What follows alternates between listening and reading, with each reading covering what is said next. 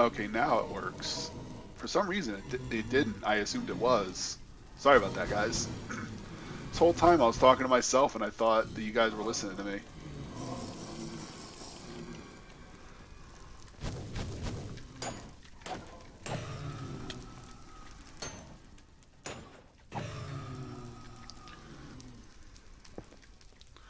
Okay, so that's where you guys were getting in.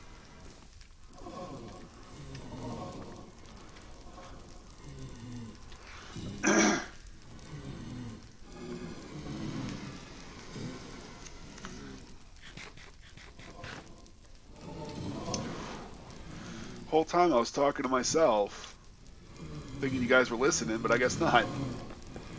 Fuck me.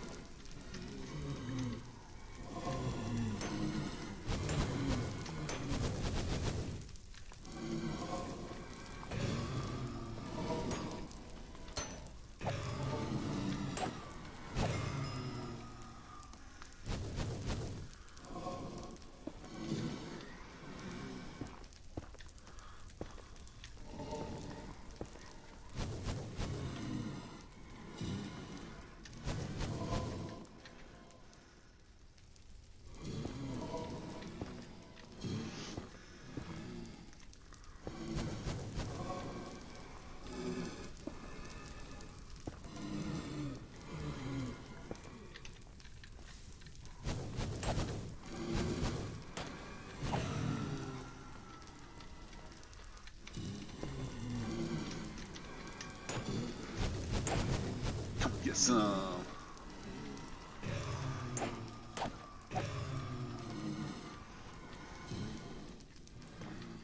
Whoops.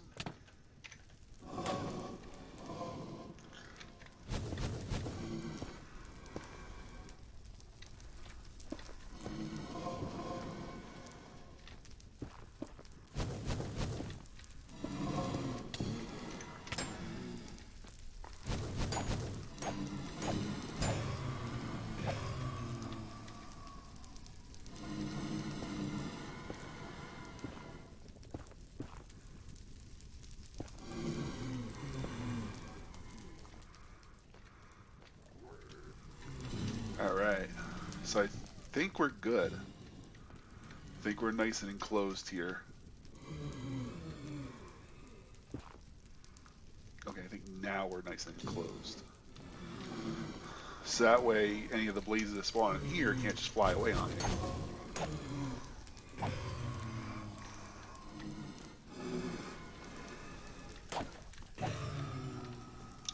Somehow they're getting in over here.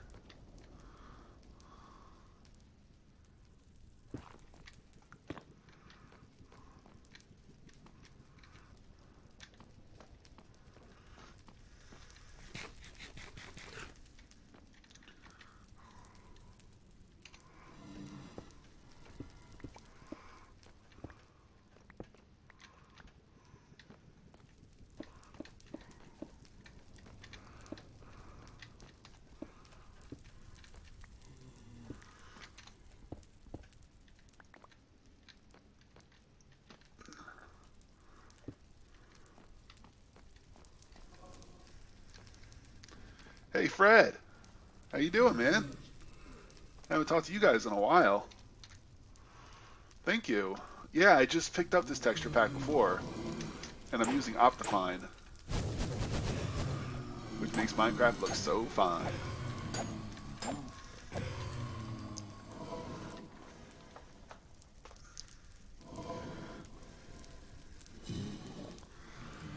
Yeah, this is called the Epic Adventure Resource Pack, and I'm really liking it so far. Ow.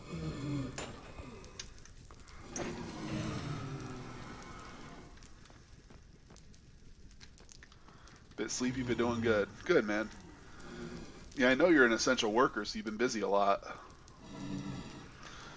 Karn Cortese, if you don't know, he's actually one of my guildmates on Final Fantasy XIV.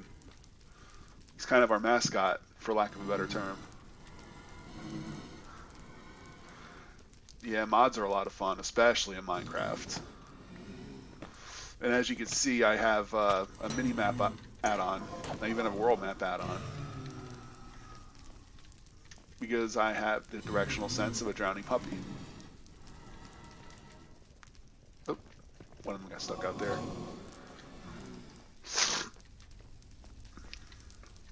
And Karn is a friend that I used to work with. And Cortese is another one of our mascots.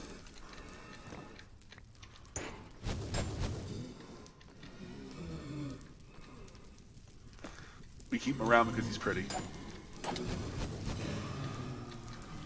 Ow, ow, ow.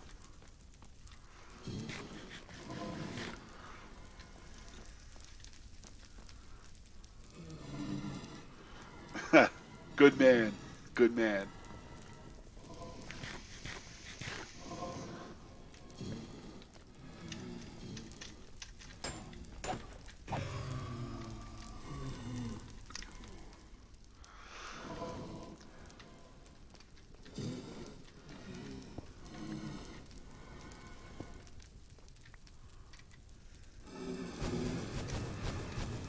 Yes. Yes, I am. Sorry, not sorry.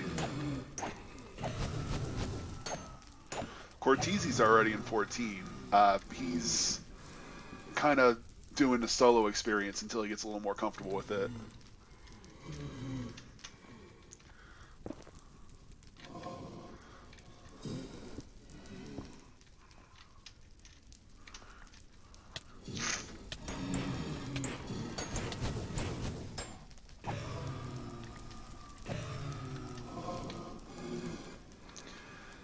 Yeah, I have one more potion, but I'm saving that for the trip back.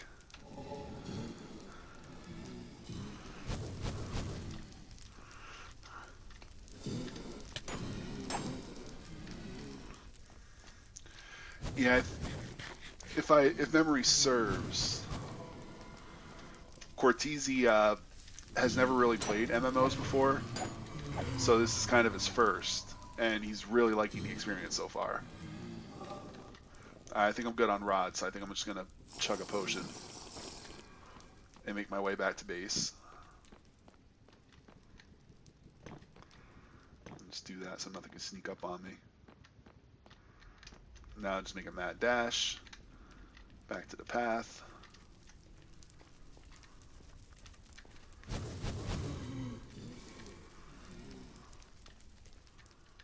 Using my giant torches.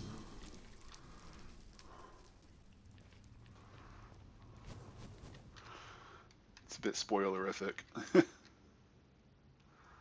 Yeah.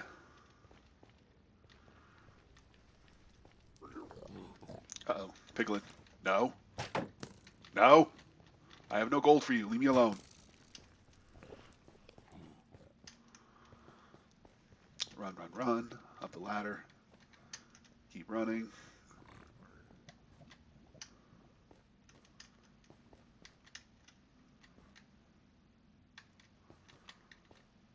Okay, I think I lost them.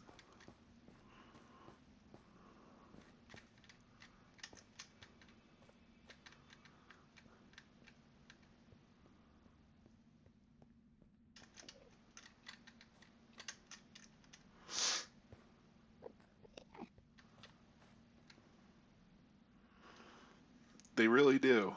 That's why I love them.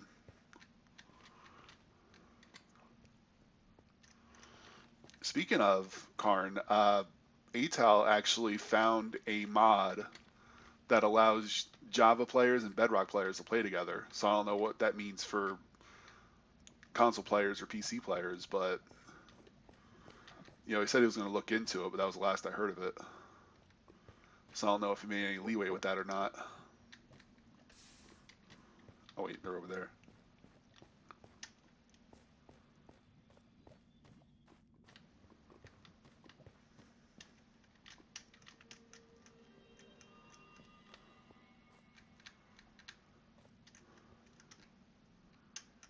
Yeet.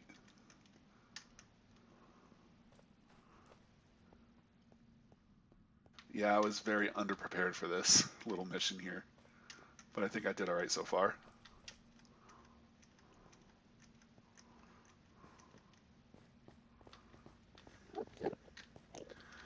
Not looking at the Enderman, just moving along. Everything's okay. No drama, no fuss, no muss.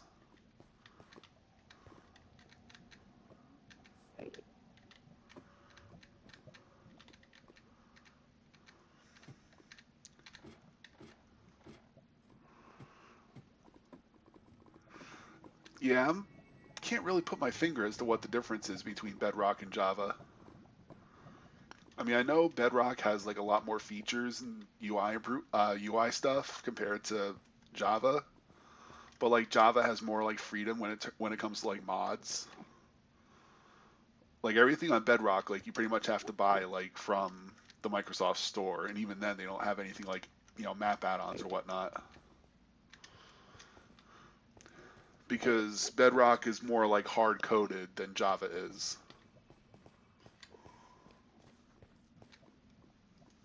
I don't think this leads anywhere.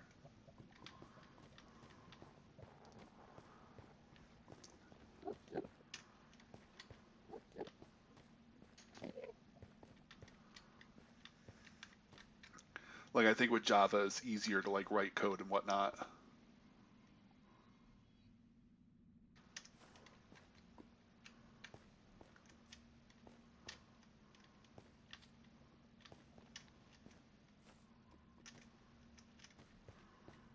And the portal's like right here. Mission successful.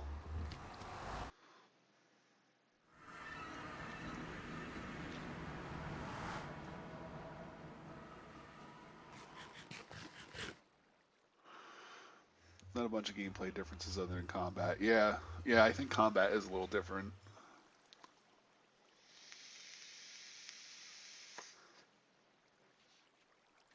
Yeah, sounds incredibly neat.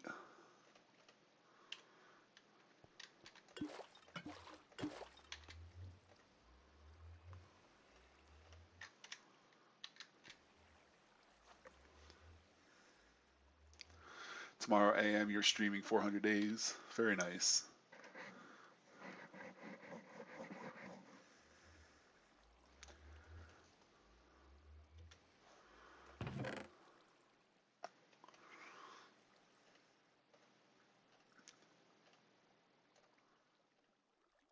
I think redstone increases duration. I love how redstone is like just wires. I wonder if that looks. I wonder if that's how it looks on the ground too. Oh, it does. Oh, that's cool. I like that. I didn't even noticed that.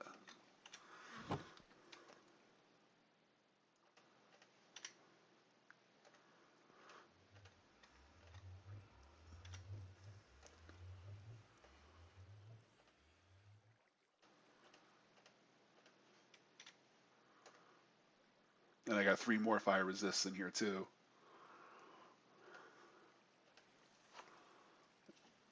400 Days is basically like an alternate, like a story about like other survivors in the Walking Dead universe.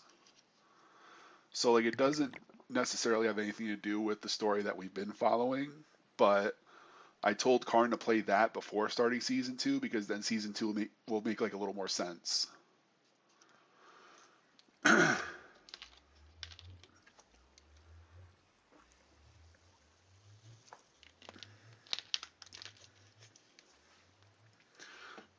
I mean, it's completely up to him what he does, but that was just my suggestion. And you know him, my suggestions are like gospel to him. Yeah, brewing isn't bad. I mean, I've done a whole playthrough of this, single player. and actually beat the Ender Dragon and the Wither. Although I kind of cheaped out the Wither. A really easy way to beat the Wither is to like go into like the and do like a mountain or something and just dig like a small room in the mountain and then put the Wither together, and then just keep backing up in the tunnel and just shooting at him until he gets like halfway, and then you go up and just start whacking at him because he's like confined in the tunnel, like in the mountain. So no matter how many of his skulls he shoots, like he doesn't really destroy a lot, and he can't fly around too much. So it's yeah, like I said, it's kind of a cheap way to beat him. I still count it as a win.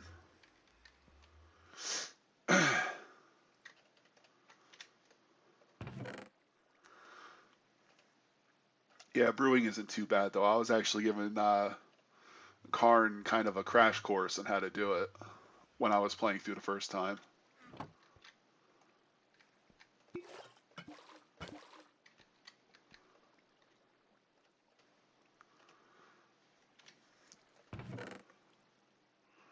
I'm like 90% sure that like everything I told him didn't really stick, but you know, it was a while ago, so I really can't fault him for that.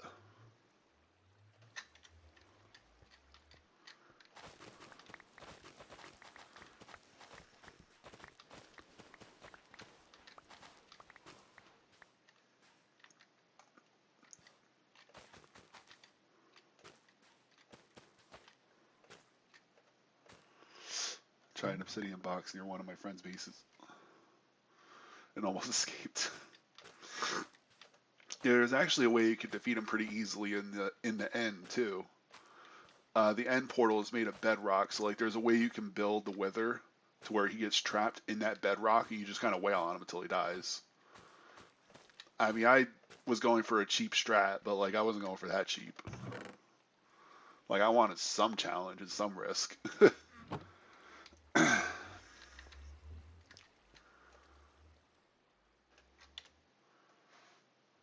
8:30 a.m. the latest. Yeah, I'll try to stay up for that then.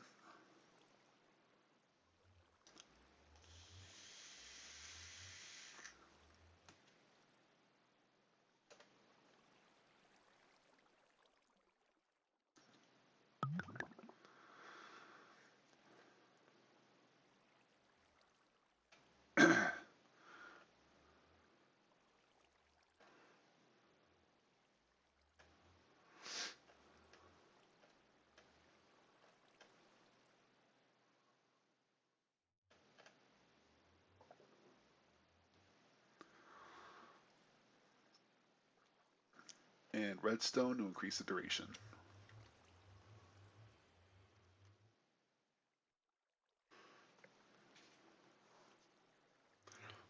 And you can get some really decent potions from brewing, but the big one you want is fire resist. And those blazes are exactly the reason.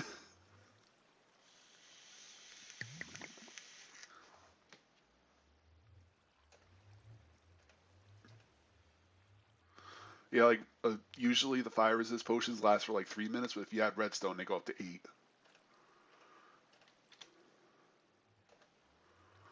So it's a nice little trade-off.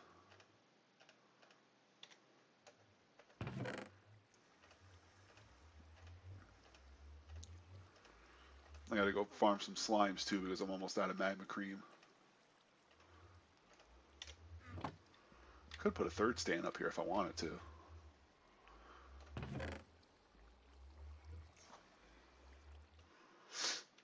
I think I have slimes actually.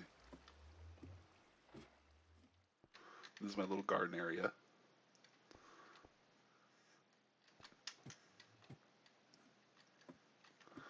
This is my little bedroom.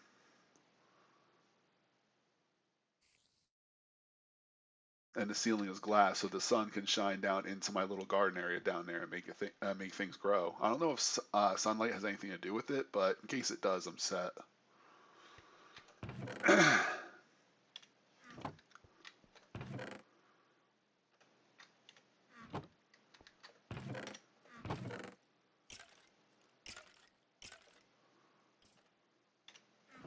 Oh yeah, pufferfish too are really good for brewing because they make water breathing potions.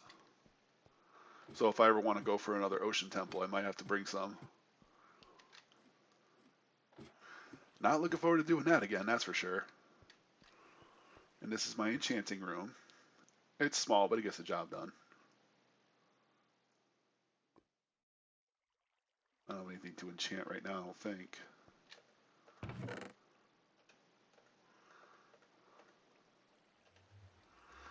Thanks. I actually just laid down like a small, like 3x3 hut, like over a ravine, and then I kind of just built around it. And this is how I got this.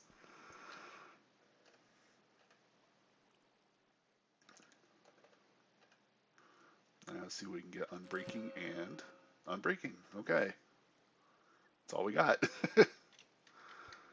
But the good thing about grindstones is that if you're not happy with the enchant that you got, you can just grind and get some of your experience back. So that's nice. I just discovered that.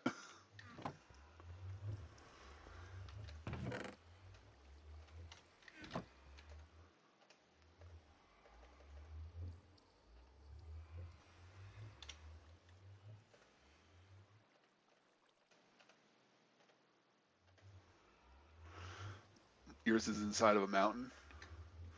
Yeah, that's a good place to make a base too, because mountains are usually stupid with materials or lousy with materials.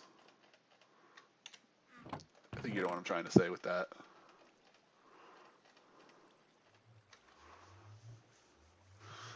Yeah, pretty much. He absolutely does.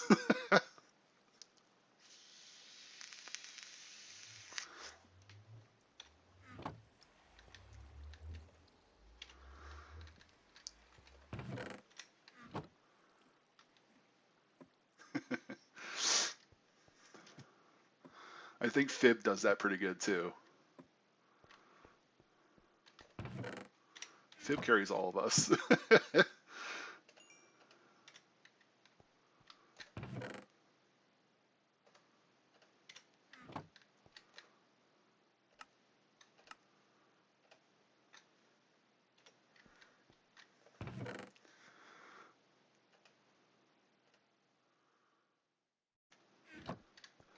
I'm not even gonna front. He absolutely carries me. Yeah, we do. We do what we can. I've been working on my resistance weapons. I got them all nice and sparkly and shit. The only one I have to do is ninja. I don't know if there's a step above that though, because I didn't really do any of the resistance quests yet. I think I'm like resistance level 4 right now.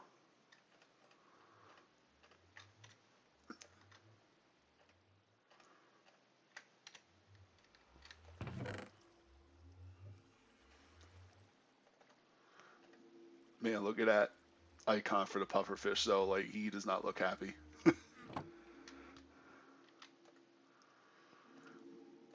Yeah, actually. Oh, wait. Whoops. Put it in the wrong order.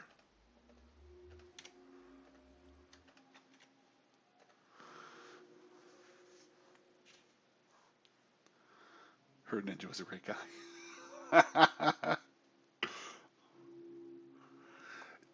Oh, I haven't popped into the mansion yet. I'm gonna have to check it out.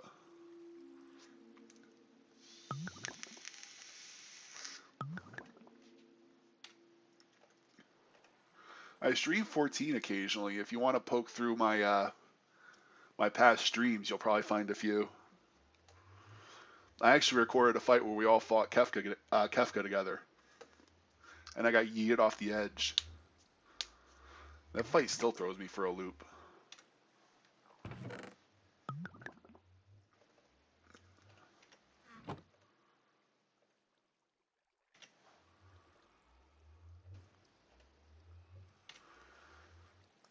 I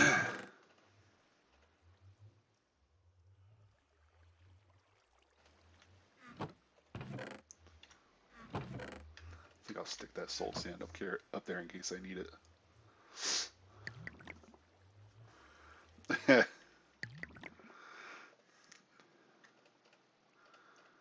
Yeah, but see, you make it look cool when you do it. I just put a burden on the healers.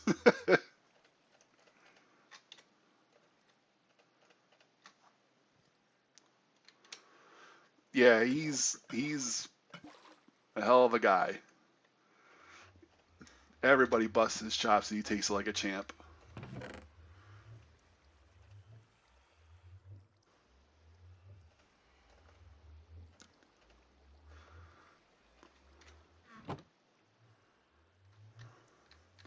Yeah, me and Karn are kind of the whole, are kind of glass half empty kind of people. So if you could rub off any of that cheery bubbliness on us, we'd appreciate it.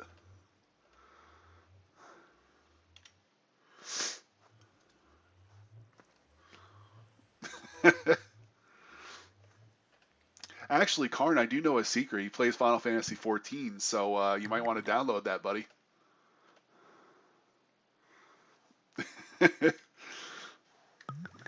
Yeah, I think they enjoy it just as much as you do. So, Karn, if you want to find the road to happiness, just get Final Fantasy 14, and you'll be well on your way.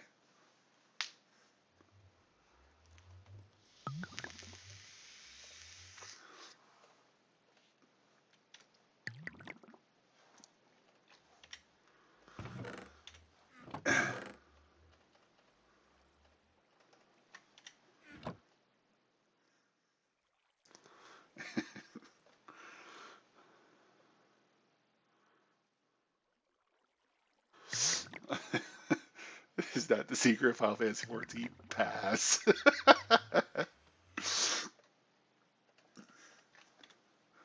I was going to tell you Kiflon, but I'm not sure if you would get it.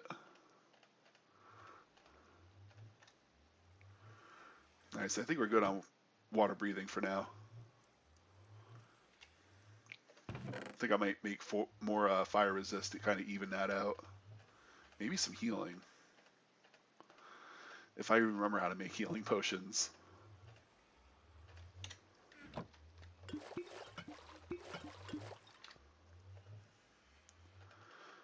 What I'd really like to do is get some more Dragon's Breath so I can make healing arrows.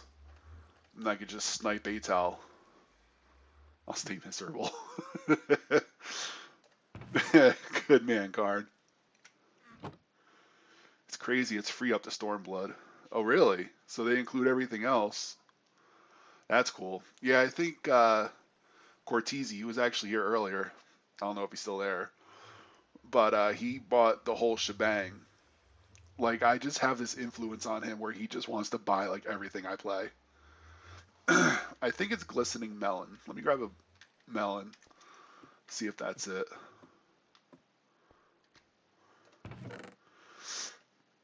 I think it might be. Let me check. Got some gold nuggets down here, too. Yeah, unfortunately it does.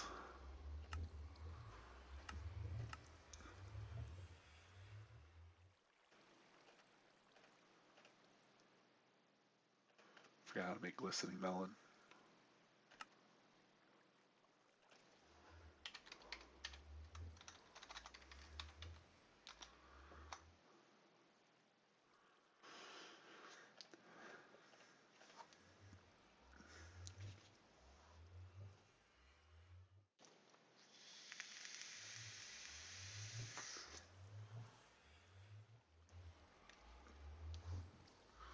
Trying to remember how to make the glistening melon. Let me make awkward potions first.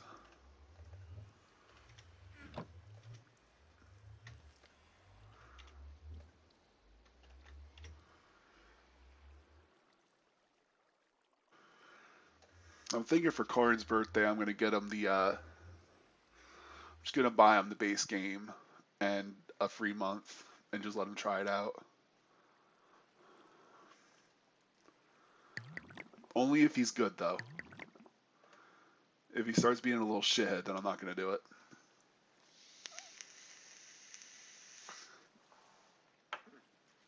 Yeah, I upgraded my fishing pole too because I'm insane apparently.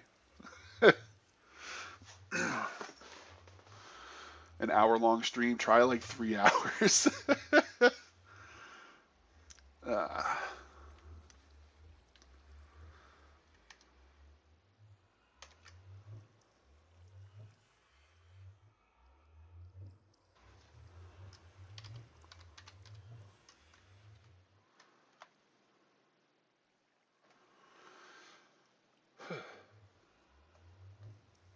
Oh, that's how, okay. That's how you make it.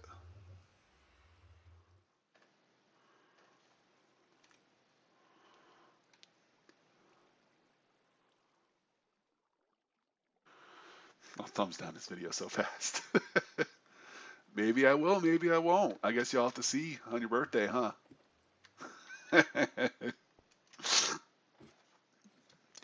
I guess you'll have to see, but there, buddy.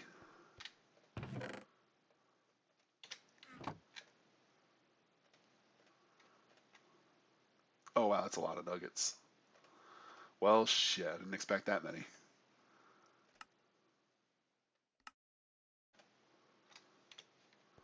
Well, I have as many as I'm going to need for a while.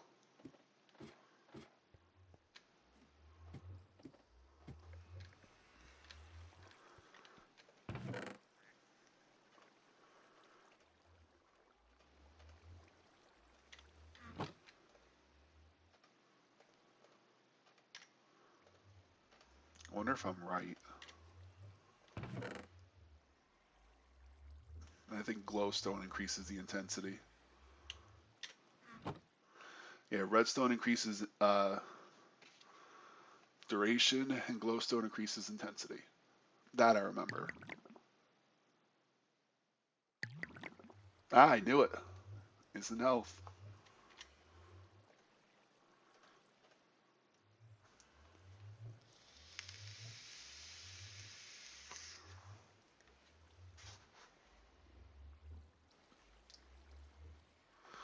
Should make these splash potions too, because that's a lot faster than drinking it. Just throw it at your feet and you're good. I mean, you'll heal the shit around you too, but you know it's more about staying alive. That's what I tell myself anyway.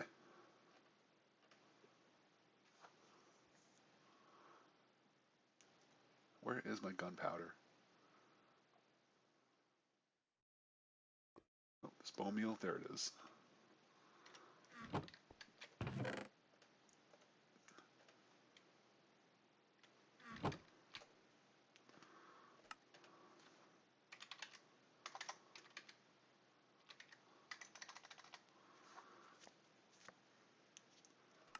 Huh. That's how you make spectral arrows, apparently. Yeah.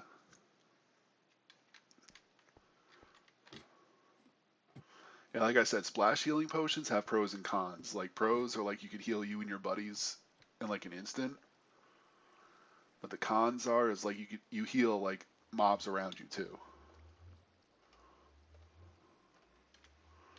So I think I'll do half and half, I guess. Half splash, half healing.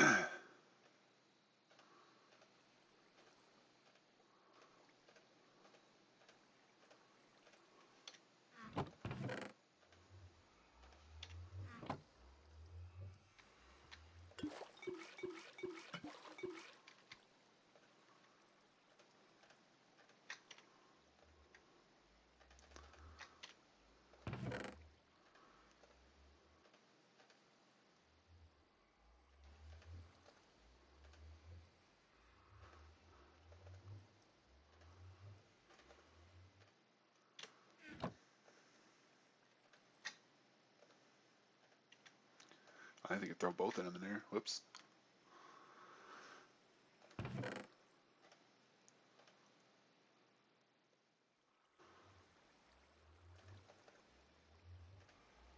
I don't even know why I have a golden apple down here. Or a diamond for that matter.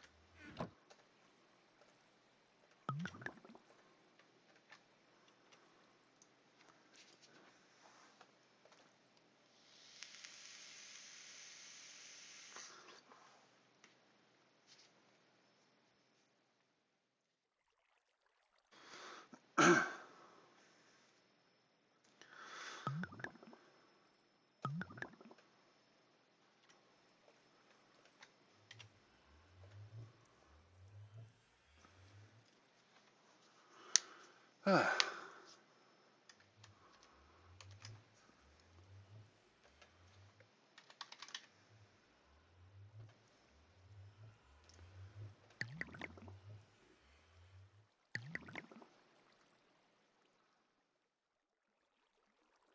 that's how you make a jukebox.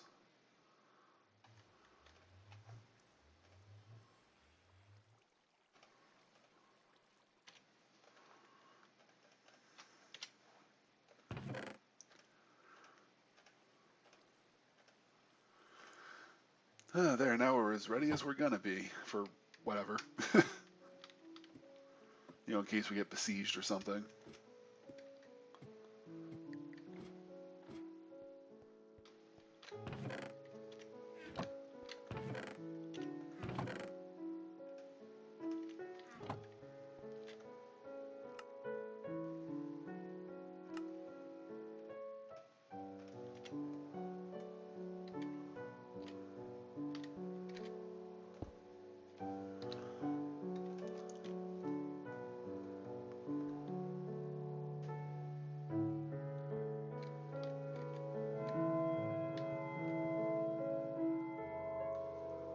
No, that is not a good music disc. Then go right back in there. I think it's like underground music or like dungeony music.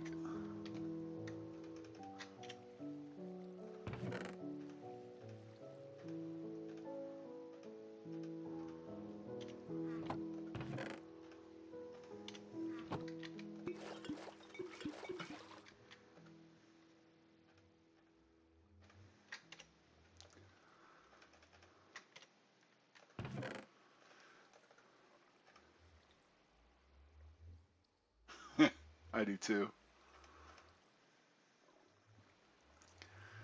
Yeah, Karn loves video game soundtracks. He's like me.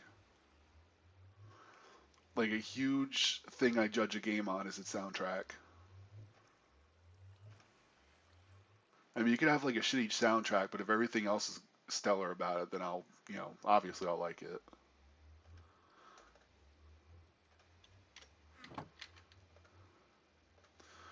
And same the other way. If the soundtrack is all the game has going for it, I'll be like, yeah, well, all right, like I won't be excited about it, but I won't hate it either.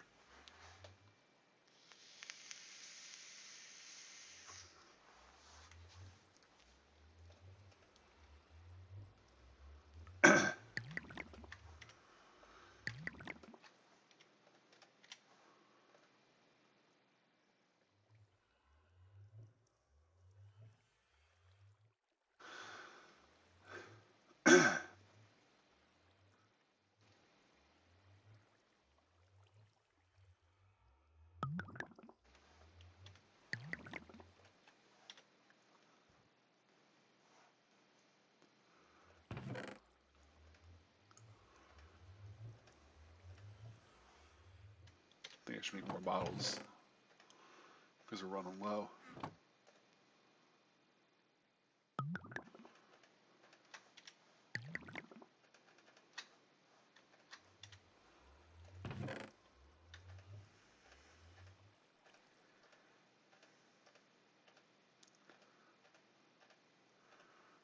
All right, so I think we're good for a little while. I make like harm and healing or poison potions too.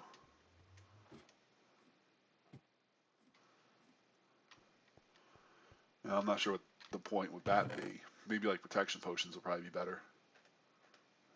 Just can't remember how to make those. I'm sure I'll remember.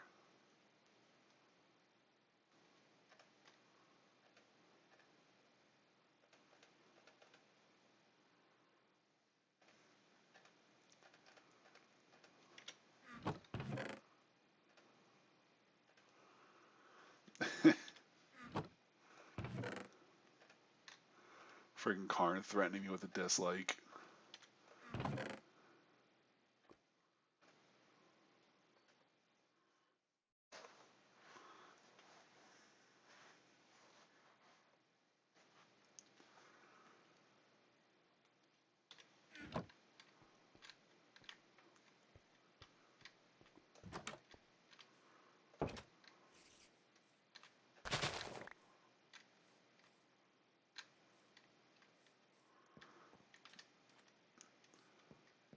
And this is Atal's base. I'm only coming over here because I think I hear a spider somewhere.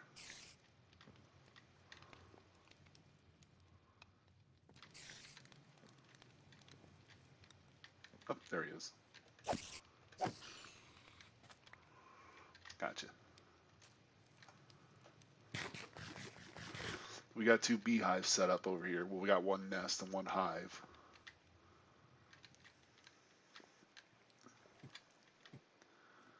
And he literally built the house up in a tree.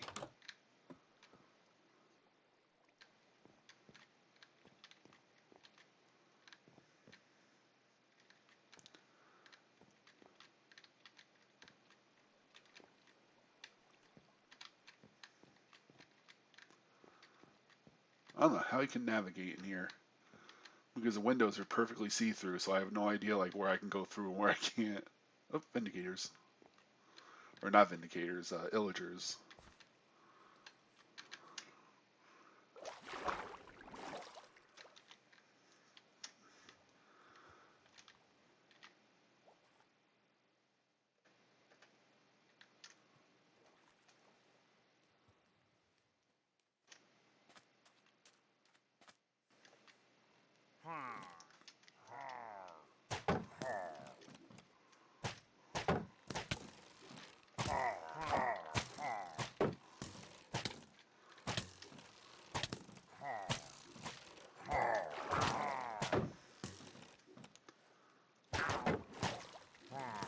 Just let them snipe each other.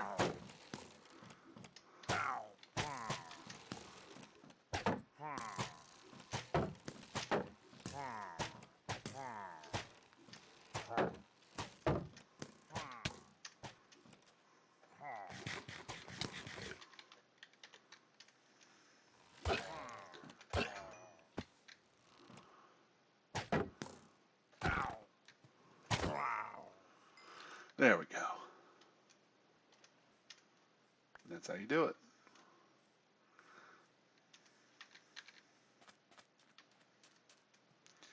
Got another banner. I'm just going to plop that right there.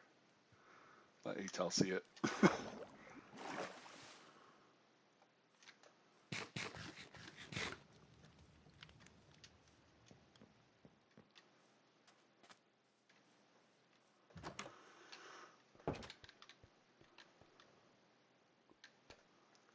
Forgot why I even went out there in the first place. Well, almost forgot.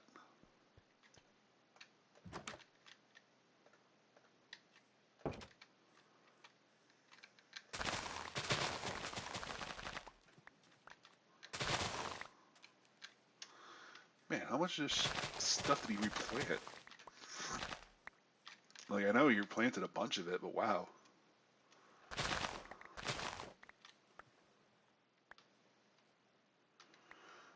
Alright, man. Thanks for dropping in. Hope Karn didn't scare you off.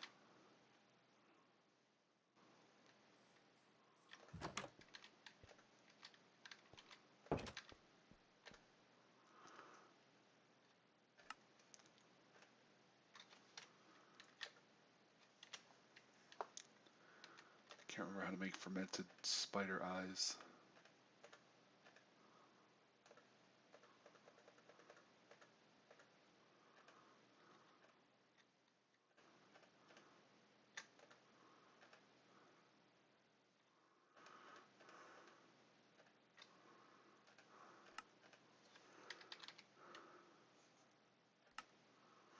Oh, I need mushrooms too. I didn't know that.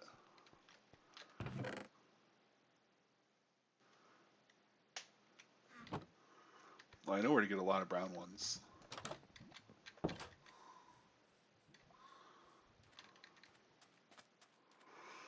There is a mushroom forest just over here.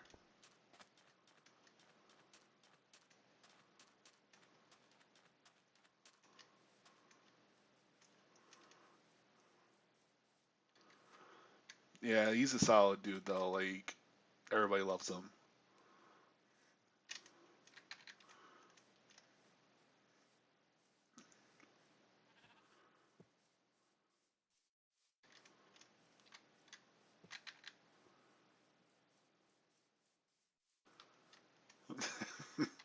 freaking card. He's like, oh, is that the secret? Fuck it, I'll just be miserable.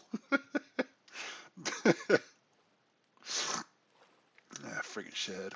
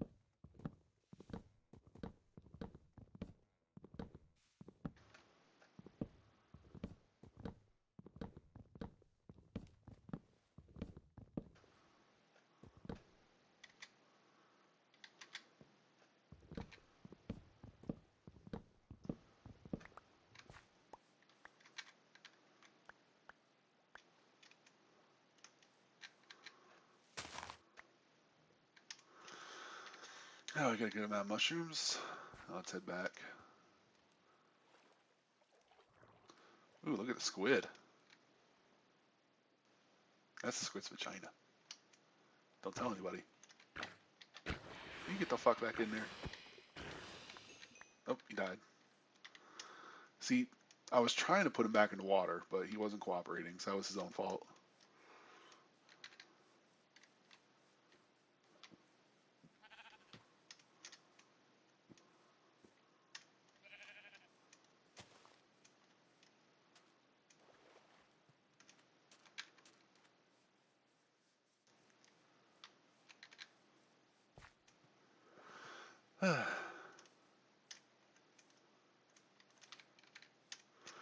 Yeah, I honestly did not expect to see him pop in like that. It was a nice surprise.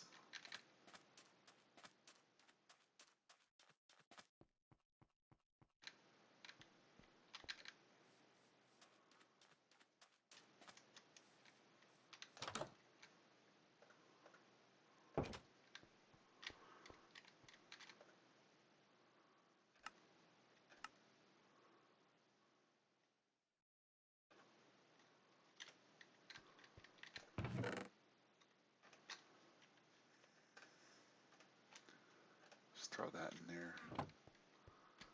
Fuck it.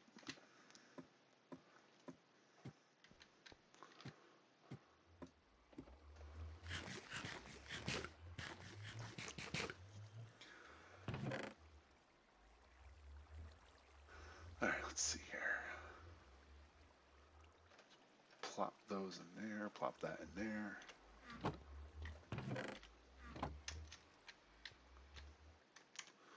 Just look at something real quick.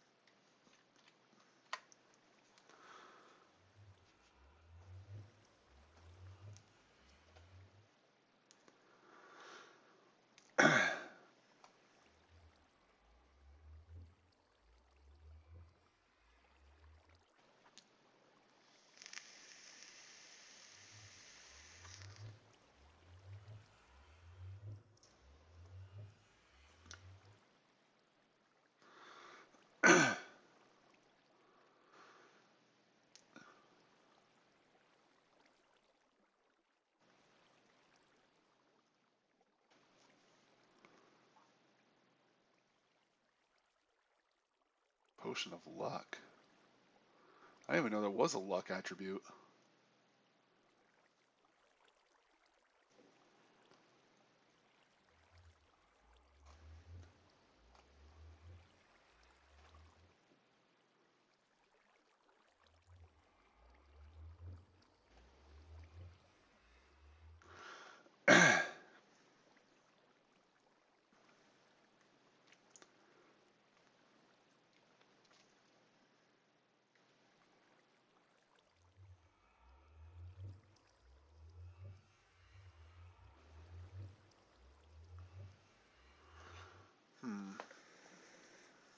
Sorry, I'm just looking at the potion recipes. Just give me a sec.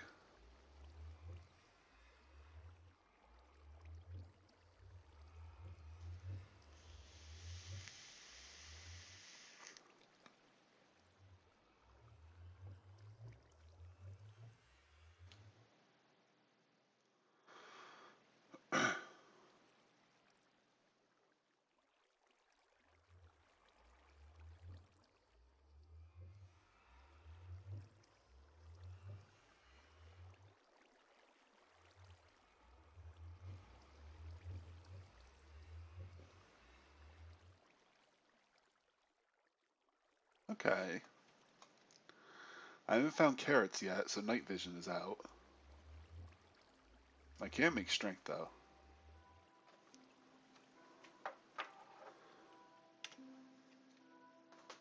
So let's do that.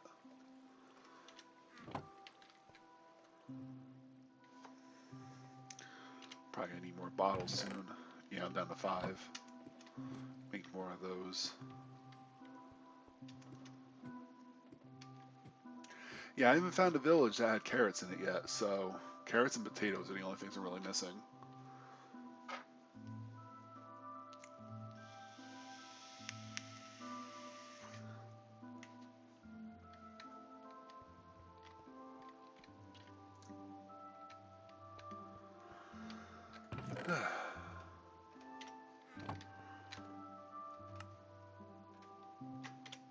There we go. We got just short of a stack. Should last us for a while. I mean, I would be worried about glass, but we're right next to a desert, so I don't think that's an issue in the foreseeable future.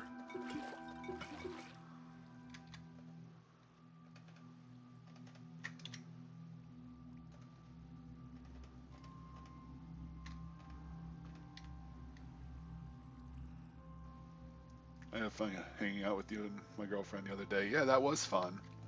We gotta do that more, man, because I get like fucking cabin fever just sitting in my house all day.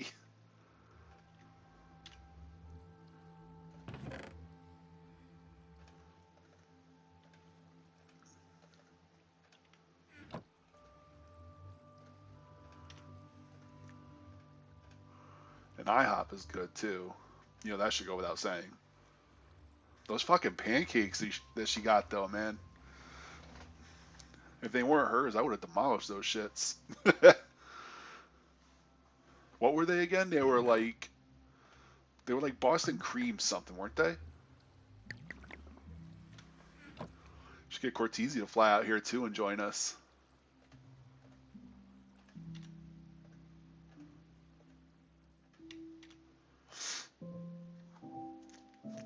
I'll let you know, man.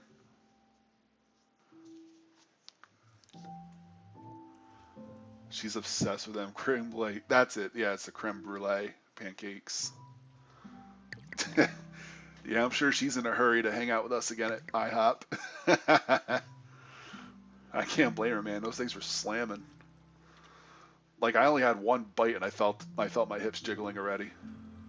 Not my hips, my love handles.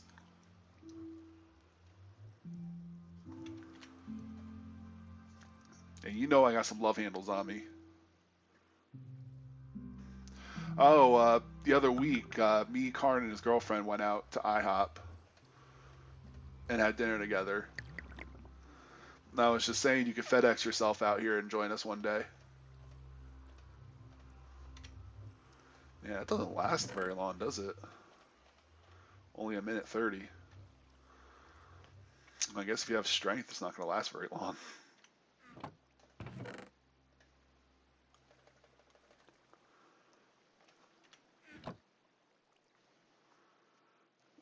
Same.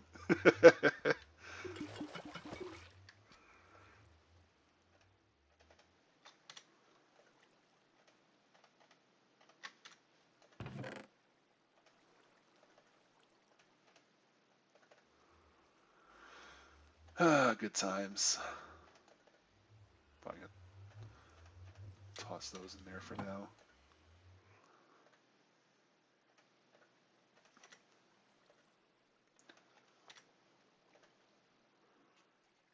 Probably die on the way there. Well, Well, not if you poke some air holes, man. You gotta think ahead.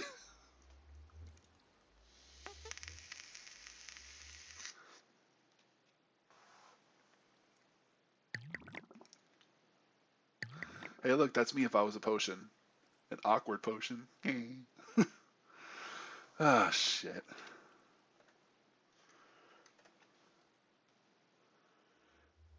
That's fine. It's the effort you made getting here. We'll remember you for. Attaboy card. Yes, we'll remember you for your valiant effort. If I'm ever back in New York, I'll let you guys know. Absolutely, man. Definitely keep us on speed dial. Just remember what they say about meeting your heroes. Just saying. But hey, man, who knows? If you play your cards right, I might give you my autograph. I mean, Karn wants one. I'll just never admit it. I said that at IHOP and he fucking rolls his eyes at me.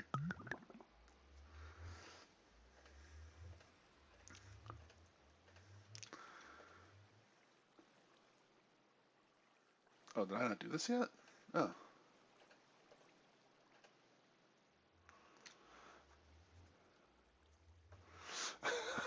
Damn, I would want to be remembered as the moron who died for shipping himself in a box. Yeah, he added us on Facebook, didn't he?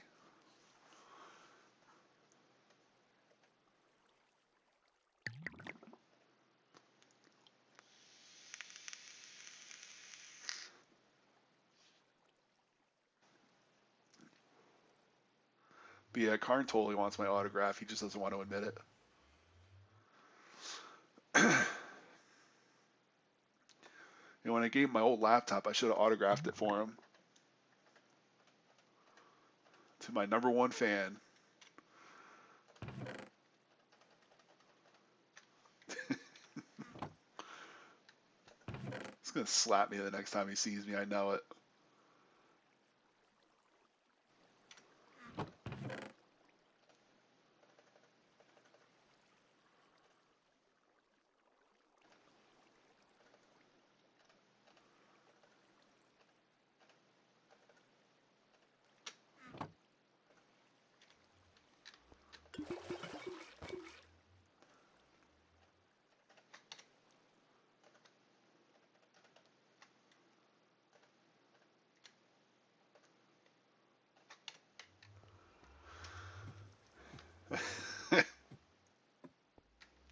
I'm sure people have done it before and survived. I'm just saying.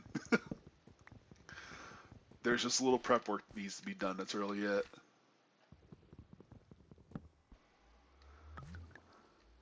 Personal Facebook, but you're hardly on it. Yeah, I just share funny things that I find on Facebook. That's really all I do.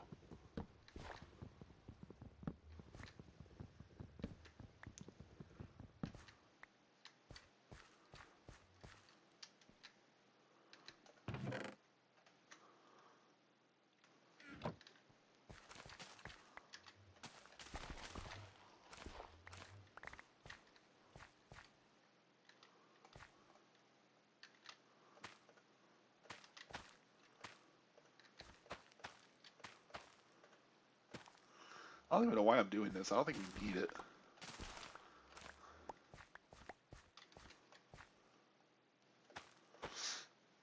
Oh wait, that's beetroot. I don't want to replant that.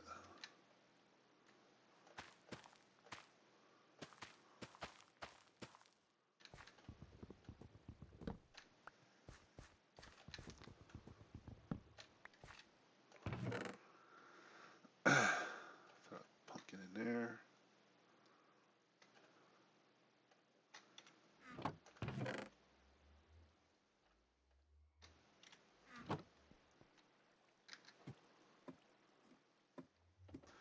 I was like, Karn unfriended you.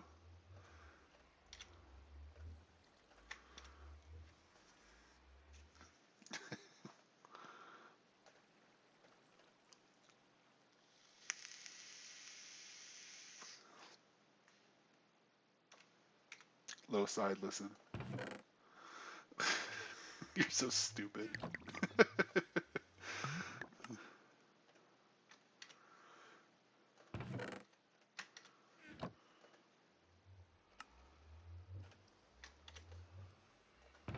Wow, that motion blur just sneaks right up on you.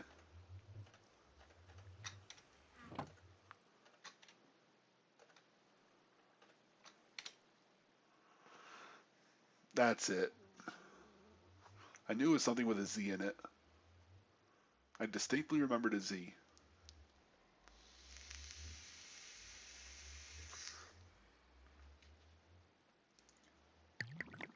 And I don't remember a lot, which is really saying something.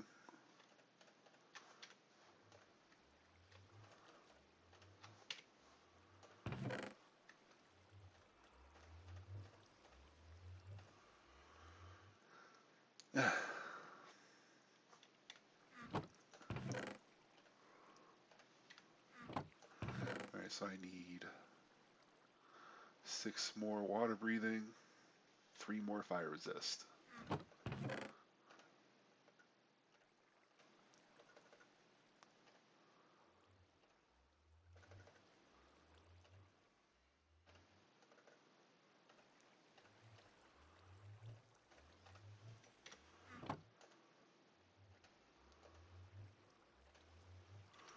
Oh, it'd probably help if I had the water, huh? Should set up another stand. I think I might do that while this is brewing.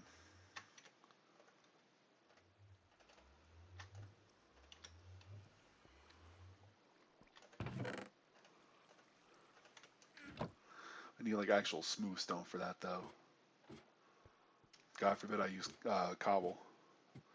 Oh, you got rid of your Carnage 845 page. I was thinking about getting rid of my Facebook page too because like I'm never on it. Like it was nice to have. Like back when I was using XSplit because like it would automatically post to both my Twitter and my Facebook. No, wait, it wasn't XSplit that did that. What was it? I think it was Restream. I think.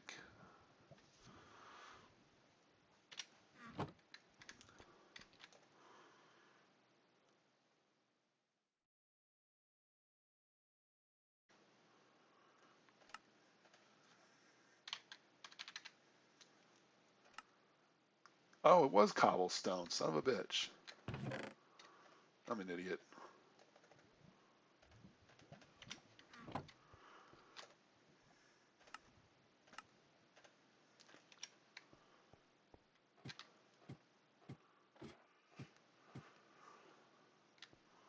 Yeah.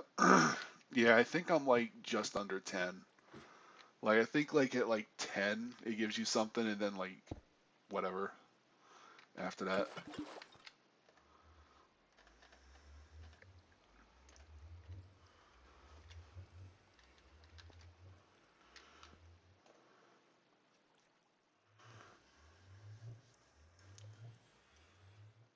Oh, I don't have blaze powder in here yet. Derp. Think that would help, huh? Oh boy, it's like I never brewed before.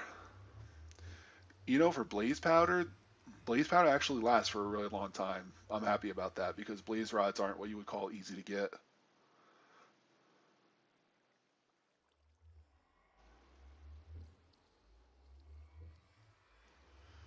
Yeah, I don't blame you, man. Xbox, it just seems like an extremely toxic community. I mean, DVD on Xbox is what I mean. Which is strange. I didn't think that like toxicity would be like exclusive to consoles like that. Like one would be more toxic than the other, you know?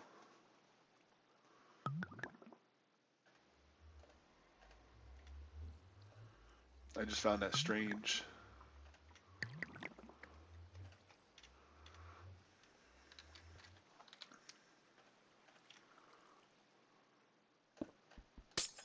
I didn't want it in my inventory anymore, so I just did that.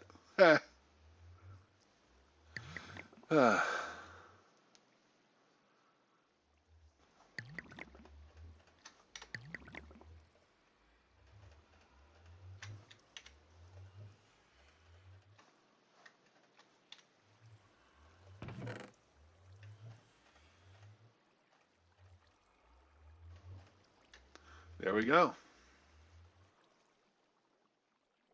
To be fair, I don't like playing the game at all anymore. Maybe I'll start PC gaming with the shiny laptop I got. Yeah, like I said, man, I'm sorry I didn't autograph it for you because that's a piece of history you're holding right there. That's technically where my streaming career began, if you could believe that, which I'm sure you probably can.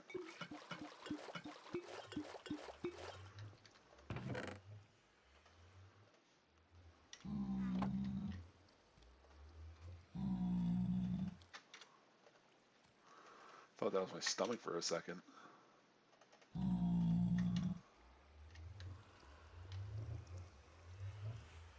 What the fuck? Yo, where the fuck did... Get the hell out of here. Get back in there. Yeah, that's what I thought. Anyway. Holy shit, that scared the fuck out of me. I just... Ah. Anyway, so yeah, how about that fucking zombie pigman? Just letting himself in like he owns the fucking place. And he actually listened to me. I told him to get out, and he actually did. That was great. Actually, I think I want to increase the intensity on these.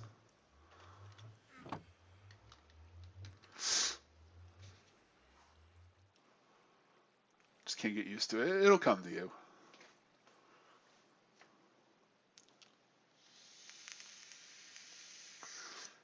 Yeah. I looked at him. I backed up. I said, get the fuck out of here. He literally just walked over, went out the nether portal. I don't know if it was a fluke or what, or he sensed my intention that I did not want him there, and he just walked right back out. A part of me wishes that was on Twitch, because that would have been a clip-worthy moment. Right there. Holy shit, dude. I was not expecting him there, like, even a little bit. That was funny. Did he look here, listen to you? Yes, he did. He looked here, he looked right at me, he looked right here, and he listened. And he just walked right back into the portal.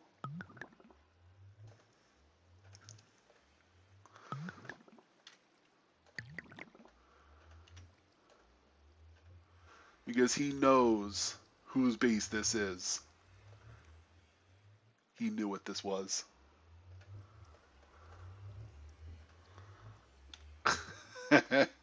He looked here, and then he listen, and then he went right back into the portal.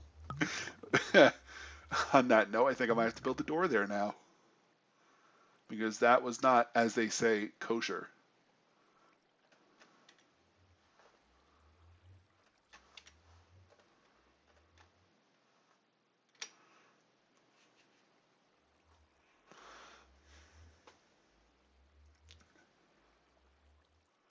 Yeah, that's usually how I do it too.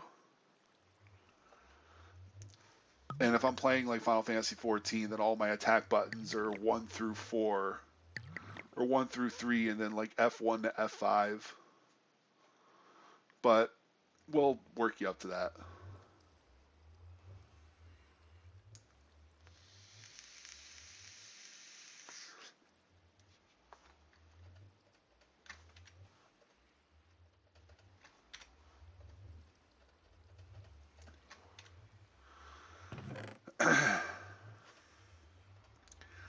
Now, before you ask, I have no idea what I'm stocking all these for. I'm just the kind of person that likes to have things readily available if I ever need them.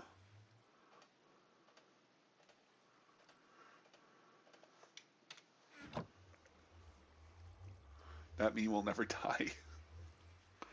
Just being a dead joke further. Well, yeah, that's why we keep you around. Who else is going to do that? Shed.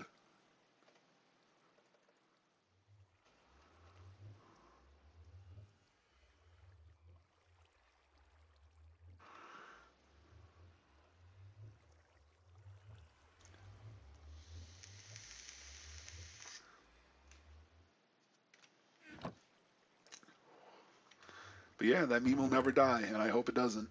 I really hope it doesn't.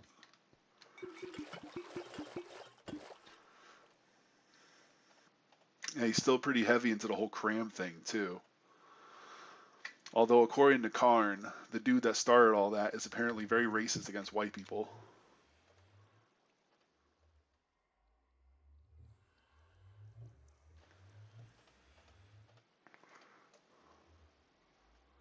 Well, that's what he told me anyway. I don't really.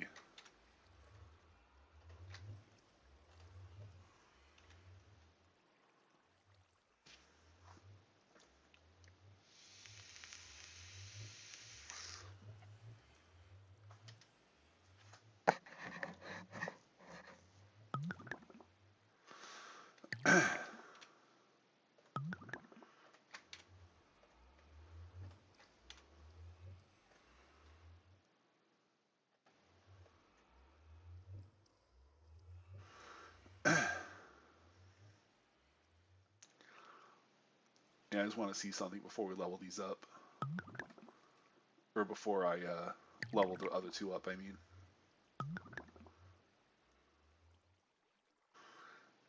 Yeah, because I think the fermented spider eye corrupts the potion effect, so it actually does the opposite of what you want it to do.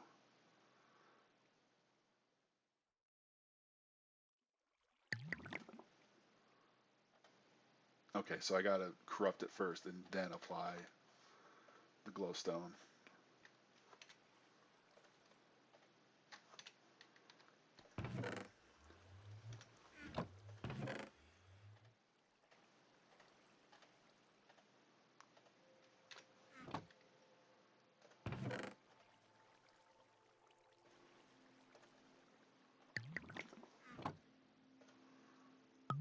Yeah, now it's slowness.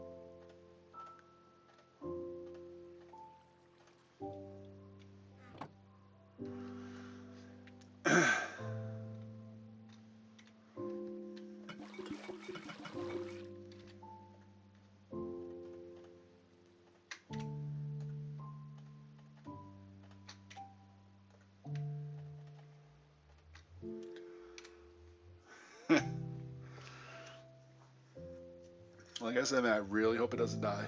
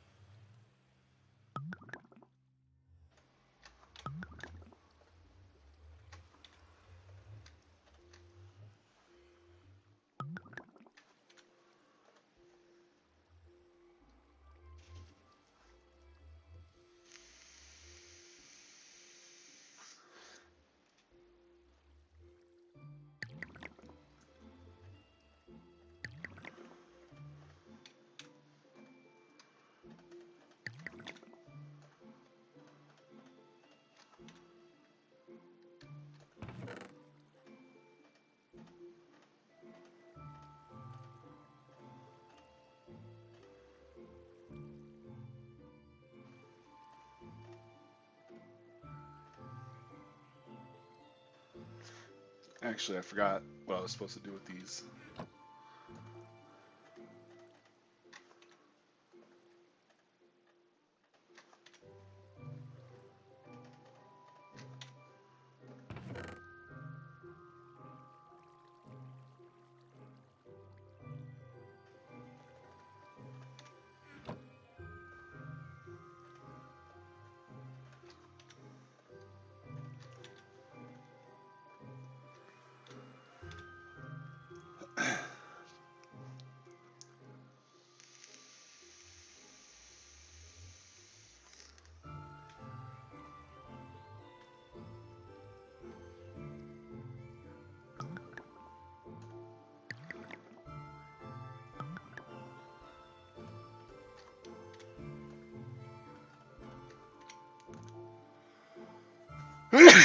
Ah,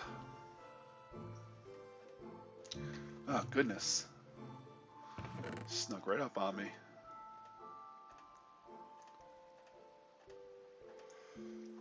Ah, that one, not so much.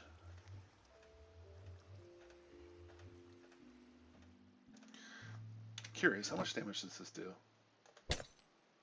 Ooh, wow, that's like direct damage too. That's not even including armor. Damn, that kind of hurts. I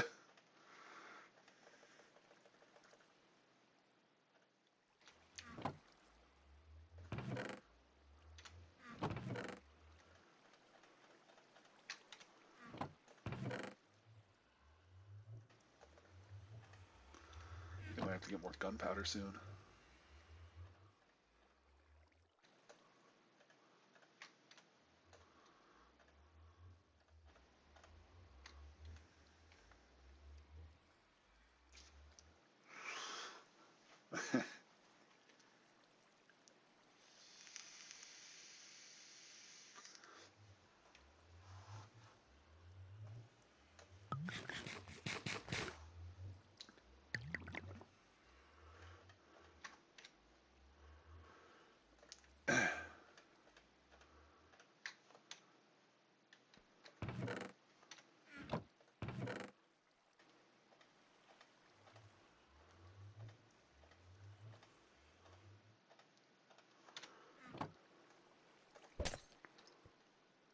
Oh wow, that kind of sucks. This is me sprinting. This is how slow I am. I'm just glad it doesn't last long.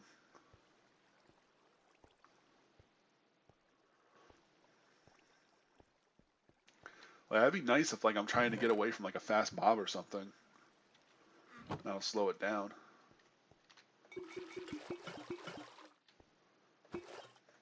I'll just throw these in here for when I want to brew some more.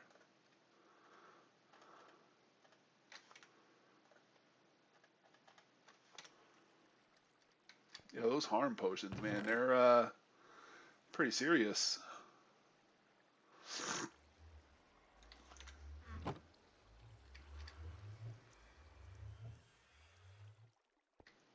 think I might have to make some more storage chests soon-ish.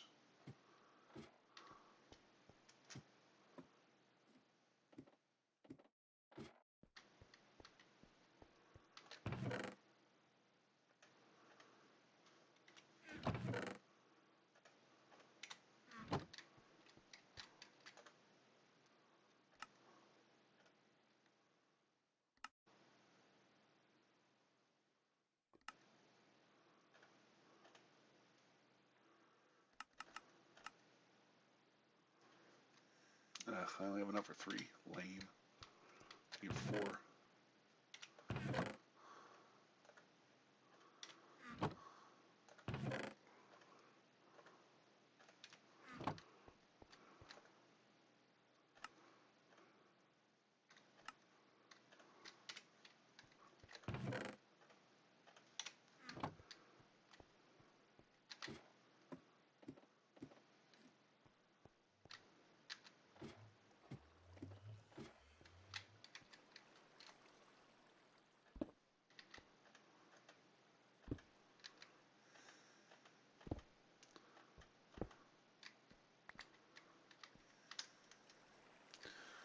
Come on, let me in there.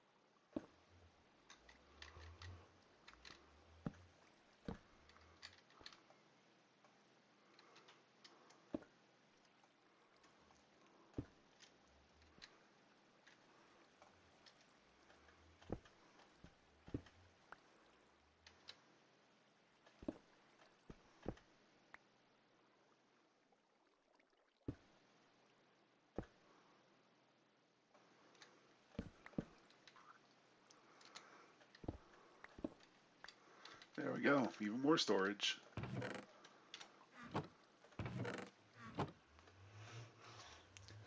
Me too, man. I love mods.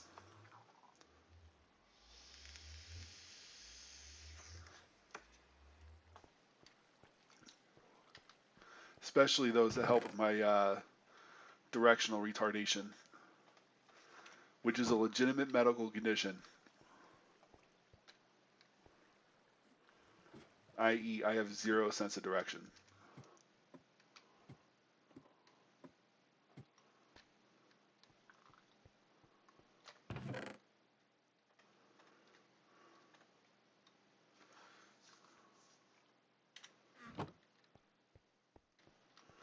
Wow, look at that sun on the water.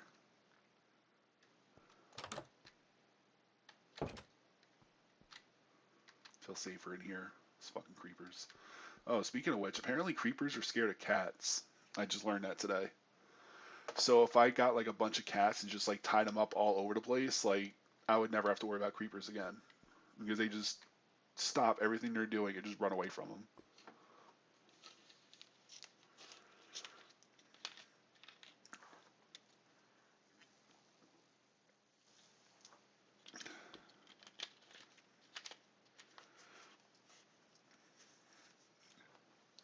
Yeah, I had some mods with Stardew Valley too.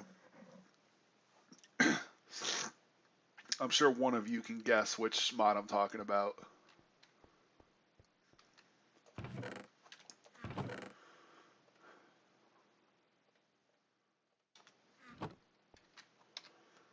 I'm sure between the two of you, you can guess which mod I'm talking about.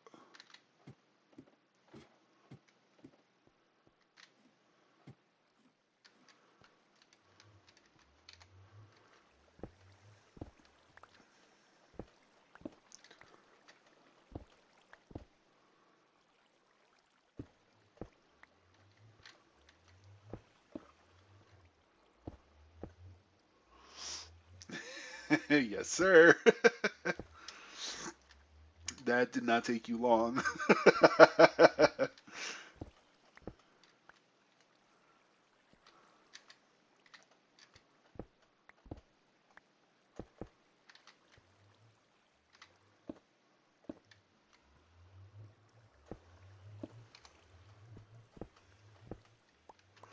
There we go. I solved my storage issue just like that. Doesn't look too bad either.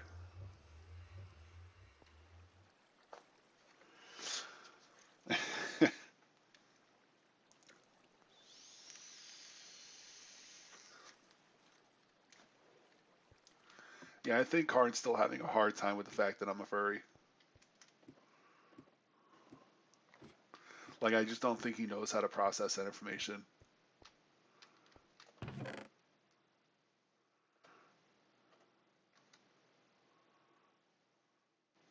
It's my most talked about type of mod. Yeah.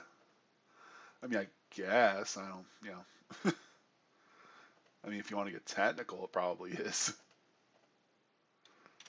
Plus, I probably mentioned it once or twice on stream, so it shouldn't surprise me.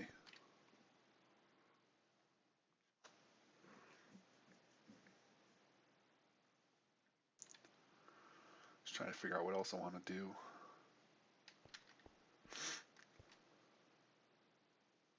Guess I could make 2 more chests there, so I have more room for stuff.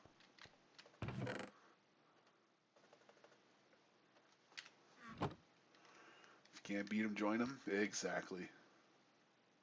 See, you got it.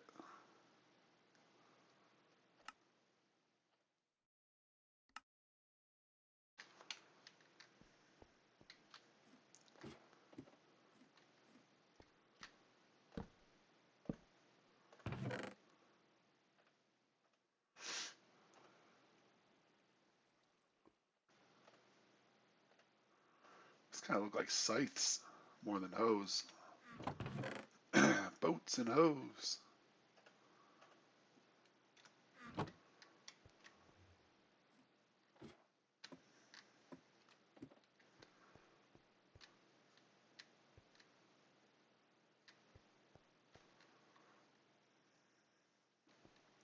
But yeah, they updated Stardew Valley, so the furry mod doesn't work with it anymore. Otherwise, I would have streamed that.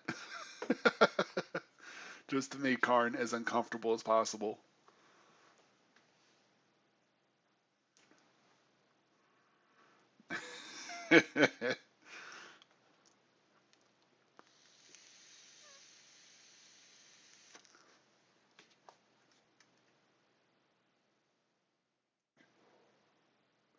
There's a pumpkin over there.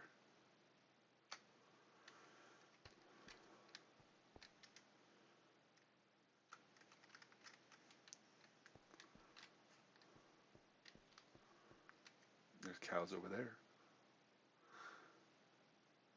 Wow, the observers look creepy. I didn't even notice that.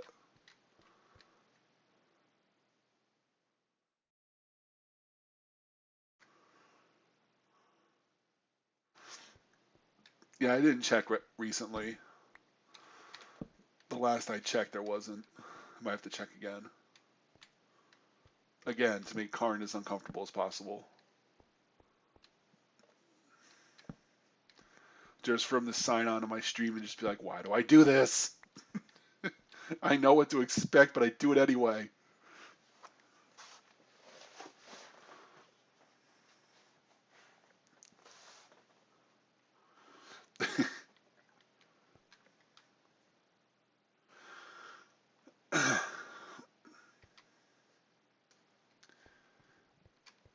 Yif in hell, you freak. Forgot which side the door was on.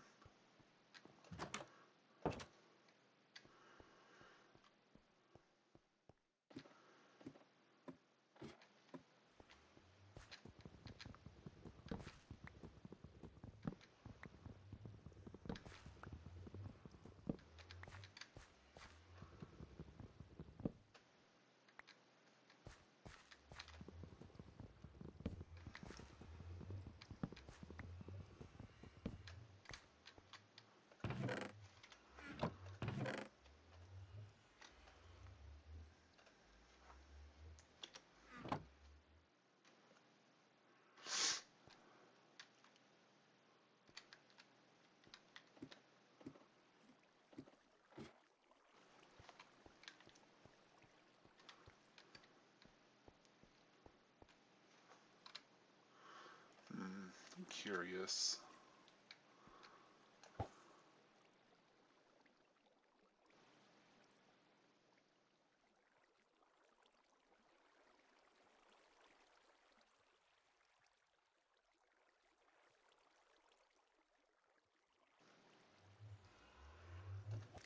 I figured.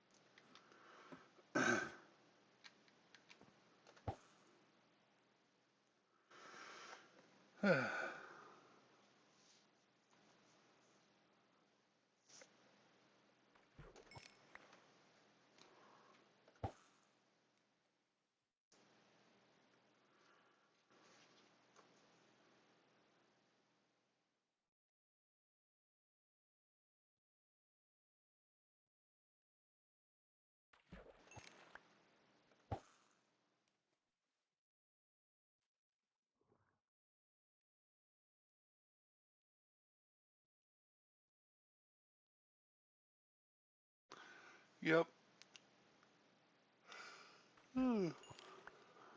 Trying to get my last little bit of this level.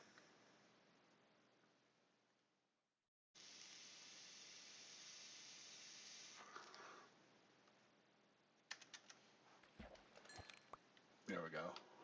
Let's put those in there.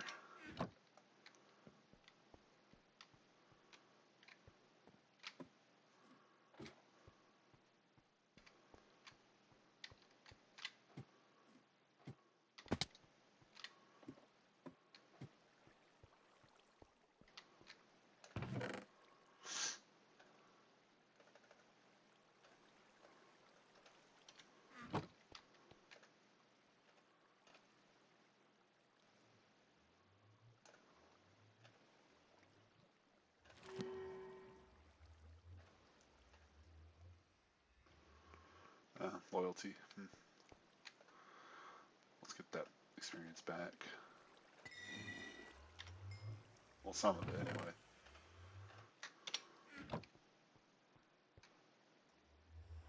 Oh, me? I'm just thinking about like if I should just go or if I should stream something else.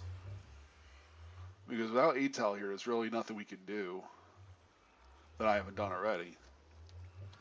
You know, I mainly took on this endeavor because I know he wanted to beat Minecraft.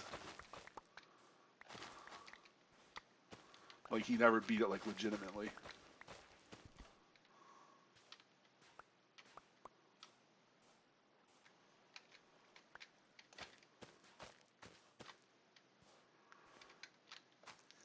Well, I say legitimately, and I'm sitting here with a fucking mini-map and a world map and waypoints.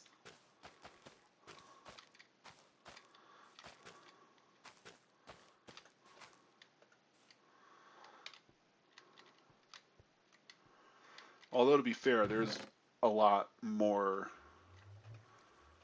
training wheel-esque mods I can install, but I'm not going to go into that.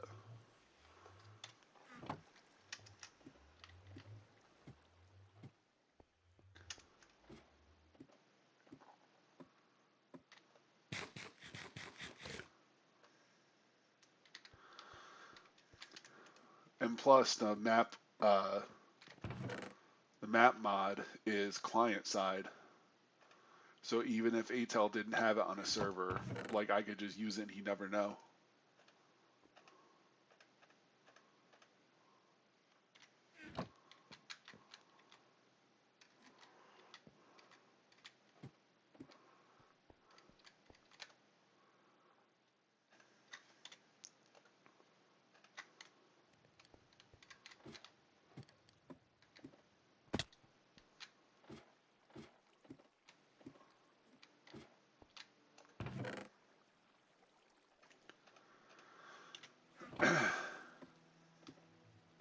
I have to go get some more blaze rods soon anyway.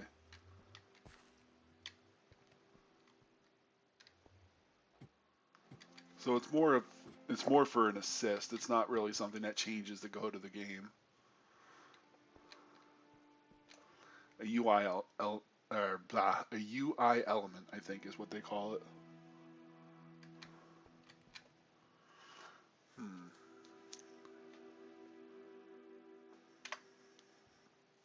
Take a look at my Steam library.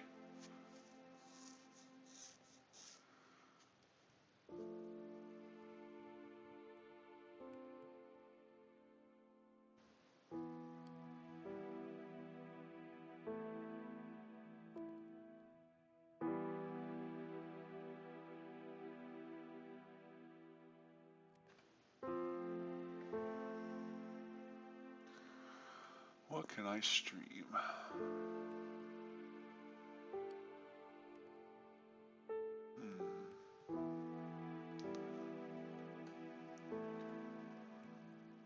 Oh, cool. It tells me when someone's playing Stardew Valley.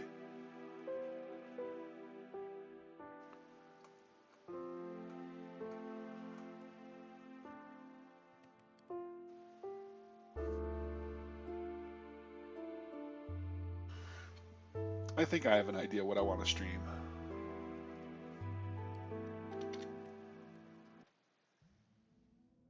So let me switch over to that and I'll be right back.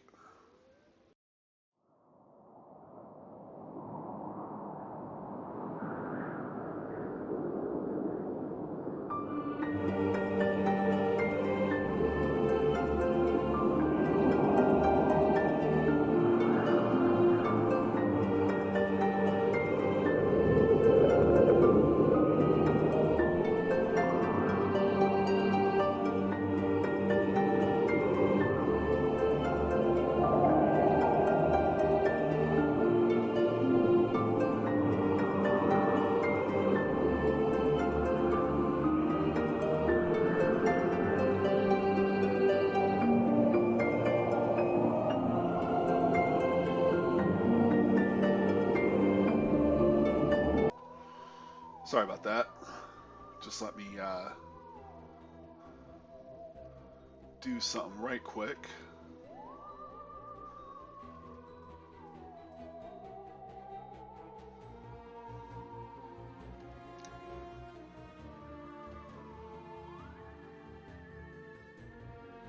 Welcome to 60 Parsecs. I don't think you were around for when I streamed this the first time, Cortese. Let me give you a little bit of a background of this game, just to kind of catch you up. Basically, this is a sequel to 60 Seconds. And 60 Seconds, hang on, let me check the audio level. Audio input. Okay, so that's me. Alright, just turn that down a tad. Yeah, Karn very well aware of it. Okay, so this is a sequel to 60 Seconds. And 60 Seconds, you basically have 60 like you're in a household, and you have 60 seconds to collect whatever necessities you can before the nuclear apocalypse happens. So you just run around, you grab a bunch of shit, and then you jump into the bomb shelter. The stuff you can grab is like food, water, family members, like other stuff, like a game board, like a board game, I mean, a radio, like just regular stuff that'll help you out.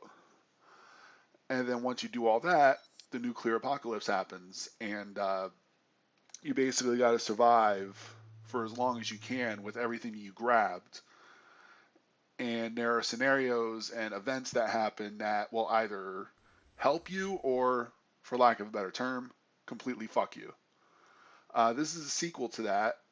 Basically, the only difference is that it's just food. There's no water, so you don't have to worry about hydration.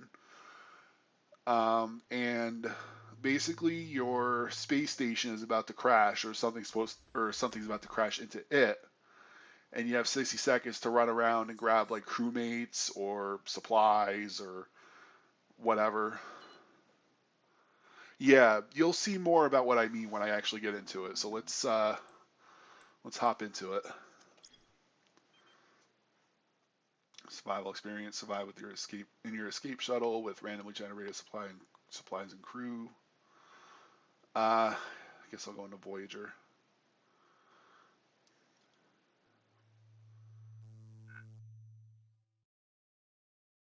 Wait, is there a way to select hard? Let me see.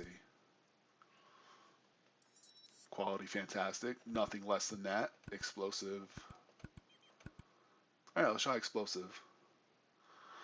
I don't think I see anything for hard mode.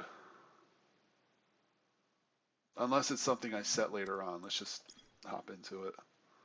But yeah, you'll see more about what I mean when we hop into it. This dude I've always went with, and it's always been a solid choice, so I'm just going to go with him. Basically, you can pick between any of these people to be the captain, which will be, essentially you. Oh, wait, let me do this real quick. I just noticed this. Whoop, didn't mean to grab that. How's that, okay? Actually, no, I'm going to hide this because nobody's going to give me money. Nobody's going to pay to see me be bad at games.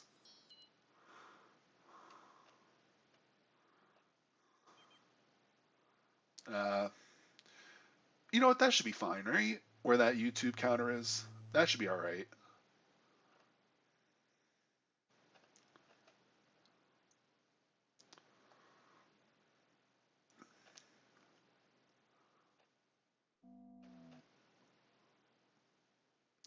There, that should be good.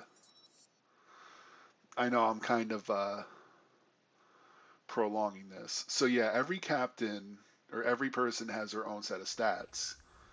And there are 3 stats that each character has. Agility, there are events that, you know, that depending on what your skill is, it could either go well or go terribly. It's agility, intelligence, and strength. This dude obviously has no strength. He has above average intelligence, and I guess agility is somewhere in the average area. Like this chick here, She has really high agility, has like really low intelligence, really low strength. This dude has really low agility, has no intelligence apparently, and has as high strength as you can get. But yeah, every time I usually go with this guy, and he usually ends pretty well. So I'm gonna choose him again.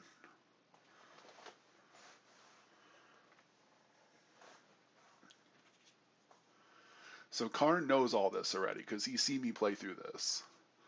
So I'm just doing it for your benefit, Cortese. So if I if my voice begins to annoy you, let me know. Okay, so this is the this is the phase where we actually have to like go around and grab shit.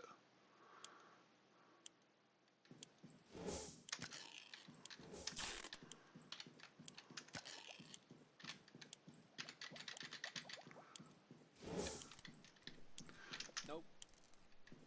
And you see the counter up in the corner there, but the 60 seconds doesn't start right away.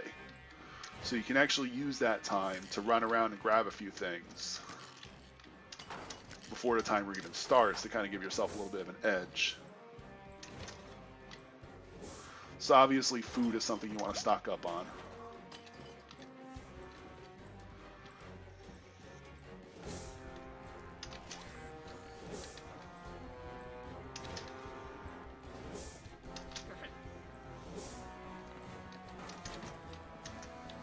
Come on, stupid. Oh crap, you're too big.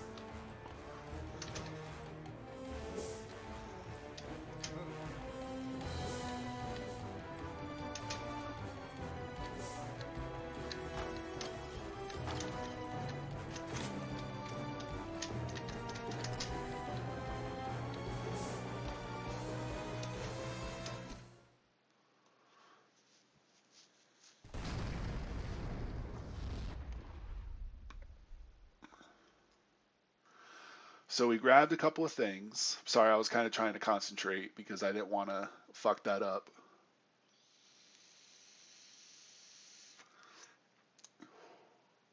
I usually just grab like one crewmate, so that way that's less people to feed, but I wanted to mix it up a little bit and grab an additional one.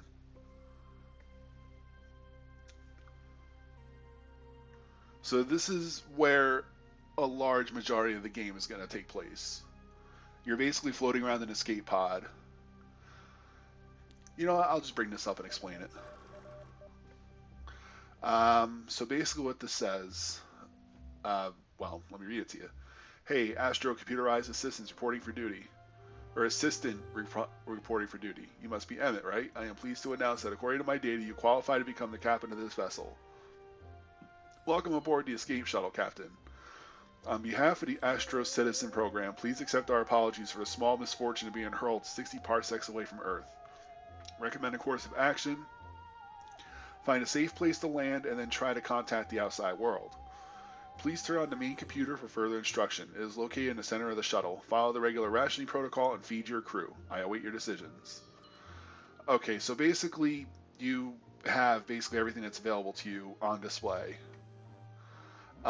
This is duct tape, which is used for general repair. This is a gun I managed to grab. The gun is used for certain events. There are events that pop up that give you a choice about how you want to go about it. And sometimes the gun is available as an option. Sometimes the duct tape is available as an option. Sometimes food is even an option. Communication device is sometimes an option. So, shovel even.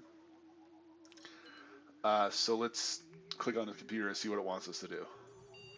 Every day you got to make a decision, and then you can end the day. So for today, this is kind of the intro part, so it really doesn't matter what you pick. It pretty much determines your starting morale. So let's see. The floor is yours, Captain. You should now give a speech that will guide the vessel and its crew through the stars. You prepare for it, of course. The crew is eyeing you anxiously. It's time to show your true colors, what your true color is now. This is it. You can really show what breed of captain you will be on this incredible journey. What kind of speech will you give? And like I said, decisions sometimes give you the option of what skill or what attribute you want to use. Sometimes it'll ask you like what item you want to use if you have it available. So yeah, my agility is maybe average, maybe above average. My intelligence is really high, and I have literally no strength. So obviously, I'm going to go with my highest stat and go with intelligence. Now this can go either way because I've had different results when I use my higher stat. So you confirm your decision. You go up here. This pretty much tells you this gives you a summary as to what's going to happen when you end the day. And up here you see each crew member, and you see food, a sock puppet, and a med kit. When you click on this, that means you're feeding that person for the day. Typically, the best strategy is to not feed them or to ration your food until they start to become hungry, like until they get to starving. Because you start off normal, and then you go down to hungry, and then you go down to starving, and then inevitably the person dies if you don't feed them long enough. So usually the best strategy would be to wait for them to go down to starving and then feed them. So that way you're making your food last as long as possible. So we're going to end this day.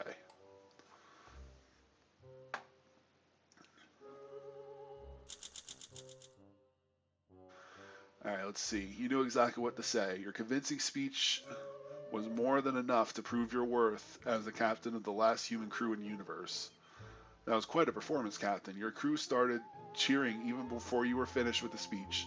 Long live the captain, filled the cabin. If any sound could travel through the soundless void outside the hull of your ship, that would be it. One thing is for sure, you are ready for any challenge the galaxy throws at you. Inspired by your smart leadership style, I allowed myself to power up the enzyme generator in the back of the shuttle. It will produce some useful chemicals for you daily. Captain, the crafting module in the back in the cabin has been activated. It's pretty self-explanatory. This wonderful machine lets you create and destroy in accordance with the principle of mass conservation. All you need is a little bit of minerals, chemicals, or power. Use it to craft, recycle, and repair your supplies, as well as upgrade items and shuttle systems.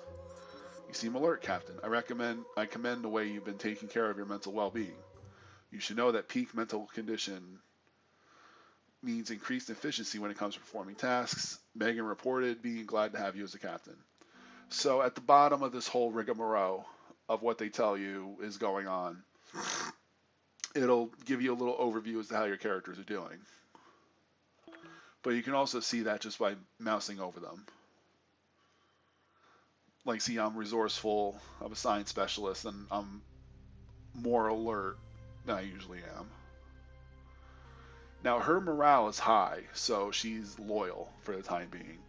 Until I fuck up or piss her off or a combination of the two. This is the crafting station. You have 3 different types of resources you can stockpile. Chemicals, minerals, which are like rocks and minerals, and power that's generated every day. And in order to craft certain items, you need a certain resource. Depending on what you have available to you is what you can craft.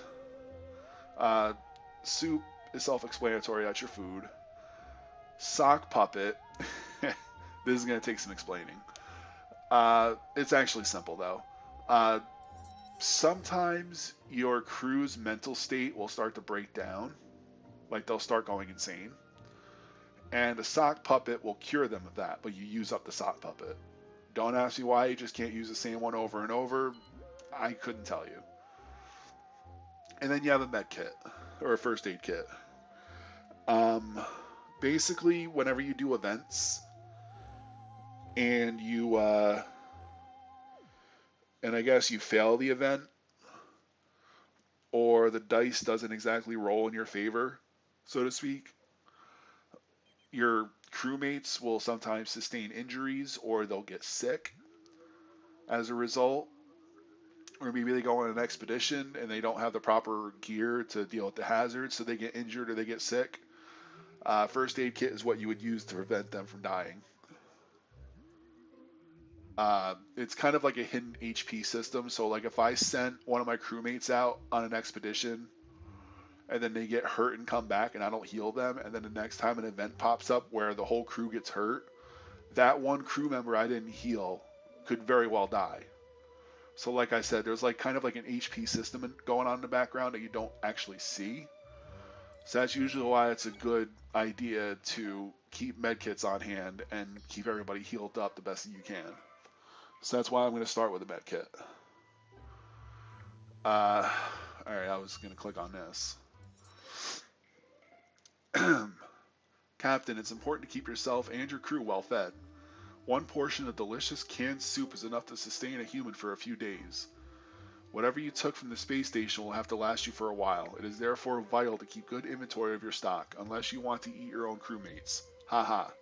That was a joke. Please appreciate it and laugh. Thank you for your cooperation, Captain. Who will perform the routine supply check? The only requirement is simple mathematics. I realize I might be asking a lot, but I have a good feeling about this crew, Captain. Alright, so this is one of the ones where you would have to like choose a crewmate that would be best suited for the situation, and that's where their stats will be taken into consideration. So, Baby Bronco obviously wouldn't be a good choice because his intelligence is listed as dumb. In other words, he has no intelligence, but he has really high strength and I guess average agility. Emmett is a genius level intelligence, and Megan Mann is just below Emmett. So I think for the best chance of a good outcome, I'm going to go with Emmett.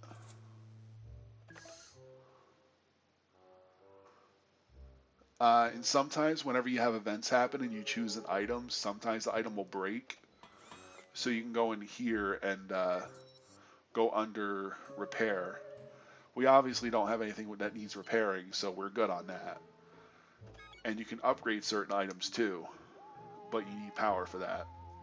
And there are some events like towards the end of the game that require you to have certain upgraded, like certain items upgraded to a certain level. So that's another thing you want to keep in mind too.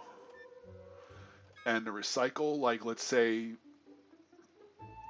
I don't know, we have a lot of soups. Like we have soups we could spare. And we need minerals, so we could just recycle a soup to get some minerals to repair something, or to make something else, or to upgrade something. So that's what recycle mode does. And crafting, well, I kind of gave you an overview on that. We don't have either of these things, so we might have to craft them eventually. And we can actually upgrade the crafting module, which will give us more options on stuff to craft. So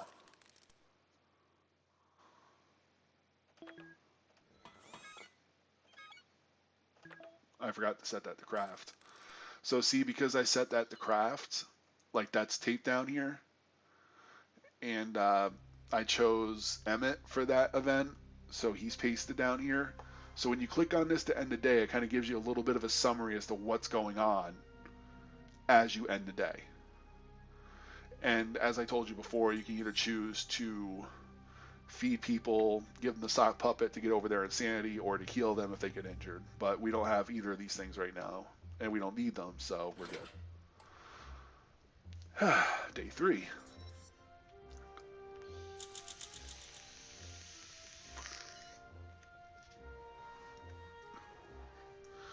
Good news, Captain. The shuttle came pre-stocked with emergency food supply. Use it well. So we got 1 can of soup.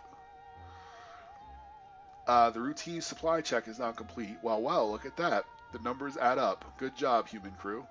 The current number of soup cans on board is 8. And we got +2 somehow. Correction, the accurate tally is actually 10. Additional foodstuffs were delivered to the shuttle instead of the entertainment supplies. Lucky you. Great, so we'll be well fed, but we'll be bored out of our minds. Awesome. The food you collected is more than sufficient for now. Just don't eat it all at once. And you are still alert. Megan is still loyal. Awesome. And we got 2 more days before this med kit is done. As you can see here, certain items require a certain amount of days.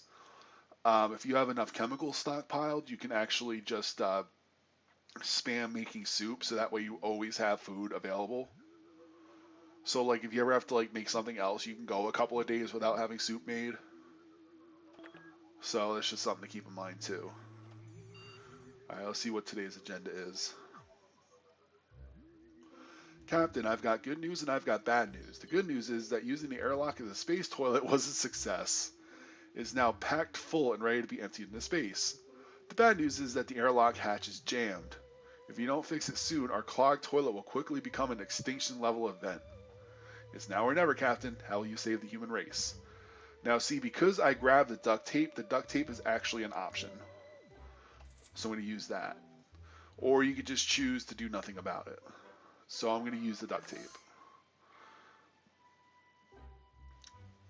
Alright, how's everybody? Alright, nobody is hungry yet. So we're doing pretty good so far.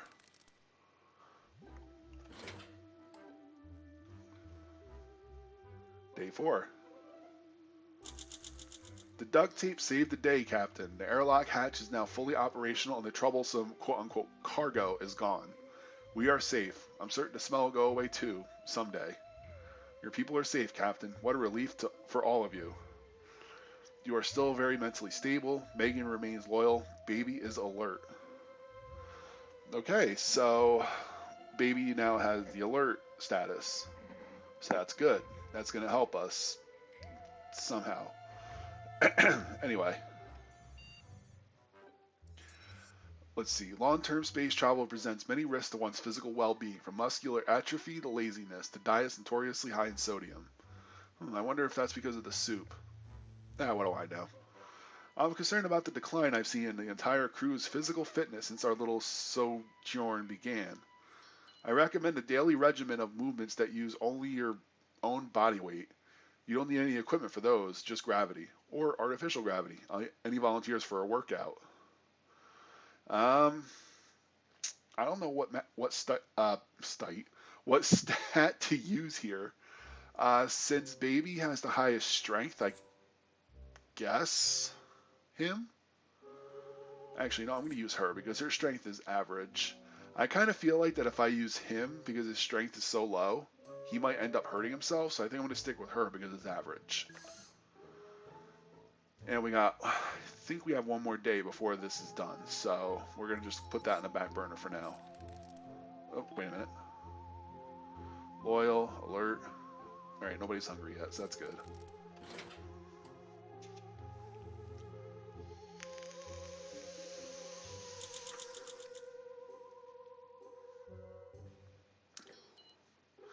Megan's form was impeccable. Pull-ups, planks, squats, and lunges in this environment? She even added weight by lifting the spare parts from the shuttle. Sweaty and roaring, Megan crushed that workout like an empty can of soup. The automated system predicted benefits for being a model Astro citizen. A hidden dispenser opened and spit out 2 soup cans. I'm sorry to report these are the only 2 surplus cans hidden aboard this ship. Or are they? You remain mentally stable. Crafting is completed for the first aid kit. Does it give you an option to boost their strength? It's one of those events that randomly happens. Like sometimes they'll give you opportunities to increase stats. As far as I can tell, they kind of go up on their own sometimes, but I'm not sure. Like if you successfully complete an event, I think there's a chance of a stat going up. I'm not 100% on that. All right, so down here you can see that people are starting to get peckish, and these are our overall stats. And this gives you a little rundown of your crewmate stats. Oh, his intelligence actually went up somehow.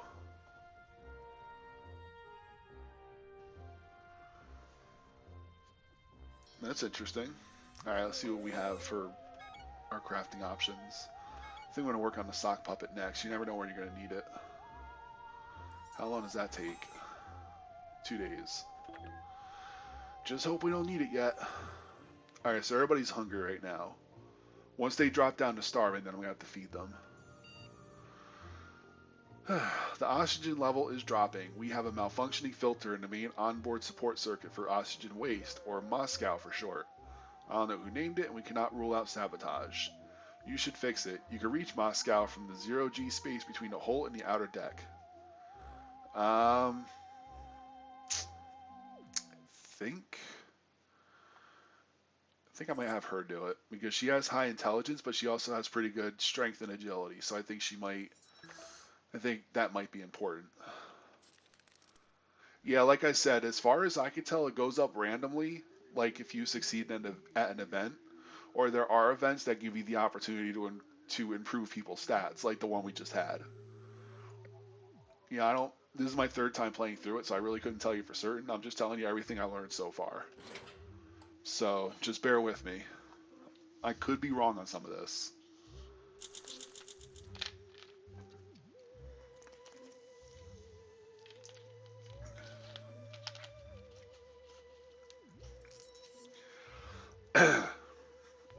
Oh boy. As Megan descended below decks, she noticed an obscene hand drawing of an American and a Soviet. Megan blushed furiously, then tripped into a mess of wires, like a fork diving into a spaghetti plate. Still tangled, she forgot to pause the airflow before removing the filter. When the carbon dioxide hit her, Megan made a face not unlike the Soviet in the drawing. Many brain cells must have died in that very moment. The sacrifice was not in vain, though. We now have a fully functional air filter. You still feel hungry. Megan remains loyal. Megan is hungry. Baby keeps asking for soup. Alright, so let's take a look at something here. Because that does not sound good. Oh wow, her intelligence actually went down. So she was clever. Now she went down to average because of that debacle. I think her agility went up though. Well, that's not good. I mean, he's still not almost the highest intelligence out of everybody here, so I'm not too worried about that. But that could fuck us over in the end, or later. Alright, we found a small metal box in one of the compartments labeled to cert do open.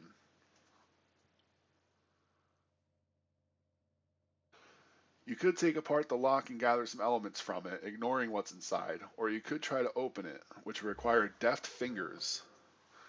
Alright, so we do have somebody with maxed intelligence, which would be the captain. I think his intelligence went up because he was originally at level 3. And I think 4 is the max level, which you'll see a star. And in events like this, it basically takes your highest stat into account.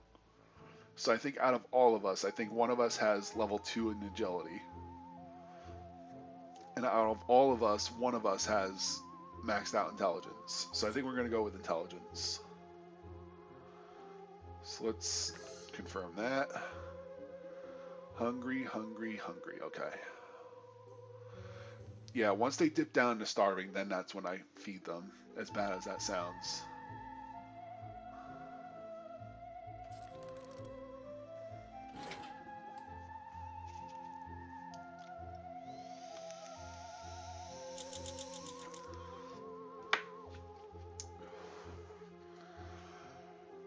He carefully dismantled the lock on the box you found in the shuttle. The box being useless now, you turned your attention to the parts of the disassembled locks. The parts weren't as useful as we hoped, but the lock was powered by a battery which you separated without a hitch. So we got some... I think, yeah, we got a battery now, so that's good. Baby remains alert. Crafting completed. Now we have a sock puppet. You are starving, Captain. Megan is starving. Baby is starving. Okay, so now we got to feed these guys. But before we do that, let's take a look at our options. Alright, I don't want to recycle any of this yet. So let's craft. We don't have any minerals yet. We don't have anything to upgrade the crafting module yet. So, I don't know what I want to do here.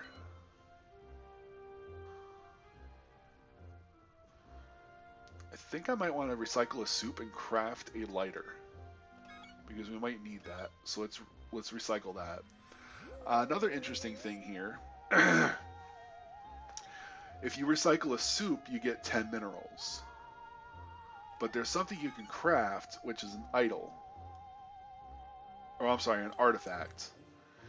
And if you recycle an artifact, you get 10 chemicals, which you can use to make soup. So, like, if you have an abundance of minerals, but you don't have a lot of chemicals, you just make a bunch of idols or artifacts, recycle them down into chemicals, and then make soup out of them. And it's the same thing the other way around. If you're low on minerals, but you have some chemicals left, you can break down the soup to get minerals. So I think that's what I'm going to do.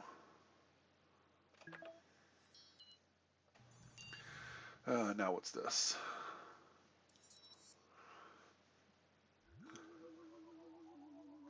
Oh, this is going based on the captain's attribute.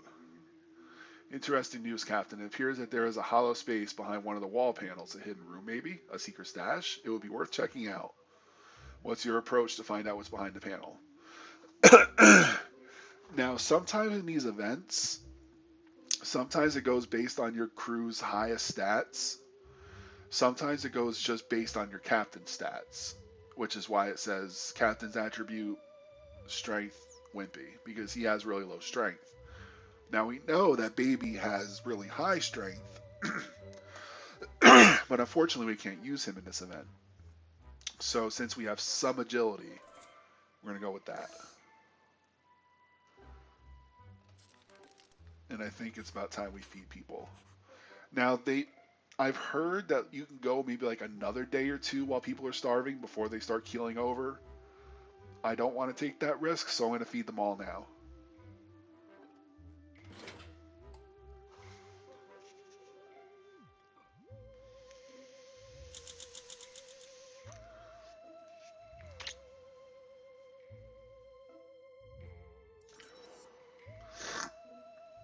Sorry. Yesterday you reached a hidden space behind one of the wall panels. The only way to get there was through the ventilation shaft, but thankfully you were nimble enough to fit in and exit through the other side. Unfortunately, you found nothing. The area was small and completely empty. This didn't seem to faze you much. I suppose you are used to disappointments by now. Alright, so baby remains alert. We recycled a soup can for 10 minerals and 5 energy. You are getting quite hungry, Captain. Megan is asking for more rations. Baby is complaining about an empty stomach. Alright, so these guys are just hungry now. They're not starving anymore. So, let's do what we said we were going to do. Let's make that lighter. Alright, we are down to 8 soups. And there's a soup can right here. Guess we ate that. Alright, let's see what this says. Hello there, Captain. Might I ask why you are going through the files? You're not really meant to see the contents of my digital storage unit. Huh, Protox. Now that's a fun file. Just please don't... Oh no, what have you done? You shouldn't have ran that program. Protocol X initiated. That's a secret protocol. It was meant to be an experiment. The consequences of initiating a protocol will be severe. Use your skills and do something, Captain. So again, this is going based on the captain's attributes. And since his best attribute is intelligence, let's see what that does.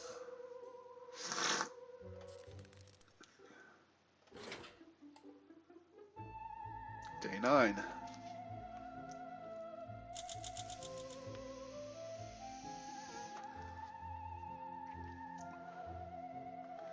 Protocol X has been disabled, Captain. You were smart enough to hack the computer and stop the dangerous program from launching at the last moment.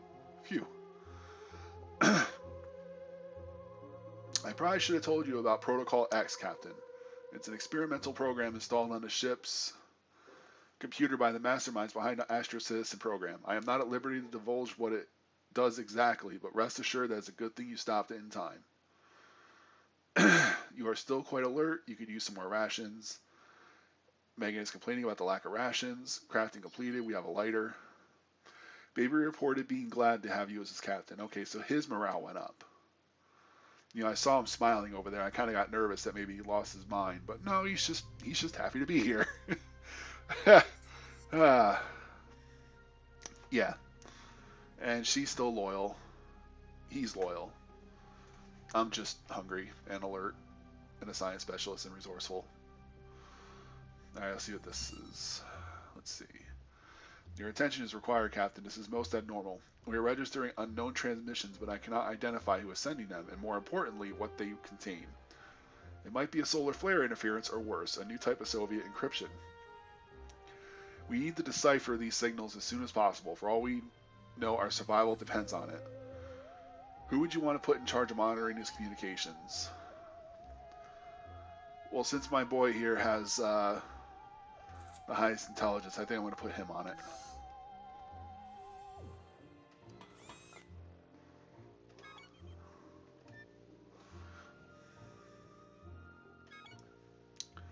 I think I'm going to make a soup, just to kind of keep ourselves a little stocked better, or stocked a little better.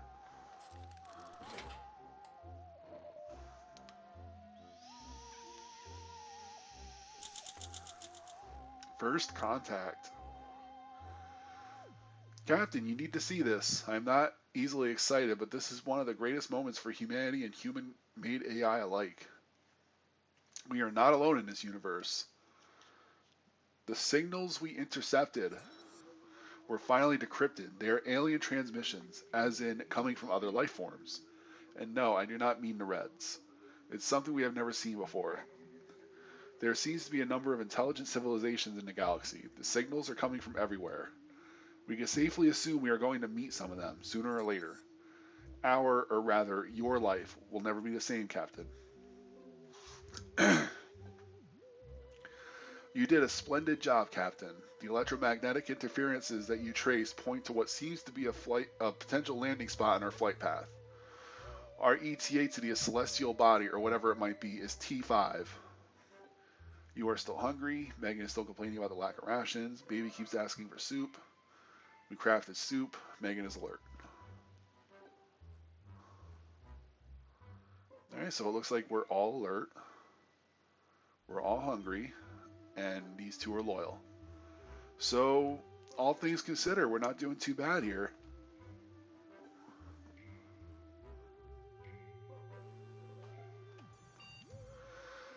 Captain, it's time for the ultimate honor.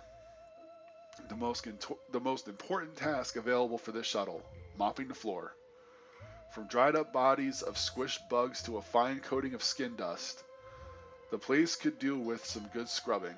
Baby looks free. Will you ask him to apply some elbow grease or request he to improvise a cleaning formula for whatever we have on board? Well, he doesn't have a lot of intelligence. I mean, he's average now. He used to be dumb, but now he's of average intelligence. But we're not going to take that gamble. We're going to go for the sure thing. His high strength. And there's really nothing I can craft right now, so I'm just going to not mess with this today.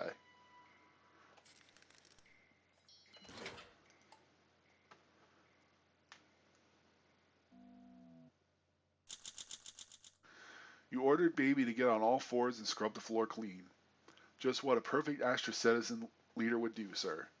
Being the respectful crewmate he is, Baby was keen to help and worked away at even the smallest pockmarks down there on the floor. Cleaner shuttle, happier Astro citizens. Planet or no planet, whatever we are flying to is getting closer. ETA T4. You are starving, Megan is starving, Baby is now your friend, Baby is starving. Okay. So it went from loyal to friend, so that's good. It's definitely not a bad thing. But we're all looking a little worse for wear, so I think we're going to feed everybody today. Oh no, I've been hacked. The virus came in a transmission from that small asteroid. It's taking over the flight controls and steering us away. Help, Captain, get it out of me.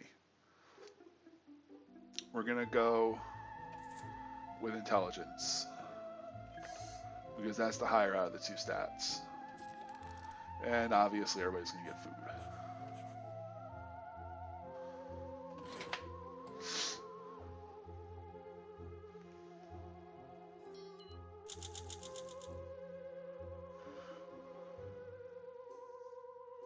You and your crew plugged an emergency console into the hard drive to delete the virus. Or so you thought. Captain, that was a power outlet. The short circuit damaged the systems. It took me 6 hours and a considerable chunk of our resources to fix the issue. On the bright side, your mistake fried the hard drive instantly. The virus is gone. Alright, so we lost 5 energy and 10 chemicals. Planet or no planet, blah blah blah, T3. Might want to secure some rations, empty stomach. Now your friend, baby is asking for soup. Okay, so now they're both my friend. And we're all still alert, so that's good. Alright, let's see what today has in store for us. I'm disturbed, Captain. You reported hearing a child crying somewhere in the shuttle, but my sensors don't show anyone unaccounted for on board. Certainly no stowaway children. This may be an auditory hallucination caused by the stress of witnessing a nuclear war. The other possibility is my sensors are malfunctioning and there really is a stowaway. Search the shuttle? Why not?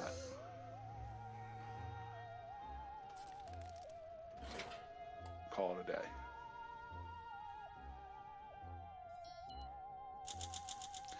You and the crew tried to find the source of the mystery child's cries, even though the others couldn't hear it. But after sifting through every crate and searching every dark corner, you didn't find anyone else. It was a stress-related auditory hallucination. I'm not surprised. When the nuke started flying down on Earth and the space station exploded, your crew barely escaped with your lives. Billions of others weren't so lucky. Planet or no planet, Megan is still alert, Megan is still hungry.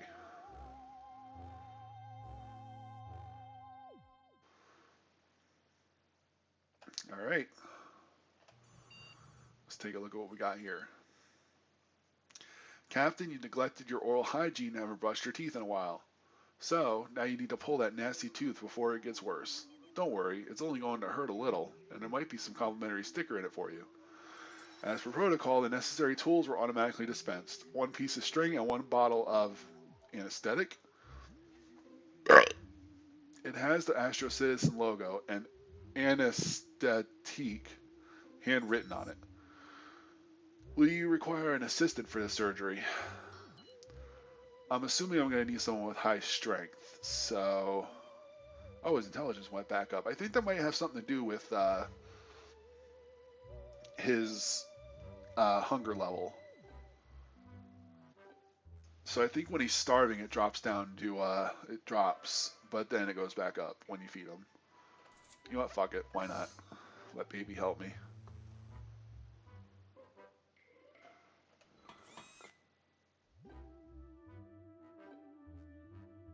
Yeah, there's nothing we can do with that right now.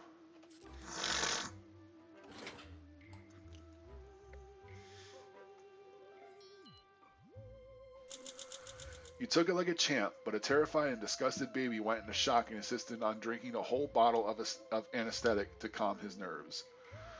Baby passed out after downing the suspicious liquid and woke up much later feeling weak and powerless. Uh-oh, did you check the expiration date on that bottle?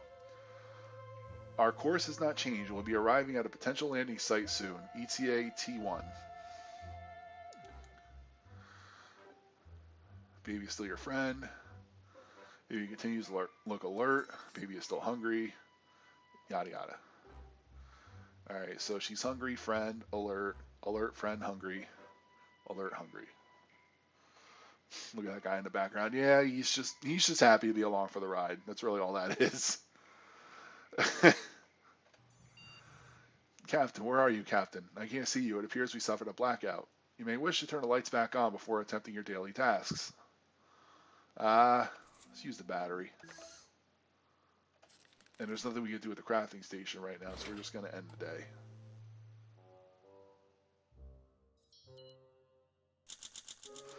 The lights are back on. Turns out the issue was only a dead battery.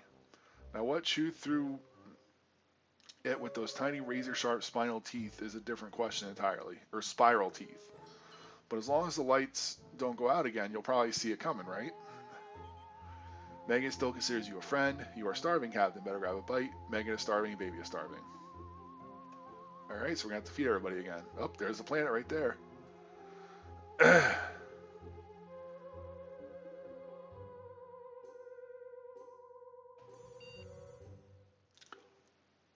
Sir, a wild sight has cropped up on my scanners. A dark, swirly skied planet that has appeared before us.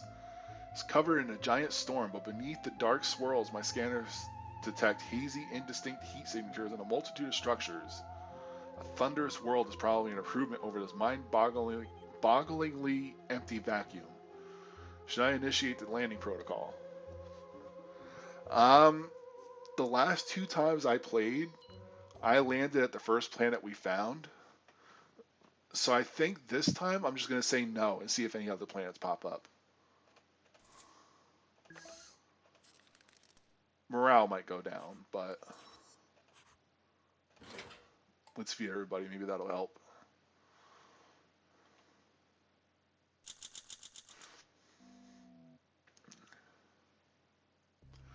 Captain, the planet we passed yesterday is now barely visible against the dark canvas of space.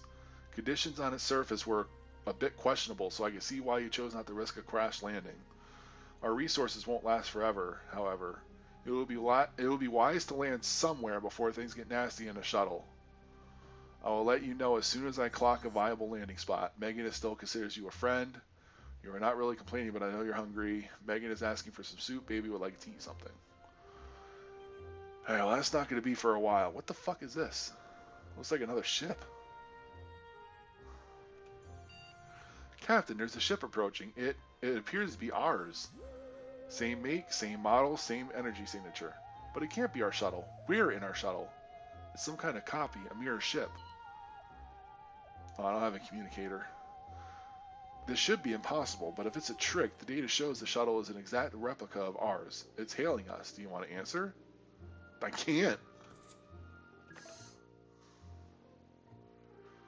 Even though I have a communications console right here, I apparently cannot use it.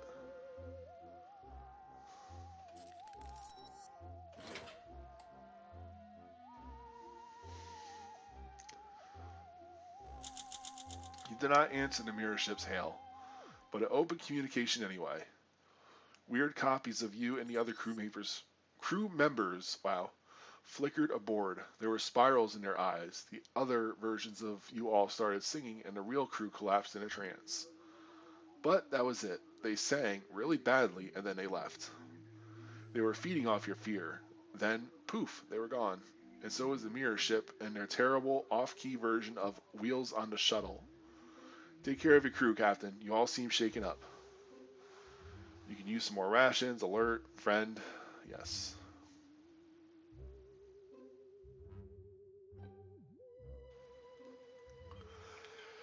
Okay.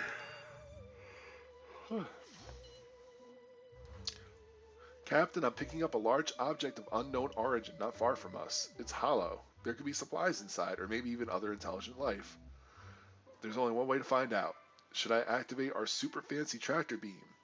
Yes, that's the official name. Charlene from Astro Citizen HQ won the naming rights at this Christmas raffle. Fuck it, why not?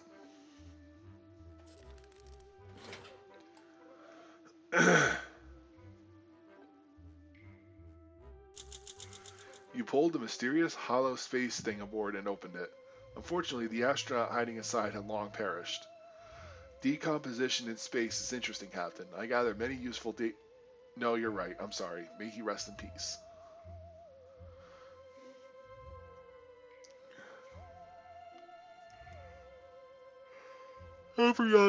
Everyone on board suffered mentally from the experience. You kept muttering, it could have been me.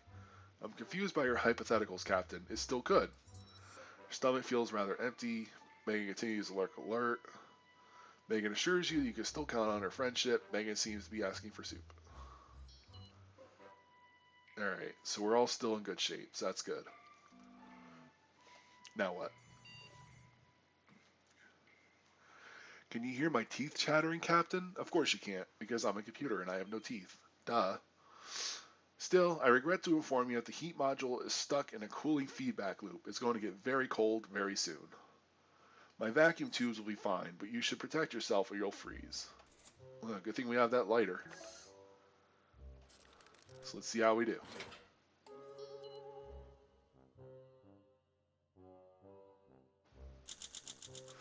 The heat module was reset to factory defaults and is running on its tropical setting. Captain, suggestion, why don't we make the lighter a heat module backup system? It worked today, it will again. You are still alert. Megan is still your friend. Baby still considers you his friend. You are starving, starving, starving. Okay. Now I'm going to start panicking because we only got 3 soup left. I probably should have stopped at that planet. We are receiving a transmission from a nearby ship. Greetings, Earthlings. I represent an interstellar corporation. We would like to buy a continent on Earth from you. We need humans to vacate its premises entirely. My company is prepared to compensate you well. Assign a negotiator so that we can iron out the details of this deal. I think I'm going to send him because he's obviously a genius. And for good measure, I'm going to feed everybody.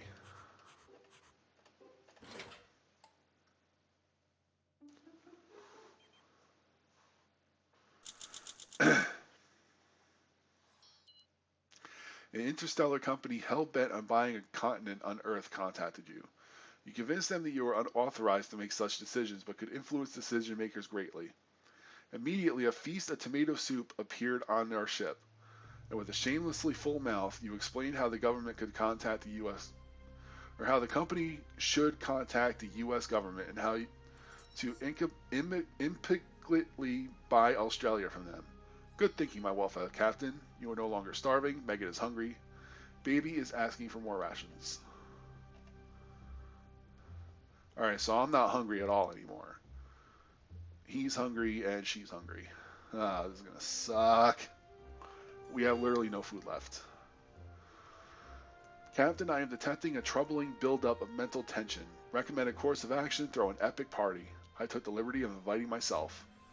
Invite the entire crew, but of course, the more the merrier, I guess. How about we invite someone new, Captain?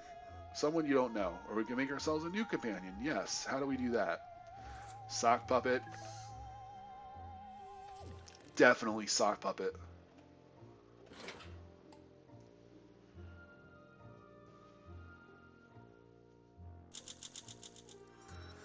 That was one super party, Captain. I loved how you put a sock on your hand yesterday and pretended it was a person. A mysterious Ted, apparently.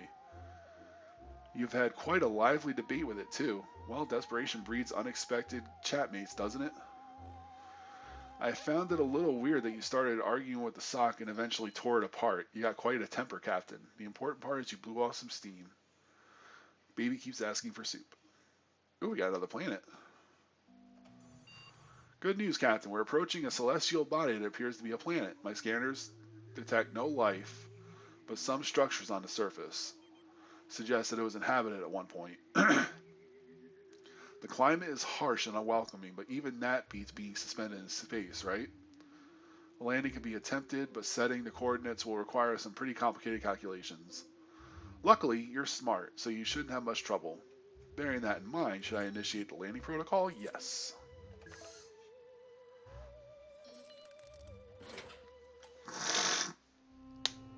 Like an answered prayer. Day 22. Mootopia. Oh boy. Great job, Captain. While the landing was rough, you managed to sit the shuttle down with minimal losses. Everything appears to be in order aside from some damage to the communications console. I believe it's not beyond saving, although it would take me a while to calculate the optimal way of conducting the repairs. Please remain patient.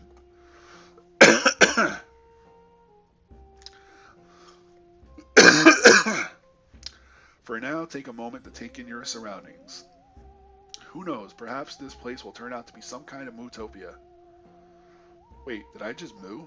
What a weird glitch. I mean Utopia, obviously. Captain, the expedition module in the back of the cabin has been activated. All you need to do now is stuff someone into the spacesuit and send them outside. We must learn everything we can about this place. Let the space colonization commence. You are still very mentally stable. Well, good. And we're hungry. We have no food.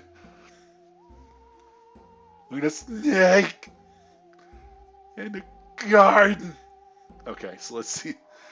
You can send people out on expeditions, and depending on where you send them, they can gather those kinds of resources. So, for example, this canyon, we have a chance of getting energy, but the hazards are grass. I don't know what that means. All right, now what about this one? This one, we have a chance for minerals, but the hazards are, I'm assuming that's wildlife or some kind of squid monster. What about this one? Um, I don't know what that means, but there's a chance for minerals there. And the swap gives us a chance at chemicals, but there's radiation there. And we don't have a way to protect against radiation, so we're not going to go there. I guess the only place we can go to is the desert because we have a way of protecting against wildlife. I'm going to send out Baby because he has the most strength, so I think that might be helpful. And we are going to send him with a gun and armor. We can send him with up to 4 items, but we got to upgrade the expedition suit. So there, when the day ends, he'll be out on the expedition.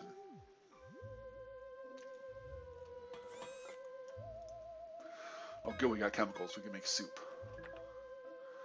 Although with my luck, someone's going to go fucking insane, and that's going to suck.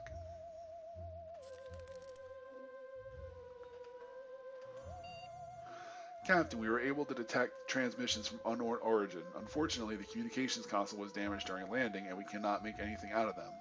Or reply, for that matter. We can hardwire a primitive field communicator to bypass the damaged subsystems and access the shuttle's external transmitter and receiver. Since we don't have a spare communicator, there's nothing we can do.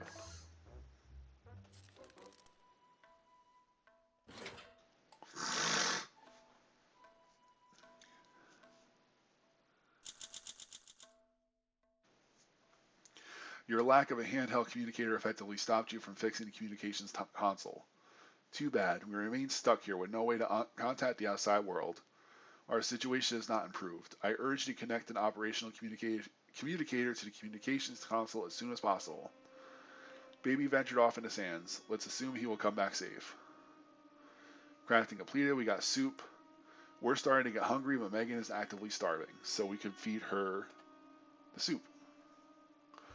This game is called 60 Parsects. It's actually on Steam at this present time. Sorry, my throat's kind of getting all haggard from all this reading. Alright, let's see what today has in store for us. An alien vessel is approaching. Their ship is rigged with a light show synced to the music they started blasting as soon as we opened comms. Captain, they're playing rockabilly. Megan is already grooving to the beat. The aliens claim to be of the Dance Lord tribe and are searching for the best dancers in the galaxy. They challenged our quote-unquote tribe to a dance-off. Specifically a sock hop. If you don't accept, they will vaporize us with their ultra-high frequency speakers. How you defeat the Dance Lords? I guess agility? Because why not? I think I'm going to feed Megan though, because she's starving. He's only hungry.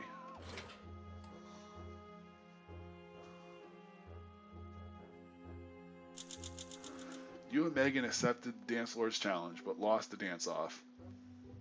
When the aliens beamed you up, you both stumbled onto the dance floor, and it was all downhill from there. Poor rhythm, shoddy footwork, not even a pair of sequin jackets could have saved you. The Dance Lords honor anyone brave enough to step onto the holy dance floor.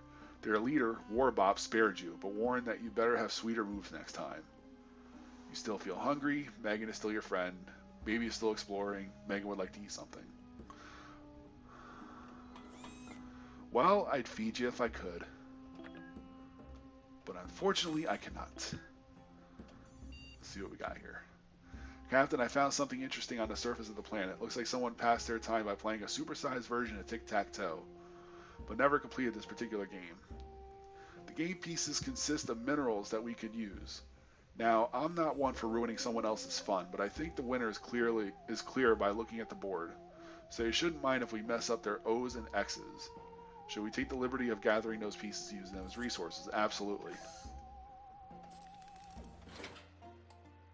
We need resources, like, really bad. The dismantling of the supersized tic-tac-toe game in progress was a success. Whoever abandoned it was nowhere to be seen, and you returned with quite a hefty load of minerals. Yes, they were a bit hard to carry to the ship, but being ginormous and all. But you've performed splendidly. That'll teach them to leave their toys laying on the floor, or planet surface in this case. I'm sure nobody will mind. Megan is still complaining about the lack of rations, and I am actively starving now. So we need to get to work fast. So we're going to make this. Whoop.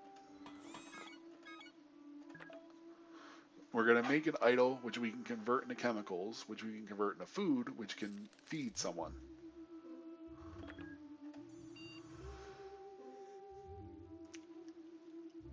Captain, it appears the species who lived here in ancient times worshipped the cow deity. Bovine iconography is everywhere, including on their fitness equipment. Take this weird machine Megan discovered outside the shuttle, for example. The Meandertron 5000 mimics a cow's behavior. You turn it on and it meanders aimlessly, sitting, walking in circles, joining groups of other Meandertrons. Okay, there has to be some benefit to using this thing. We have someone try it so we can find out. Fuck it, let her try it.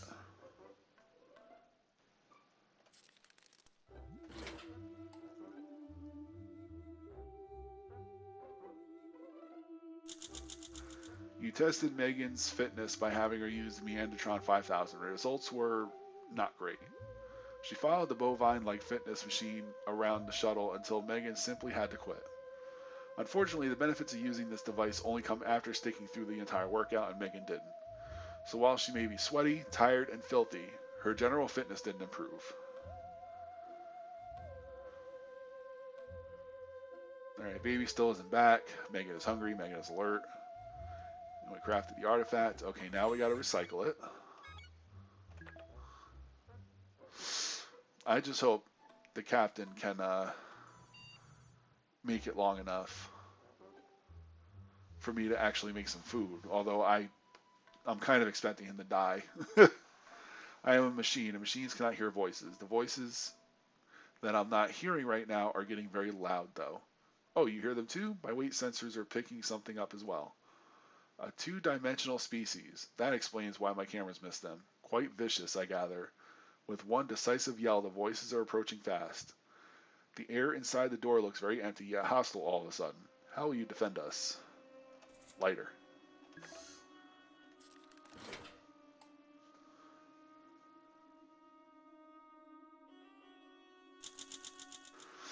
A two-dimensional species invaded your ship. You cannot see them coming until you turn on a lighter. Suddenly, the empty space around you casts a multitude of shadows on every surrounding wall. Invisible to the 3D world most of the time, they could not handle the spotlight. Bashfully, they slipped one by one. Staring might be impolite, but apparently rudeness wins the battle. You both look bolder and stand a little straighter since that victory. Baby is back from his walk of solitude. He seems weak, calorically deficient, and disturbed, but what matters is that he is not partially eaten.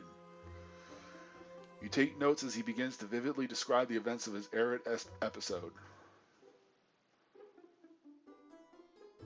Baby was attacked by a Vindicator, a biotech-enhanced living weapon from ancient times, but his aim was true. A few shots forced the monster to retreat. The wounds healed instantly, though. The gun got sandy during the fight, which reduced its function. Mineral columns grew from the desert like fingers. Baby harvested plenty. So we got a lot of minerals, too. Who scattered all these cans so far away from Earth? Weird. Anyway, Baby brought back some soup. Let's see. Sand got everywhere, but it's over now. The silence gave Baby plenty of time to think. For example, why are all the statues of cows? You are still quite alert. Your stomach remains empty. Blah, blah, blah. Starving. Tired. Okay. So we got plenty of minerals now. We got some chemicals. That's good. And we're not doing too hot on energy. So I think what we're going to do is keep making food for now. Actually, scratch that. I want to make this first. Because we got food to feed everybody, so that's not an issue. Captain, the communication module remains broken, and we are completely deaf. Blind even. It is entirely possible that someone is out there, maybe looking for us. We won't know until the issue is solved. I'm working on it. Leave me alone. Alright, now let's feed everybody before someone keels over.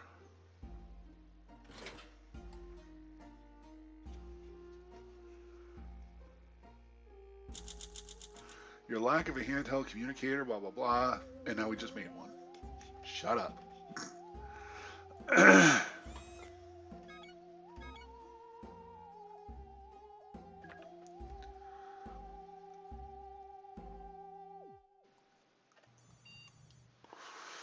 Last night I was browsing through some designs of beautiful machines. Never you mind why.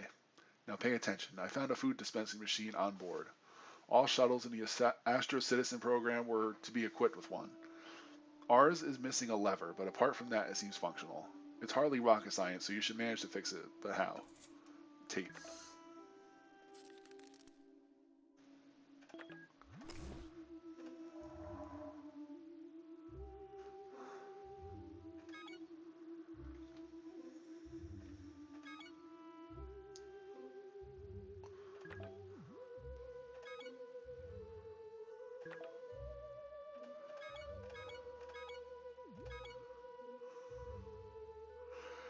I don't know what this means, so I'm just going to send her with a gun and armor.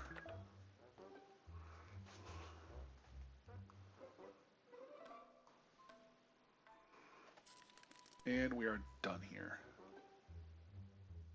Actually, no, I'm going to give her food before she goes. Because I don't want her starving while she's out there. Official government research shows there is not a thing in the universe that cannot be fixed with duct tape. You were very resourceful to tape a chair leg where the lever used to be.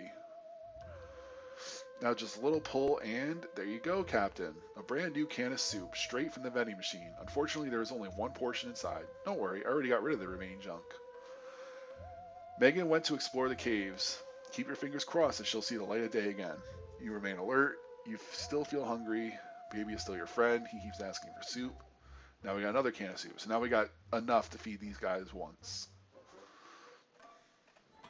So we are going to continue with what we were doing originally by crafting idols, breaking them down, and using that to craft food. And then we're going to do that for the foreseeable future. We've received the pamphlet on our window. Try e-Boson. Universal shopping from the comfort of your own planet. Free gift with sign up. Wow, neat. The e-Boston network lets you order pretty much anything except food and water, and it will arrive via portal within 1 to 2 galactic business days. There's a catch though. The account creation process requires you to jump through some hoops. I mean literally. You have to leap through a string of temporal portals to become verified. The fine print says there is no risk of death or dismemberment, but insanity is possible. Oh boy.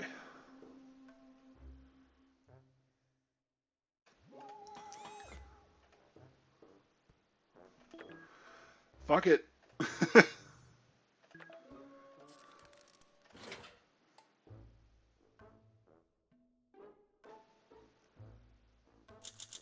Okay. You sprinted towards the e-Boson sign-up portal, but you missed it and ran straight into a wall. The portal flickered shut and an alien voice said, "Invalid verification attempt. Your account is locked for 1 galactic business days, or 1,000 Earth years." Your little collusion with the wall knocked over some soup. At least one can was damaged beyond saving.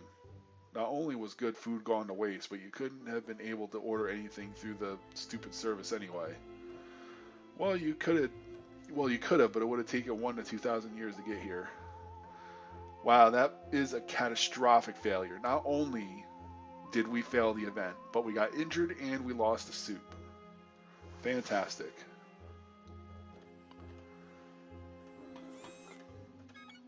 Alright, whatever. We'll recycle that, get some chemicals back, and then we'll make another can of soup.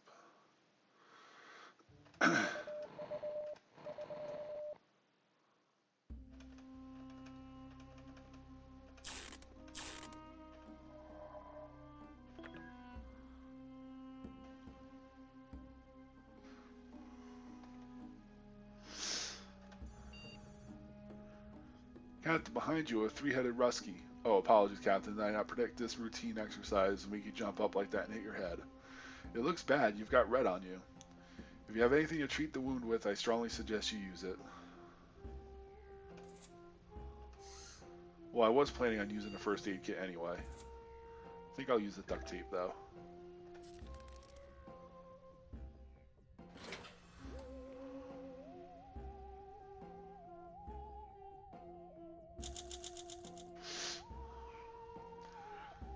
There are approximately 1,337 possible applications for duct tape. Tending to wounds is of course one of them, even if it is only a makeshift dressing. Okay, so I didn't even have to use my med kit. That's awesome. Megan hasn't returned yet. Baby continues to be your friend. Recycling operation completed. Blah, blah, blah. Starving. Yeah. So we'll make the soup, and then we'll feed the both of them in one shot.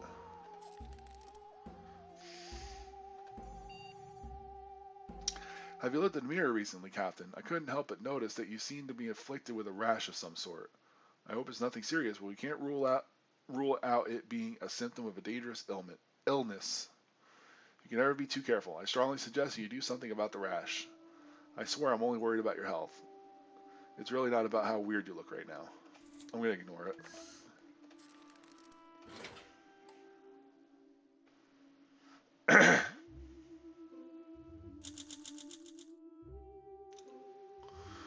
Hello there, Captain. Oh my, you don't look so well today. Looks like the rash is spread all over your body. Ew. Seem to have a fever as well. Shouldn't have left your affliction untreated. I hope you can recover quickly. The fate of the mission rests on your shoulders. But, you know, no pressure. Your stomach remains empty. Crafting completed. You look sick. Bleed medicine. Doctors, whatever. Alright.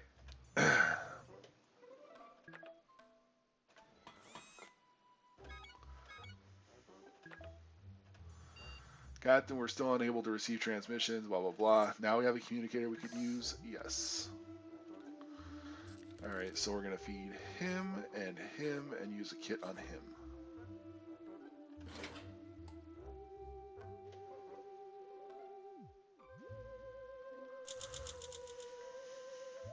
Hello, world. Great success, Captain. The communicator attached to the communication console worked like a charm. I won't judge the aesthetics since we can finally receive and answer transmissions. Now all we need to do is wait for someone to contact us. Someone will find us eventually. You could tell Baby was amazed by what we achieved today. He almost smiled. There is hope, Captain. Megan survived her spelunking extravaganza. She seems frail, in need of a meal and disturbed, but the point is that she's in one piece. You listen, enraptured, as she begins to regale you in the stories of her dwarf-like excursion. The darkness was so absolute, Megan tripped over and fell. Her bruises speak for themselves, Captain. She found some untouched mineral vein. You're fully briefed. Oh, and Megan found some old paintings depicting ancient aliens coming to this planet to acquire soup. Was this world some kind of intergalactic soup hub? The fact that you can find soup out here will never cease to amaze me. Anyway, Megan came back with carrying rations. Crafting completed.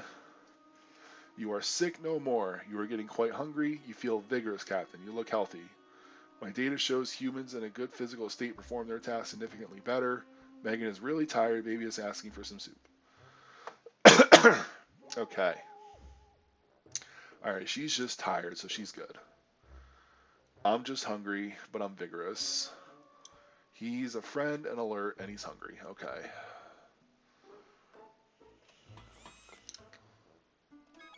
So let's recycle this so we can get some more soup.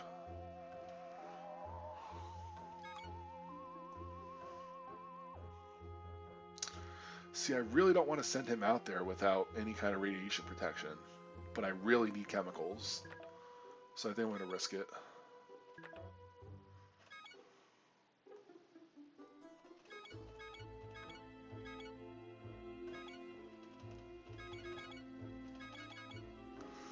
Fuck it, you can have the shovel too.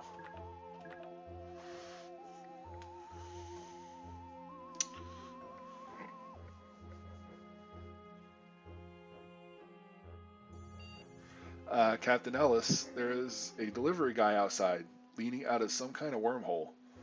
The boxes behind him read, Pisces Pizza, delivery in 300 milliseconds or your money back. He angrily waves a greasy box at us. His English is hard to parse. I wonder where or when he's from. Should we attempt dialogue? or give him something valuable in exchange for the box of stuff. Not a thing. I think we're gonna feed him before he heads out.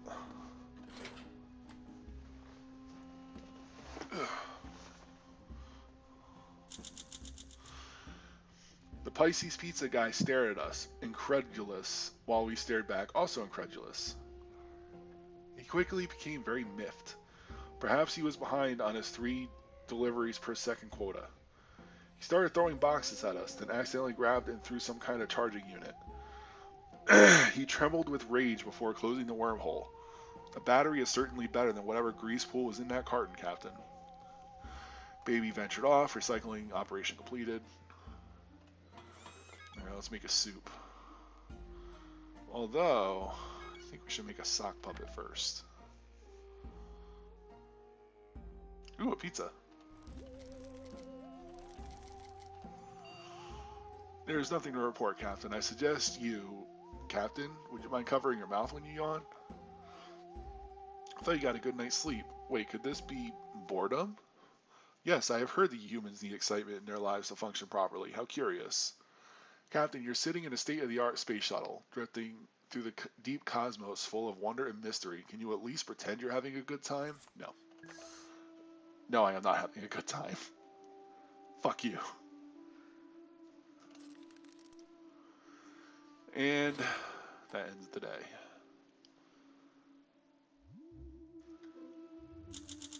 Yesterday started slow and boring, and then it stayed that way. I'm not programmed for your entertainment, Captain, so don't count on me to keep you occupied. If they wanted you to have fun in the shuttle, they would have installed the CLOWN, computerized assistant, instead. Your stomach feels rather empty. Megan remains alert. Baby is still away. Alright, so she's not hungry yet. I'm hungry. And I'm assuming baby is somewhere not being hungry.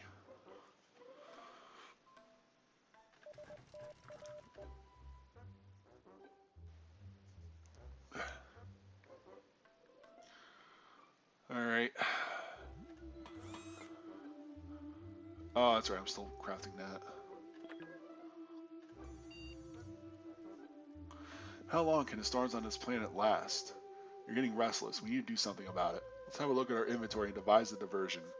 Choose something, Captain. I'll suggest an activity. Let's use the gun. Fuck it.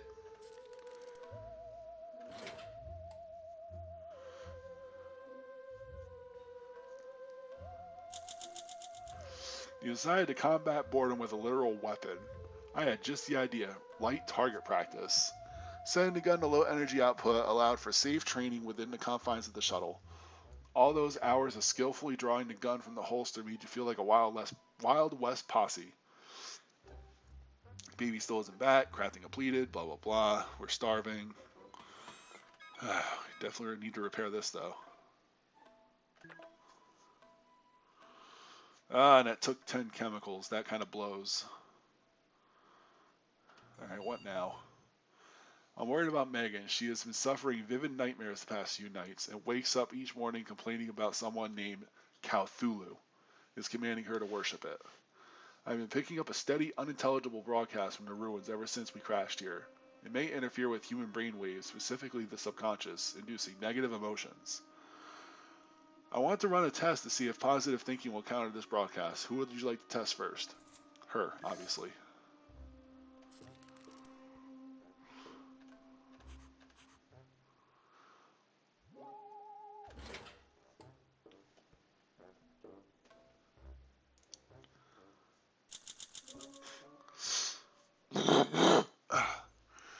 You convinced Megan to think happy thoughts and nullify the broadcast effects, and this mostly made the problem go away. She soon stopped having nightmares. I decoded the broadcast. It was an ad for an ancient radio drama, The Call of Cthulhu. The advertisers tried mimicking the story's plot, in which an eldritch cow monster makes people go crazy by appearing to them in their dreams. Clever marketing. Repairs complete for the gun. You should eat something, blah blah blah. Yakety schmacky.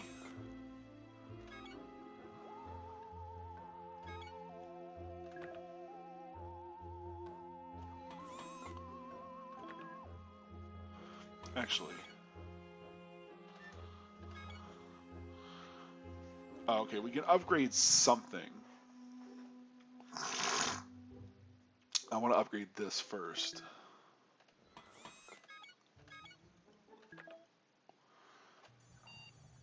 I dug through the computer files of the local ruins.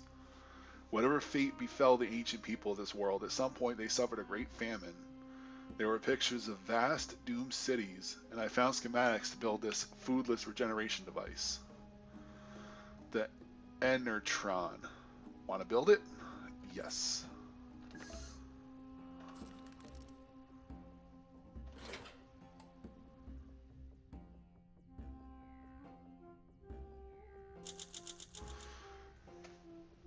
You and Megan rebuilt the Enertron according to the schematics. The device promised to regenerate the body without food.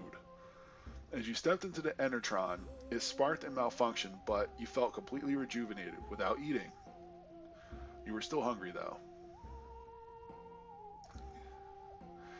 Baby has completed his wild romp in the swamp. He appears a bit sickly, in need of food, and upset by the primary focus is that he is not an alien doppelganger, we think. You pay attention as he begins to recount his boggy episodes. Baby accidentally kicked open a toxic swamp flower, rather unpleasant and probably very unhealthy. There were mineral deposits in the swamp. Baby easily dug them up. The swamp was chemically rich. Baby harvested many useful compounds. Baby picked up a working communicator. Nicely done. He did not expect to stumble upon one out there, but there it is, an old sock. Suppose some alien races have feet too. Yet we get a gas mask. Okay. And we got some food. Crafted our thing.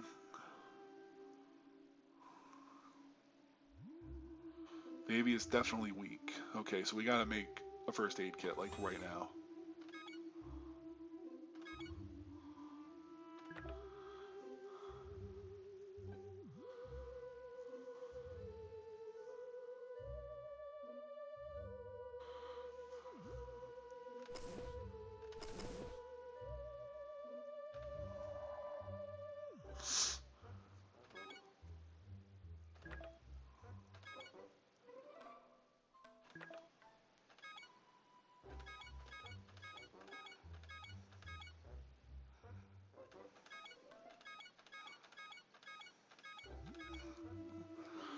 Alright. Send her out with a gun and a mask. Let's see, the beings who once inhabited this world consumed more cheese than anyone should be physically possible. Check out the scanner. Those little tin foil triangles, or I'm sorry, those little foil triangles everywhere with the smiling cows on the label, those are cheese wrappers. A few of those smiling cow cheeses are still sealed. This one was right outside the shuttle. The label says it won't expire for another 1,000,000 years. Want to try? Sure, we'll use soup because why not?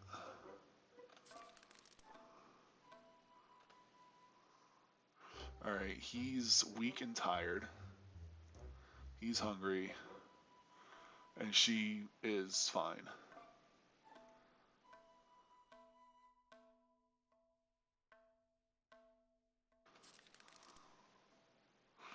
It's gonna take 3 friggin' days.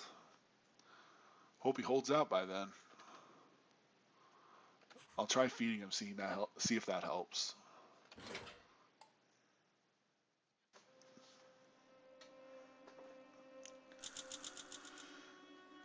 You opened the ancient cow cheese and dropped into a can of soup. The result was the most satisfying combination of creamy and tomatoey deliciousness you ever tasted. There was a scratch-off thing on the empty wrapper promising a free prize, but when you scratched it, nothing happened. Guess the offer expired before the cheese did. Megan left to do a deeper survey of that boggy hell. You are still hungry. Baby continues to be your friend. Baby is in poor health. Baby is rested. Baby looks well-fed, and well-fed Asher citizens and more productive Asher. Okay, well. Still crafting a medkit. Attention, Captain. I am detecting a leak in our reactor coolant system. In case you were wondering, this is not good. Did I mention you should not inhale anything that comes out of the reactor? Please don't. Also, how are you going to fix it? We're not going to do a goddamn thing. That's what we're going to do. Because there's nothing we can do. Oh, shit. Baby died. Oh, fuck.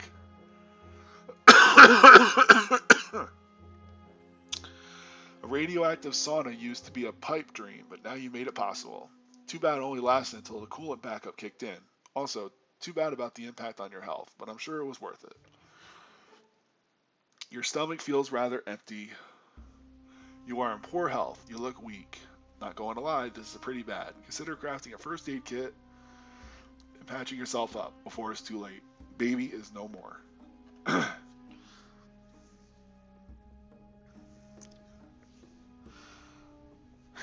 Baby Bronco, dead.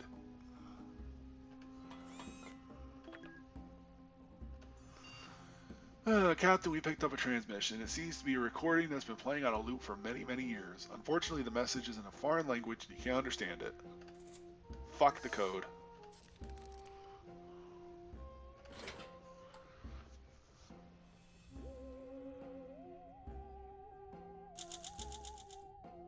Yesterday, we picked up a transmission that has been playing for years. However, since the message was in a foreign language, you weren't able to decode.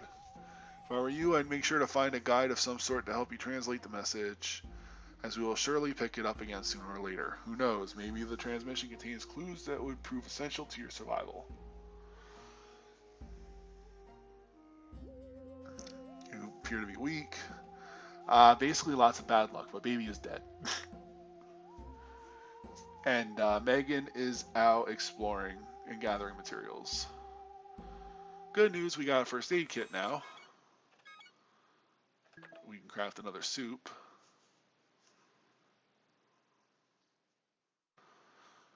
And yeah, it's one less mouth to feed, apparently.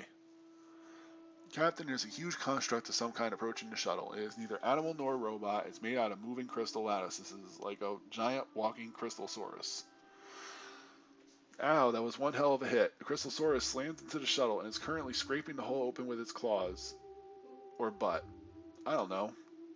I think he's trying to extract our minerals. Captain, how will you stop this? I don't have a way to stop it.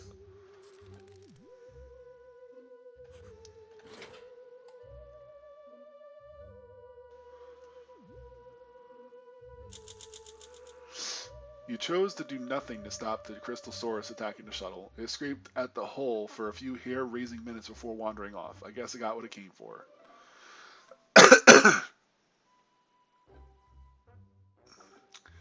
The standard Astra Citizen Program protocol for dealing with monsters of unknown origin, especially when U.S. government property is at risk, is appeasement. I put some of our minerals outside to make the creature source go away. You can thank me later, for saving your life. We got plenty of materials, that's fine. Megan is still exploring, crafting completed.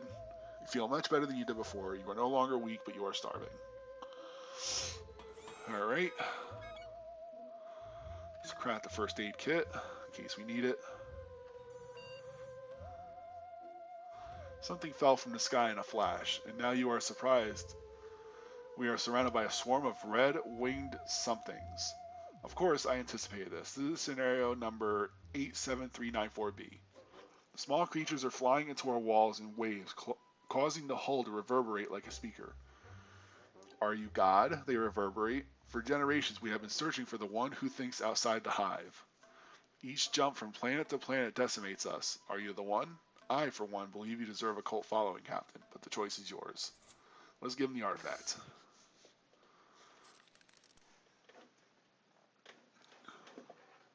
Shit.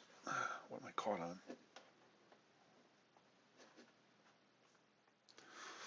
Let's just feed him and end the day.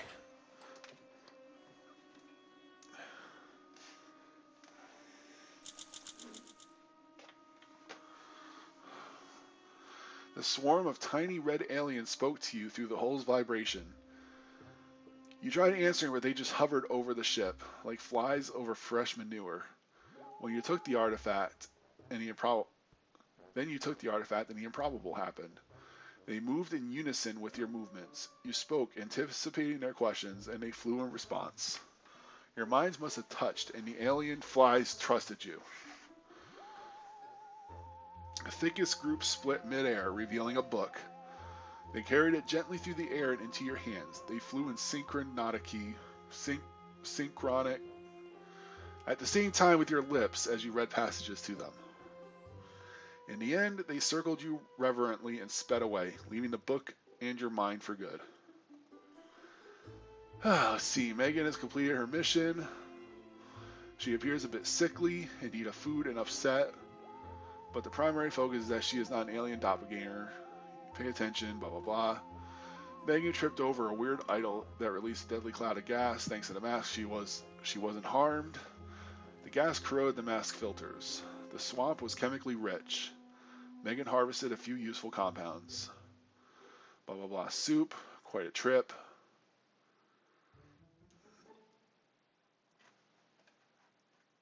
Okay. That could have been a lot worse. And we're still crafting that.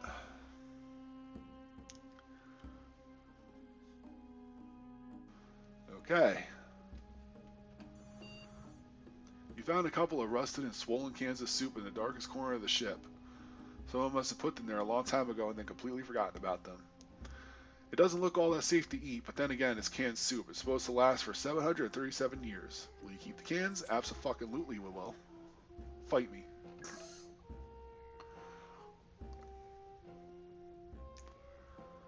Alright.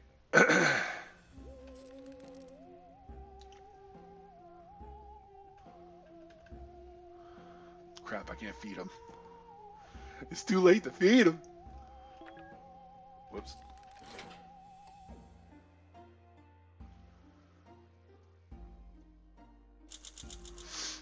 That ancient soup you found gave you pause, and no wonder. It looks older than this ship, and yet here it is. Who could have left it here? Then again, who cares? Free soup. What could go wrong, right? You are still very mentally stable. You are hungry. Megan continues to lurk alert. She is still weak, and she is rested. Alright, I don't think I'm going to send her out just yet. Because I want to get her a first aid kit before I send her out.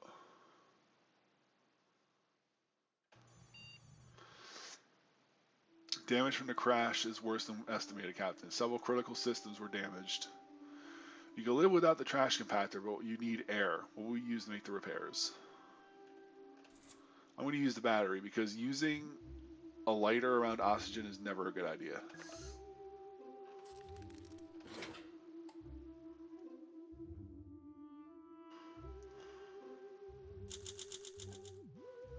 Use the battery as a spare power source to repair the shuttle's damaged life support system when the main power was offline. The work took a few hours, but you brought the life support system back online with no serious complications. You are still hungry. Megan is starving. First aid kit. Beautiful.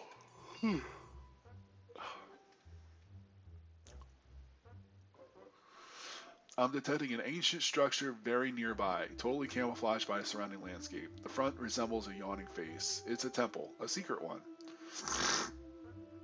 There could be treasure inside. Which route would you take to explore the temple? I'm going to use my brains. Now for her, first aid kit, food. And done.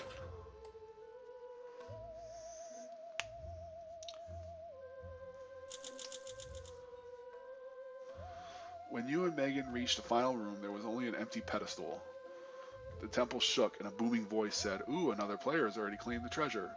But you were the fastest team in the history of our show. Thank you for playing Tales of the Secret Temple," the voice said. "You are still alert. You are starving, Captain. Better grab a bite." Alright.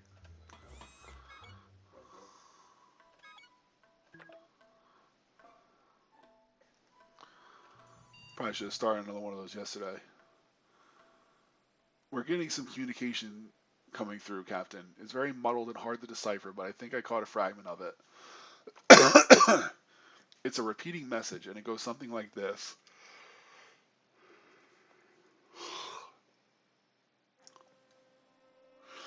Cow like, we like. No cow, no like. Huh, I have no idea what that means. If this is some kind of riddle, it surely requires more lateral thinking than I'm programmed with. Should we do anything about the message? Mask. Always a mask. Because it looks like a cow, kinda.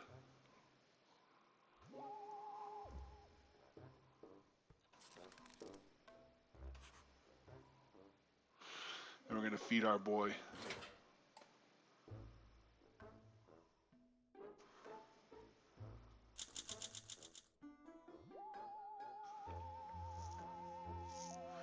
The eerie message we got over the comms about somebody really liking cows gave you an idea.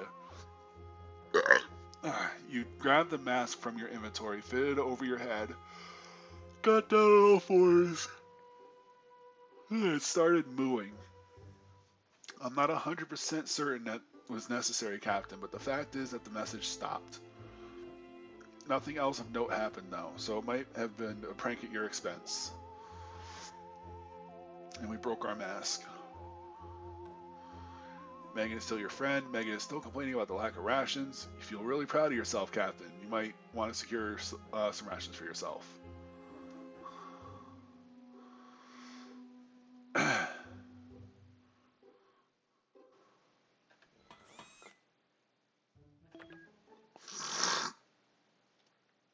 Alright, so what should I do? Greetings, tax evader. Your taxes are 29,000 3 years overdue. The black sphere beeping these words menacingly as an intergalactic tax collector. I let it in because his credentials looked absolutely legitimate, and civil servants are due respect.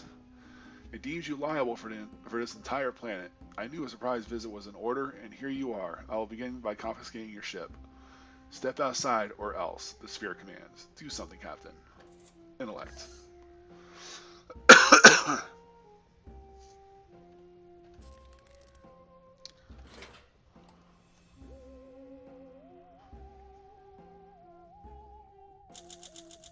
A tax collector was requisitioning our ship. You claimed to be a space tourist, willing to recommend a quadrant. You spun tales sweet enough to put 10 diabetics into a coma. A boisterous, tax-paying tourist industry would begin soon with your eager recommendations. The intergalactic tax collector backed down and gave you an option to file a complaint, describing procedures more painful than a root canal, with 3 terabytes of forms and 6-year wait. Assured you have no grievances, it left. Your stomach feels rather empty. Megan is still complaining about the lack of rations. It's okay.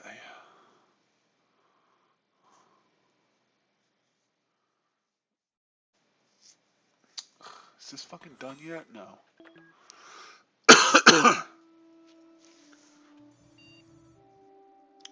Captain, my weather systems are detecting a storm on the horizon. It's moving fast, so it will hopefully pass by tomorrow, but this could get nasty. Thunder, lightning, gale force winds, sharp objects howling at you from every which way. I like to keep monitoring the storm's movement throughout the night. By doing so, it requires sensors to run on battery power, as it is unadvisable to leave the main generator reactor through a storm. We're going to do absolutely nothing. That's exactly what we're going to do.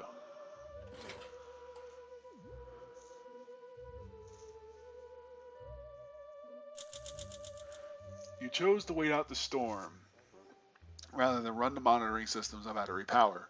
The wind shrieked and brutal rain pelted against the walls of the shuttle, but that was it. By morning, the weather was calm again. Spent the morning sifting through the washed-up junk piles, but it was just a bunch of waterlogged crap. You are still quite alert. You still feel hungry. Megan is still alert. Megan is starving. She won't survive without soup. And we got our first aid kit. Sweet. Nope, not recycle. Repair. Repair. Repair.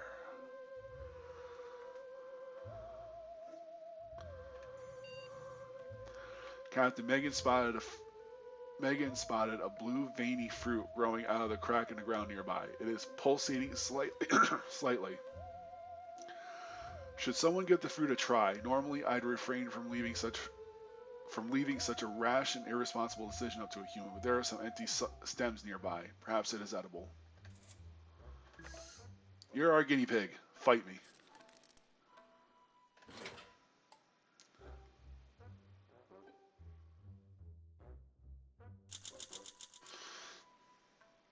You announced that the strange little fruit near the ship was worth trying out, and Megan's hand shot up. However, the joyous look on her face as she sunk her teeth in quickly turned to horror. The remaining half was full of wriggling purple worms. She began trying to spit them out, but fell into a spasm and woke up a few minutes later, saying her mind was buzzing as if at double speed. She flipped a handstand and perambulated around the shuttle. Clearly those worms did something. Let's hope the effects don't turn.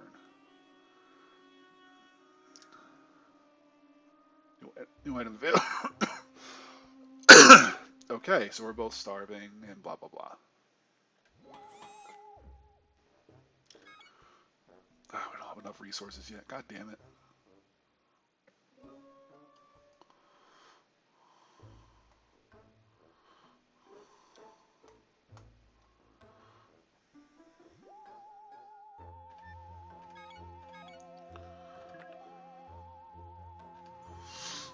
We have once more picked up the foreign language transmission.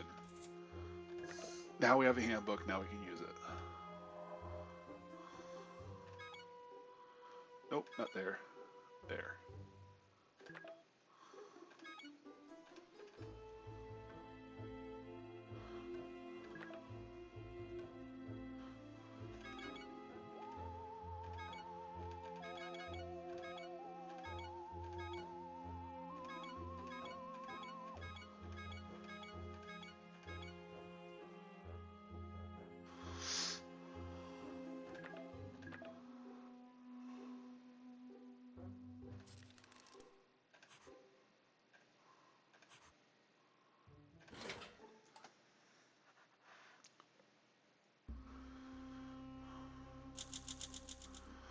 Goal achieved.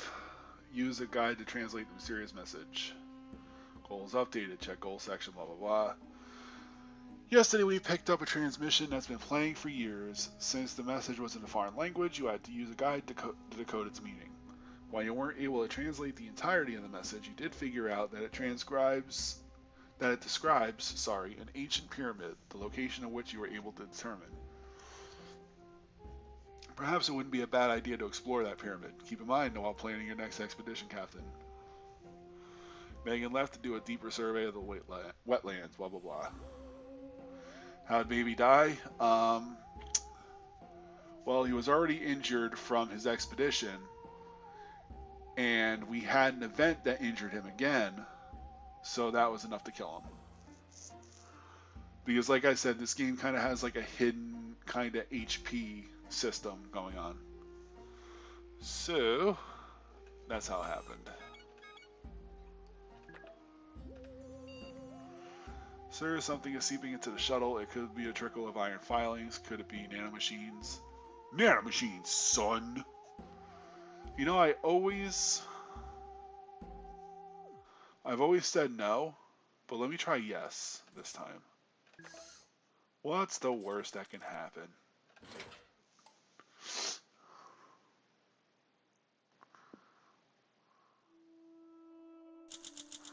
The flood of nanomachines entering the cabin has become a torrent, pooling around an empty seat. You decide to wait and see what they do. They began pulsing up into a huge shimmering mound and began taking the shape of a human. After a few moments, they began slouching away, and in their place was a new crewmate, Tom Thompson. While we're all a little suspicious of this nano-cloned human, they seem entirely cognizant and are willing to help. Another pair of hands, but another mouth to feed. You are still very mentally stable. Blah de blah de blah. Okay, so we got a new crewmate for some fucking reason. So yeah, we got a new crewmate. That's awesome. So what's your stats look like?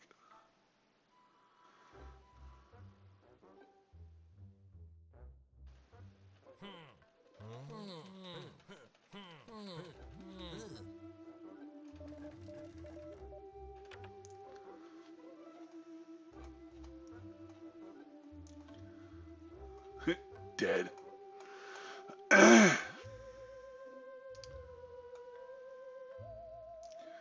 Alright, so he's kind of like in the middle. Sort of. Oh, we gotta explore the pyramid now. We'll wait on that.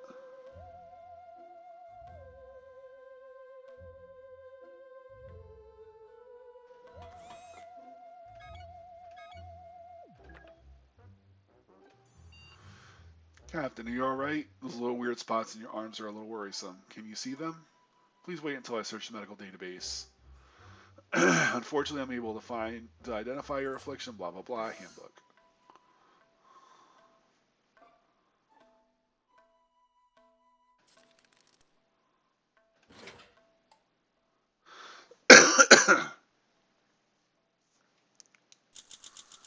Weird spots appeared on your body yesterday. Luckily, you found a solution in the handbook. The spots were the first symptoms of a potentially dangerous and highly shameful ailment. At least it is easy to cure. All you need to do is follow the step-by-step instructions in the handbook. Your stomach feels rather empty. Megan hasn't returned yet. Blah de blah.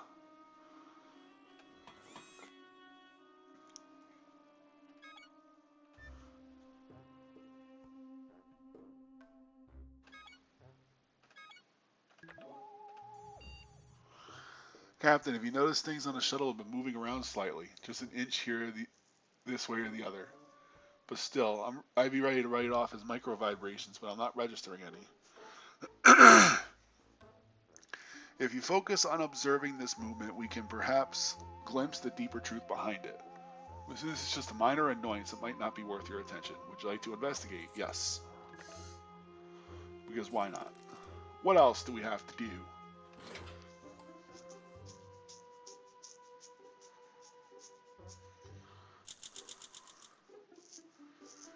You have taken the time out of your busy schedule to keep an eye on small objects around the shuttle. Yes, some are definitely moving around. Especially when you're not looking, seemingly on their own volition. You isolated the items that were most often influenced by this phenomenon and secured them, so nothing falls off the shelves or tables. This practical approach to the problem made you feel really smart. Megan is still out. You are starving. Okay.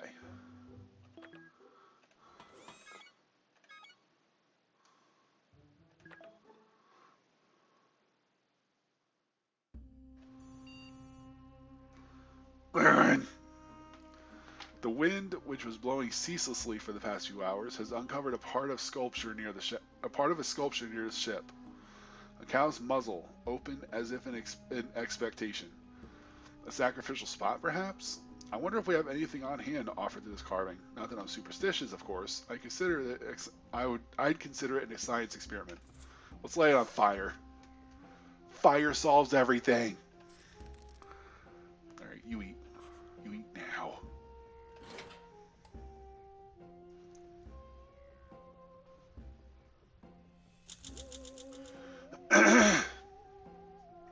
The uncovered cow snout statue expected a sacrifice, and you have chosen a lighter. The moment you place it on the carving's extended tongue, the muzzle snaps shut. As it opened again, you learn the item has proven to be too tough and thus indigestible by the statue. You left with nothing but disappointment. Someone is watching us, Captain. They do it regularly, whoever they are. Let's see. She got back from her mission. Megan tripped over a weird idol that released a poisonous gas cloud. Blah, blah, blah. Mask. We got chemicals. We got soup. We got more soup. Yes. She came back. She's like, who the fuck is this guy? And where the fuck did he come from? I was going to send him out in a fucking suit. It'll all be good. Anyway, so yes. Hungry, tired, weak.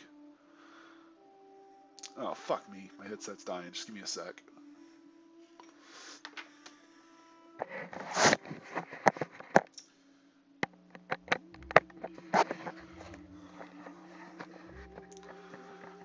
We are Gooch. Alright, let's see what we can do here.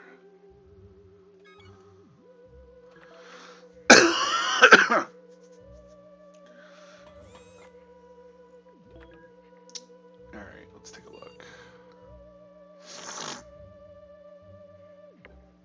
Captain, stop dancing immediately and listen.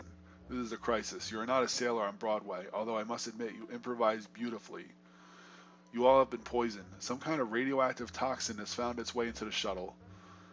Might have something to do with the airlock being full of you-know-what. Yes, I know the colors sound pretty. But if we don't do something about it, you may suffer permanent damage. Let's use a sock puppet. And you're going on an expedition. Shut up.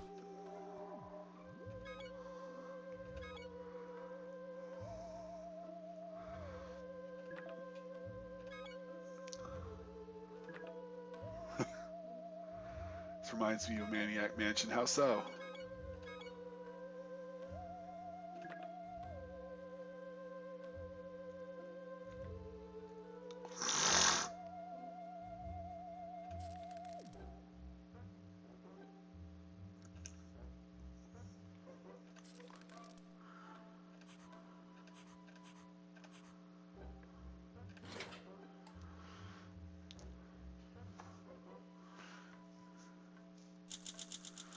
When you put the sock on and proceeded to shimmy blissfully for another hour, I thought I'd lost you. On the count of three, you both smelled the sock, and your faces contorted like a communist pamphlet crumpled in a righteous hand. The sock sobered you up instantly. I'm glad to have you back. Tom set off to learn the secrets of the pyramid, since positive thoughts he would come home. And we crafted an artifact. She is no longer weak. She is rested. Beautiful. Oh, the art style and comedy. Yeah. Yeah, okay, I could see it.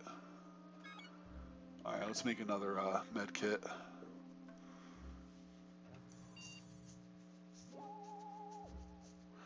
While exploring in the shuttle's closest vicinity, you realize that what you thought was a rock formation was actually an ancient dispenser machine, caked with dust and dirt.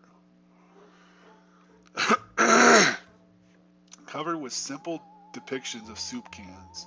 Seems to have ran out of power a long time ago. Obviously, we're going to use the battery. Yeah.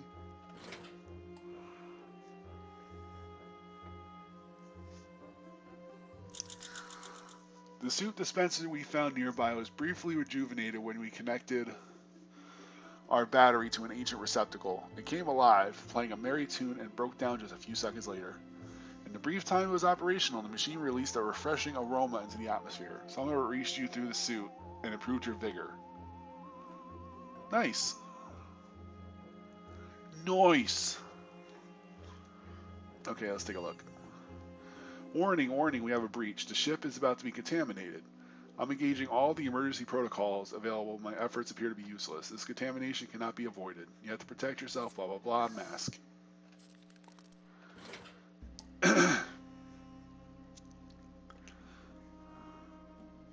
What the fuck? The extraterrestrial contamination was no match for the Astra Citizen issue environmental mask. Quarantine end protocol will be executed at your earliest convenience, Captain. It is CPU breaking to report that the air filter in the mask is now spent, rendering it unusable. Perhaps you should find or make another in case a similar crisis occurs in the future. Robot is in our ship. What do we just let these fucking things in? Captain, what was that? That sound. I'm detecting foreign metallic objects on our hull. It's... Oh, my RAM. It's a death robot squad. They must have followed us. They are coming to get all of you. Carbon-based life forms. One of them boarded the shuttle. Stand your ground. Well, we don't have armor, so we're going to use the battery.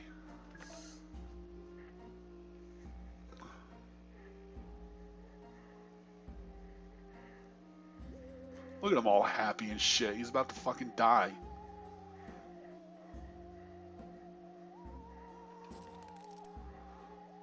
You damn right I did. I fucking love that game. Let's see what happens. Okay, good. Astra citizens, legs up. Now, Captain, fry those bastards. Good job. Pardon my language, but sending a gigawatt of power through the hull can make an AI say some things. The important part is that the intruders were electrocuted and escaped. Death robots are gone. Excellent work, Captain. Clearly the programming is subpar.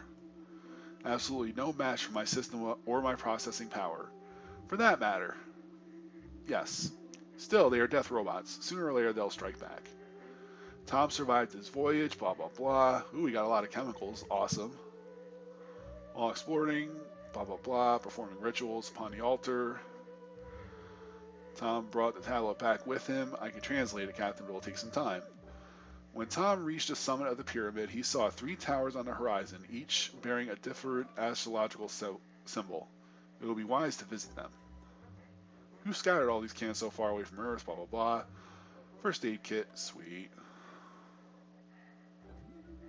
I really can't.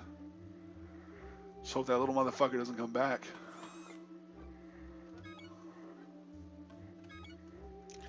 I'm gonna upgrade the gun in case that fucking robot comes back. Alright, so let's see. She's hungry. He's alright. He's tired. Nothing a little R&R can't fix.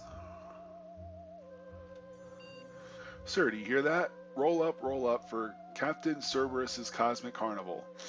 Can you shave a Scout's eyeball within 30 trichnoids? Can you answer a pop quiz at 10 Gs? Try your hand and win valuable prizes. There's a floating pan-galactic funfair outside. 2 games look pertinent. A zero-G wire loop game and a space-time bending maze. Test your dexterity or your mind. Man, I'm maxed out in both. Fuck it, I'll do agility. I've been relying on my brains for too long. Alright, so these two... Actually, no, he doesn't need to eat. She does, though.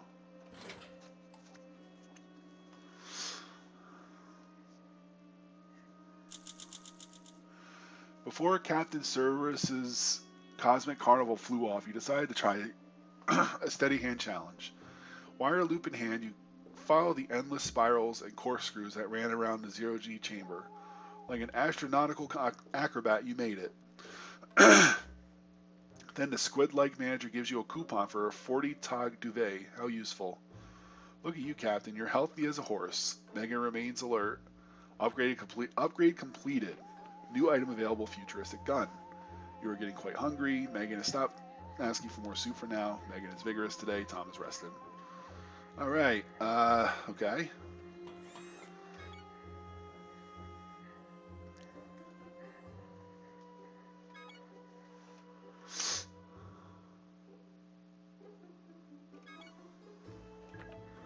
Fuck it, let's upgrade that too.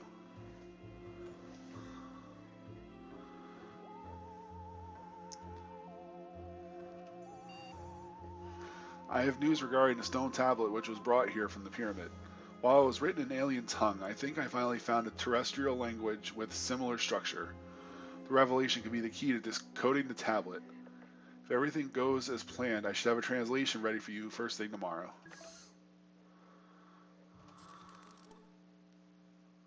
Wait a minute, who's what now?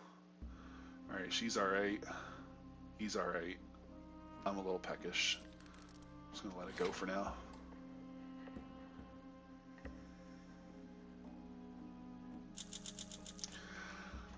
I am happy to report that the translation of the ancient stone tablet has been completed. Turns out it's an old legend.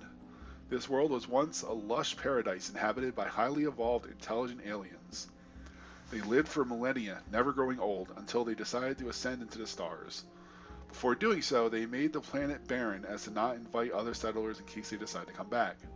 However, the legend also says that there is a way to restore life to the planet. The text becomes vague at this point, but it tells of a prophecy that needs to be fulfilled in order for the planet's core to be reactivated. The heart of the sun shall be set ablaze. The moon shall be nourished by a fruit of the earth. An object of worship shall ignite a star. Seems like a riddle of some sort, but you're a smart one, for a human anyway. I'm sure you figured it out already. Megan assures you, blah blah blah, upgrade completed, blah blah blah. Tom would like to eat something. Alright, let's see. The heart of the sun shall be set ablaze. So I'm assuming lighter. The moon shall be nourished by a fruit of the earth. Tomato is technically a fruit, so I'm assuming soup. And an object of worship shall ignite the star, which I'm assuming is an idol. Okay, so we got an idol, we got soup, and we got a lighter behind this dude's head somewhere. Oh wait, no we don't. We need to make one. We can't make one. Fan-fucking-tastic. Oh wait, I gotta repair it. Whoops.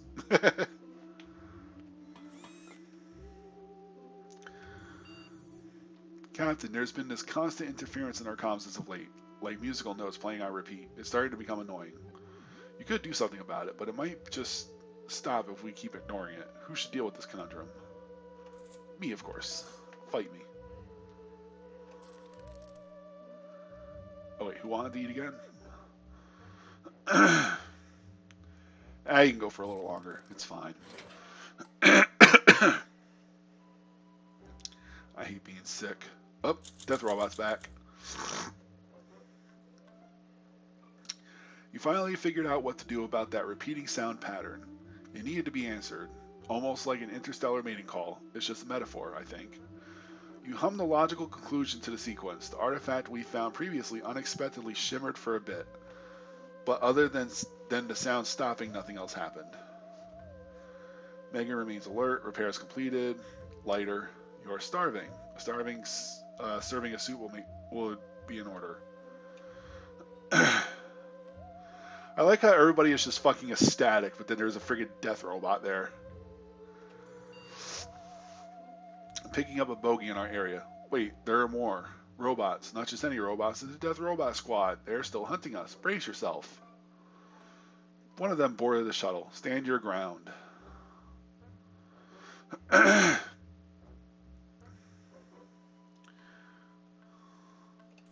Alright, let's try intelligence. It's probably gonna go tits up, but we'll see.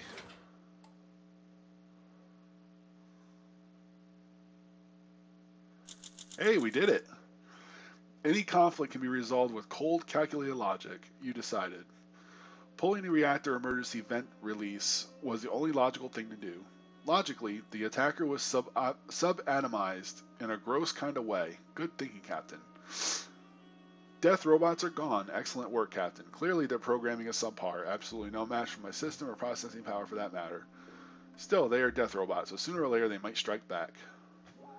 Might want to secure some rations for yourself. Megan is doing okay. Tom is doing okay. Fantastic. Let's make some more soup.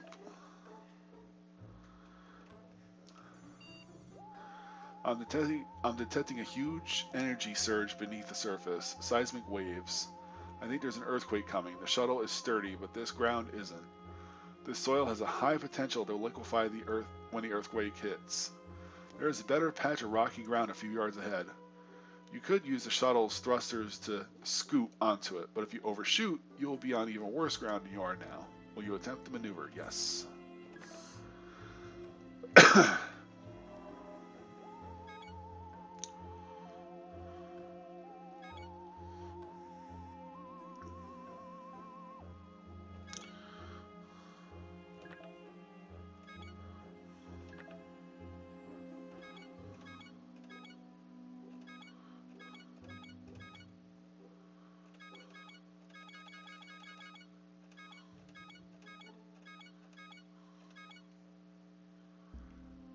Alright, we'll send him over with the lighter because it said something about emblazing or whatever.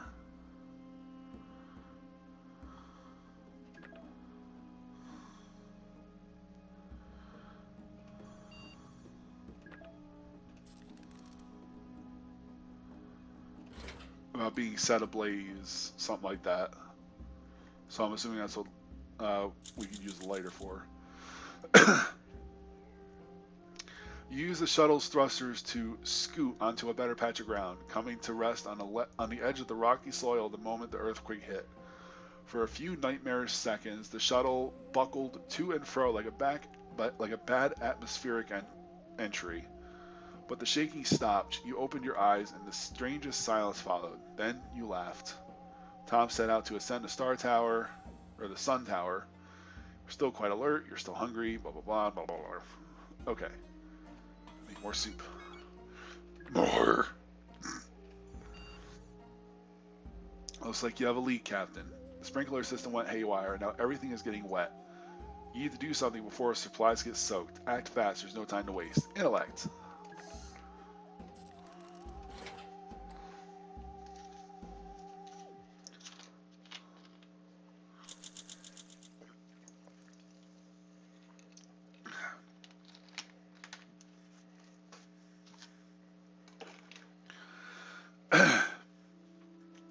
Success, Captain. You were smart enough to disable the sprinkler system as soon as the flooding started.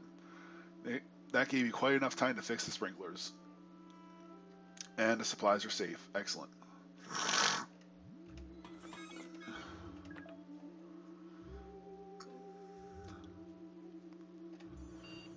Megan used to collect minerals back on Earth. Do not call them crystals unless you want to get an earful.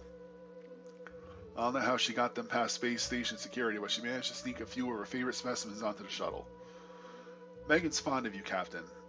And we need those minerals. Do you think you convince her to sacrifice her precious specimens for the cause? Or just so, to survive? We're not hurting on minerals.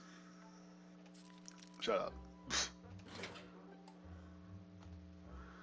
Day 66. I think this is the longest I've played so far. You didn't ask Megan to sacrifice her minerals for the good of the mission. Instead, you let her come to you. She eagerly showed you all the colorful, gleaming stones in her collection. A weary look passed over her, and she decided there was no reason to hoard such a rich stash of minerals for herself if they could be used for everyone's benefit.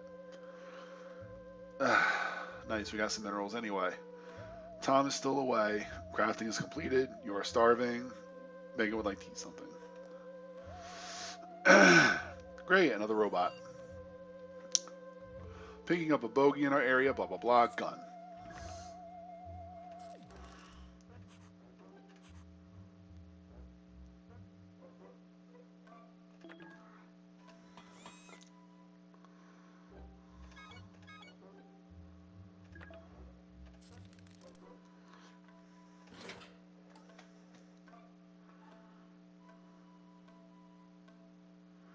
Wow, we actually got rid of him again. Shots fired! Shots fired! Is everyone alright, Captain? Well, that was a well-placed barrage. The assailants are gone for now. Death robots are gone. Excellent work, Captain. Clearly their programming is subpar, blah blah blah blah. Still no update from Tom. I think you should admit that he walked off a cliff. So Tom is dead. Megan continues to be your friend. Megan remains vigorous. Crafting completed. New item available, soup. Well, we lost our armor and our lighter. Wonderful. Well, let's make another one, because why not? Man, I am just killing people left and right. Jesus Christ.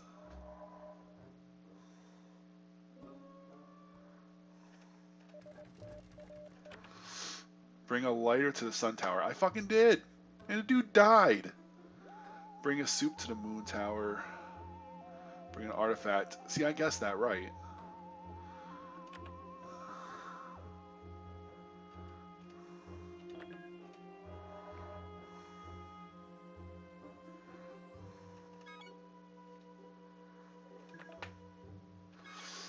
Or I'll send her this time, except I'll send her with a gun.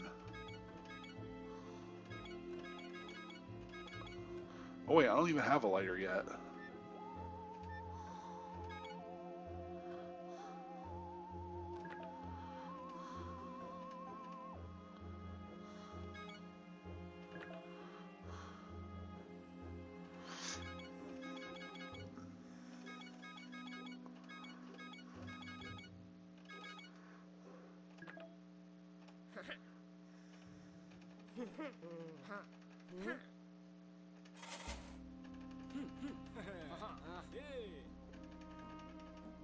I can click on him.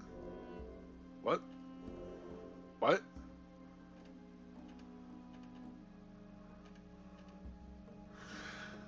Anyway. Oh no, Captain.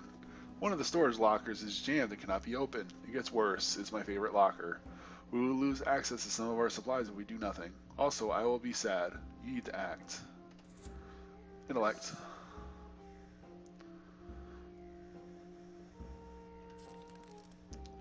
Boom.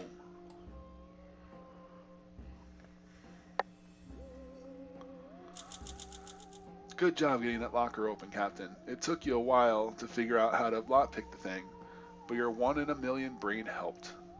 Or your 1 in a million lockpick, or both. Not only did you get the important locker open, you even found some extra rations inside. Score! Megan set off to learn the secrets of the pyramid. Let's hope she will come home soon. Feel hungry, crafting completed. What are the odds? Captain Ellis, or wait, what are the odds? Captain Ellis, there is a Astra Citizen emergency cargo crate laying nearby. I had to check. The odds are infinitesimally small. Unfortunately, it is empty, but for a single syringe in a small box. The label is blurry thanks to the cheap Astra Citizen ink. The Soviets got one thing right in using pencils. Do you want to use the mystery syringe? Yes. Drugs! Drugs!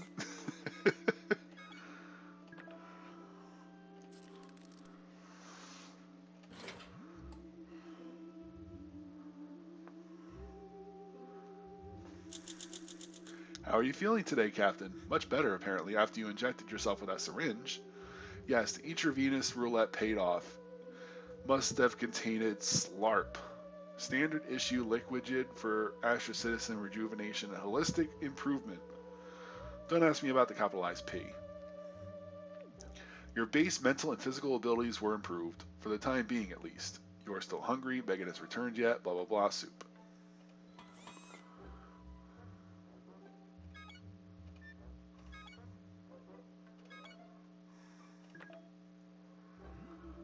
Alright, we'll cycle that for chemicals and we'll keep making soup.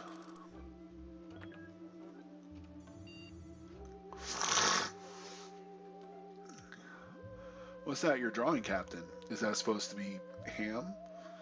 I understand. You're fed up with soup and you're reminiscing about Earth food. I would advise you don't go down that road. Here, I have a useful program for just the occasion. It's called Everything is Not All Peaches and Cream. It shall help you focus your mind on different things. Would you like to start the process? Yes.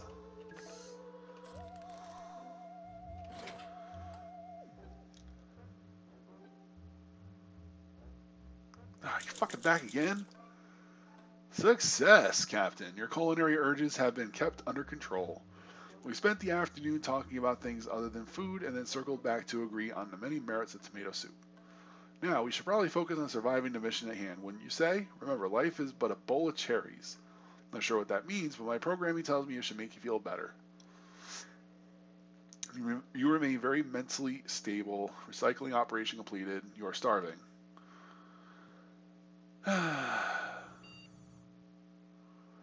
I'm picking up a bogey in our area, blah, blah, blah. Shovel.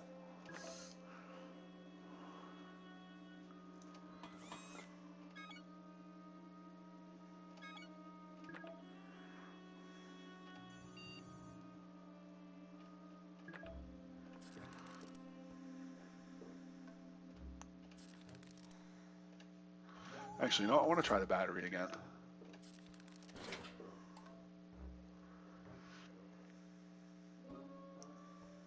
Wow, it actually worked. Blah, blah, blah. Fry those bastards. Death robots are gone. Blah, blah, blah. Megan has returned from a climb up the moon tower. She seems worn down, well fed, and traumatized. But what matters is that she's alive. You pay attention as she begins to recount her hair-raising trek. Megan tripped and got hurt trying to navigate the pitch darkness of the tower. She found minerals in the storeroom atop the tower. Megan noticed a humongous stone bowl covered in mysterious signs. She remembered the prophecy on the pyramid tablet and poured some soup into the bowl. The signs glowed, the soup warmed, and then it evaporated. Your crew is now one step closer to restoring life on this planet. Blah blah blah, soup. Blah blah blah, artifact. Sweet.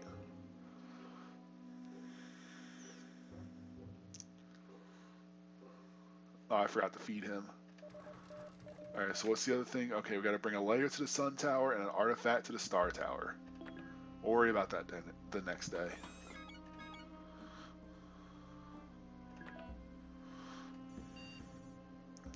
Megan's time growing up was strictly divided between her studies and blah blah blah. Proposed a dramatic reading for you. I remember this. You use a lighter and it works out like really well. Alright, so she's just tired. Okay, that's good. Soup.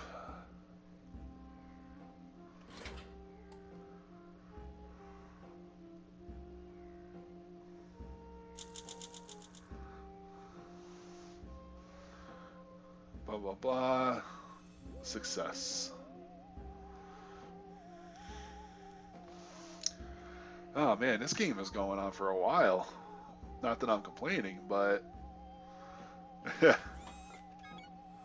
like Jesus Christ. But anyway, our water recycler is overheating. The overheating itself is the problem. The system has safeguards. The problem is we store our minerals under the water recycler. I'm worried that any minerals there, even leftover traces, could melt or boil if exposed to too much heat. This could be hazardous. A manual reset could work. Yes. Oh yeah, repair. Ah, we got no chemicals. God damn it.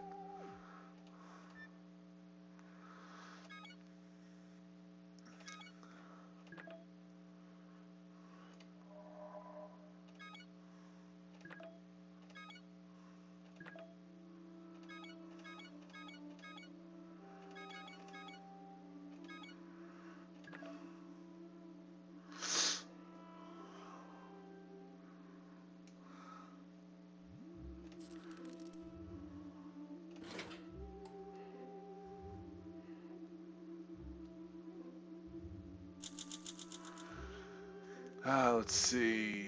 Patent War Recycler guide specifically warns against not releasing any steam, blah blah blah. We lost 40 minerals. Fantastic.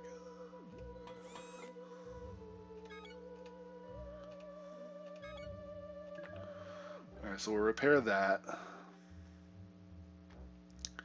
You're hungry. You're dead. Alright. Sir, something has infected Baki, my backup AI module. Perhaps it's interference from somewhere on this planet. Luckily, Baki needs a reboot. He's overloading the fan system. Use something to jam it or get ready to. Hi, folks. It's too warm in this tin can, and Baki's here to fix it. I'll become your biggest fan. Ha ha. Nothing. Because there's nothing we can do.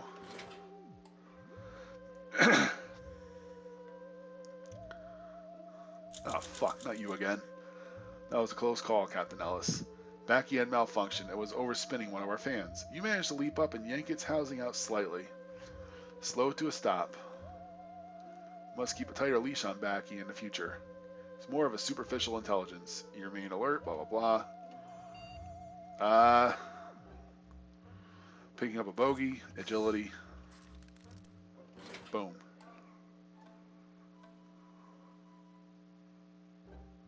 Oh wow, we actually did it again. It was either us or them, and compromise was not an option. The wave of ninja kicks and judo chops you unleashed on the clearly surprised attacker was enough to make us the victors. Huzzah! Death robot, blah blah blah.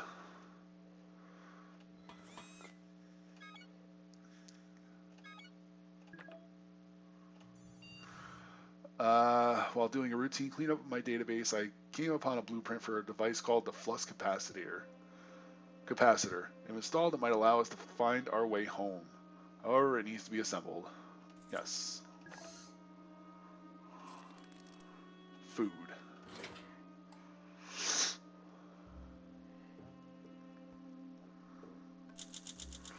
Goal achieved. Bring a lighter to the sun tower. You were trying to assemble the flux capacitor yesterday when things went terribly wrong. One false move caused the contraption to explode. You got injured, but thankfully you weren't teleported anywhere or anywhen. Megan, in return from her ascent up the sun tower, seems a little run down, in need of a bite. Oh, she seems a little run down, in need of a bite and mentally disturbed, but our focus should be that she is still breathing. You pay attention as she begins to piece together her precarious mission. A tower guard attacked Megan, but a few well-placed shots defeated the monstrous stone machine hybrid. The gun was damaged. She found solar panels atop this tower still brimming with power. When Megan reached the top, she discovered a long extinguished fire pit. After she used the lighter to set it aflame, a loud humming came from within the walls. Lighting the fire triggered something, but what? Now just one last part of the prophecy remains to be fulfilled. Alright, so we got 4 soup. She remains alert. She's still a friend. Crafting completed. Blah, blah, blah, blah. Okay, so she's tired. He's injured and hungry. She's tired and hungry. Alright, we're 2/3 of the way to this ending.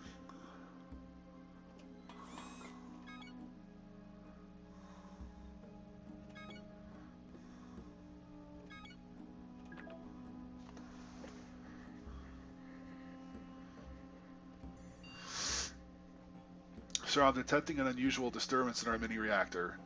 You see the membrane of light, space-time itself tearing open. Figures are moving and speaking on the other side. Don't through exchange exotic matter or risk.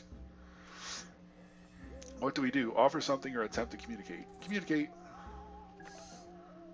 Alright, so let's see. Food, medicine, or medkit, food. And done.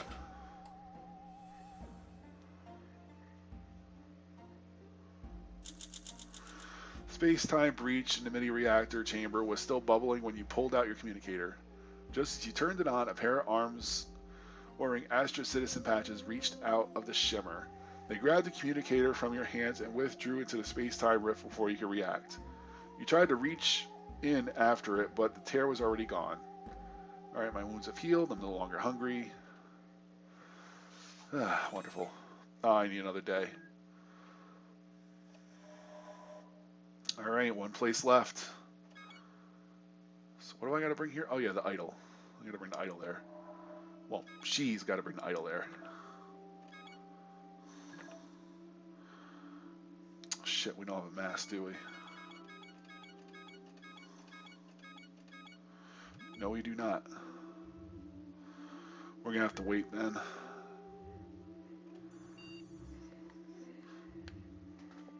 While checking on the ship's exterior, you stumble upon something half buried under the dirt. Take a few minutes to uncover it and find that it's apparently a can of soup held in a stone hand. Intelligence.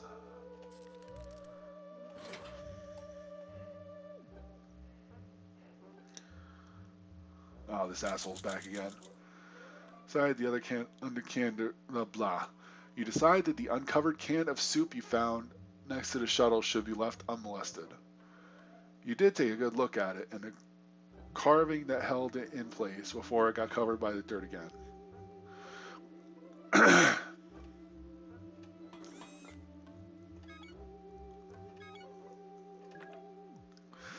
We'll get a mask going. Death Squad intelligence. Done. Oh wow, we did it again. Last time I tried to outwit one of those things, I think like the second time it came, I ended up failing. Any conflict can be resolved, blah blah blah, mask. Alright. I don't know how much longer my luck is going to hold out, so I'm going to hurry this up.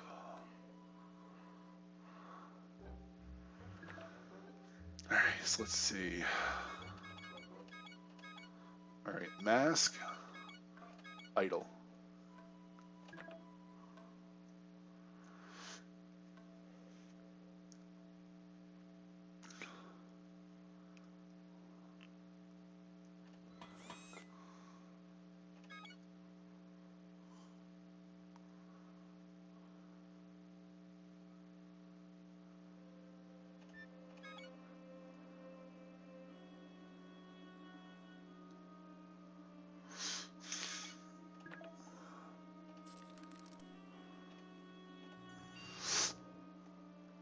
Captain, we are receiving a coded transmission of unknown origin. It could be a distress signal, a message of some sort, or pretty much anything.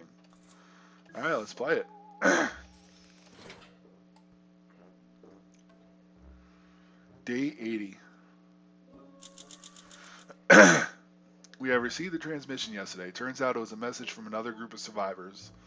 Lost in space and pleading for help. Unfortunately, it is impossible to pinpoint the exact location of your fellow castaways. However, the knowledge that you are not alone out there is enough to make you feel much better, mentally at least. Who knows, maybe one day you'll find them. Megan went to climb the star tower. Think happy thoughts for a safe return. Crafting completed. Communicator. Awesome. Alright, what else can we make? I may as well make armor.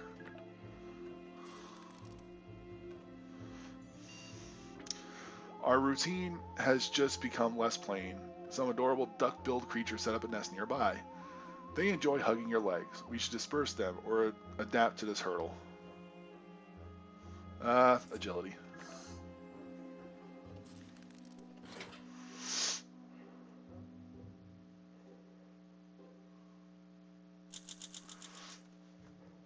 figured out the furry creature's movement patterns, and dodged out of the way of their leaps. Tired of your evasiveness, the creatures left. A glance at their nest revealed a gnawed upon but still usable armored vest, suggesting their hugs might not have been innocent.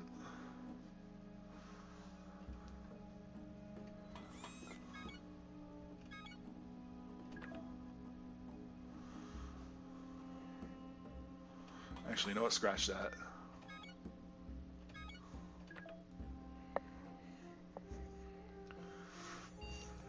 Well, that's unexpected. Captain, there's cheese in the pantry.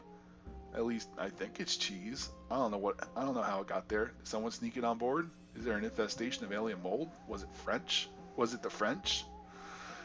Desperate times call for desperate measures, Captain. We don't know the origin of the mystery cheese. Will you eat anyway? Hell no. Wait, are you hungry? Yeah, you're hungry. How many soups we have? Oh wow, we got 13. Alright, I guess you get to eat today. Sweet.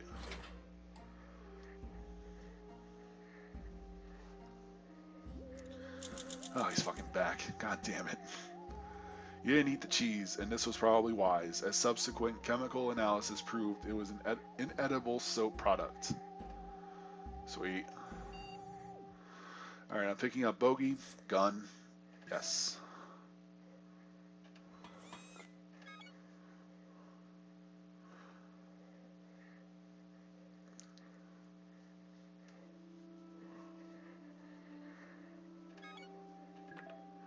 Upgrade our shovel because why not?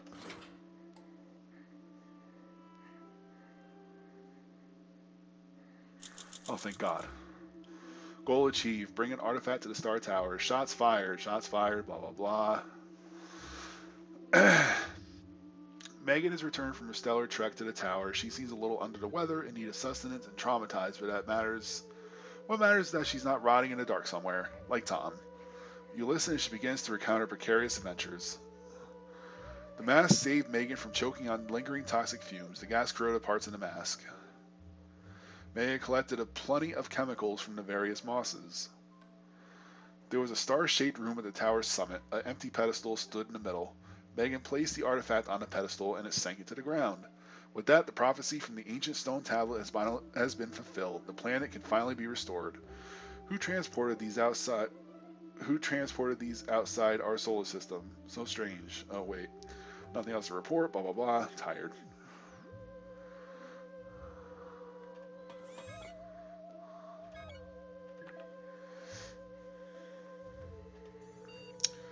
While we don't have an infinite supply of soup, we do have some old science equipment tucked away at various parts of the shuttle in case of emergency research. If you're willing to lose a can of soup, you could try to find a way to improve the formula. The label lists the ingredients as tomatoes, water, and salt. We could add anything and potentially create the most delicious soup in the galaxy. Just imagine the possibilities. Alright, fuck it. We already got 16, so why the fuck not? Ugh. Oh wait, how you doing? Alright, you're just tired and hungry. And you're good. Nothing a can of soup can't fix.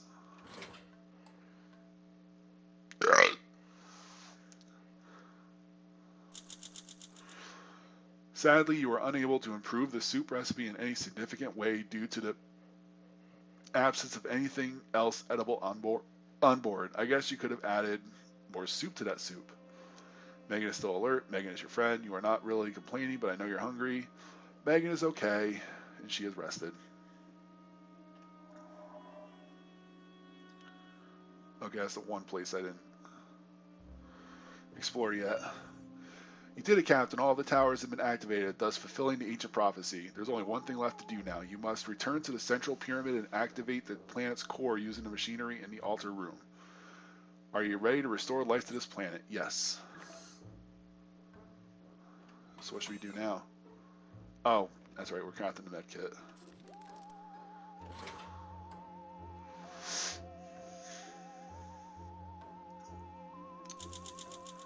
Yeah, we did it. The end.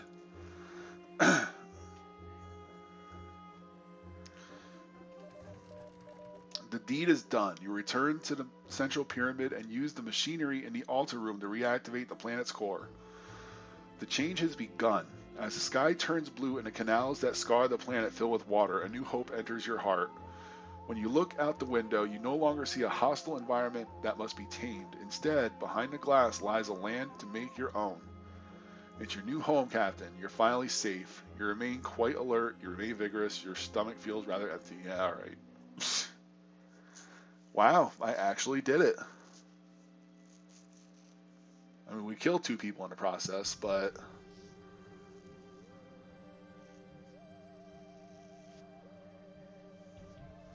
we did okay.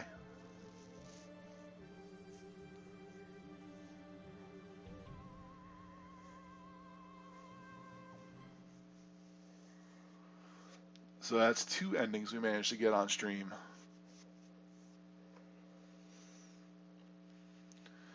And so the brave Captain Emmett Ellis and his crewmate Megan Mann tamed a hostile planet and found a new home far across the stars.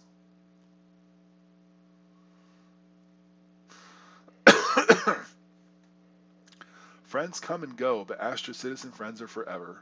Until something wicked from a galaxy far away eats them, of course. But until then, they're the best. That's how Megan saw her friendship with Captain Ellis. Captain Ellis was sad that Baby didn't get to see the end of their journey. Tough luck. He could have taken better care of crewmate Bronco if he really cared. Tom went to space in hopes of becoming the greatest galactic adventurer ever, and he did in a way. Only he didn't survive the telltale, which was very unlike him. Empowered by his incredibly unexpected and successful career as an Astra Citizen captain, Emmett has found himself wondering what to do next. His brilliant mind was soon put to good use, and only a few short years later, an improved flavor of canned tomato soup was distributed in all the civilized galaxies. Seems like ages have passed since 3 amateur astronauts left Earth's orbit expecting certain doom. Now the brave pair of survivors look to the future with renewed optimism. As one tale comes to a close, another begins. The end.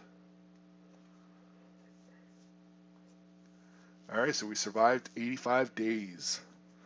We consumed 44 cans of soup. We used 5 first aid kits. We didn't use any sock puppets, surprisingly. We had 9 out of 10 successful expeditions, the one unsuccessful one being Tom. We discovered 8 out of 12 locations. We brought back 19 items from expeditions. We crafted 35 items, we upgraded 4, and we recycled 7. Let's share this.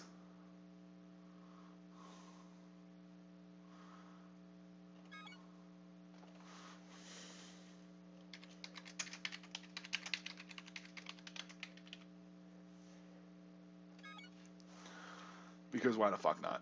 Alright. And end. Soup! Anyway, thanks for joining me.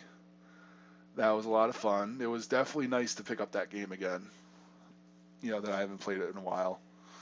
I'll probably stream again tomorrow. I haven't decided yet, but until next time, take care of yourselves.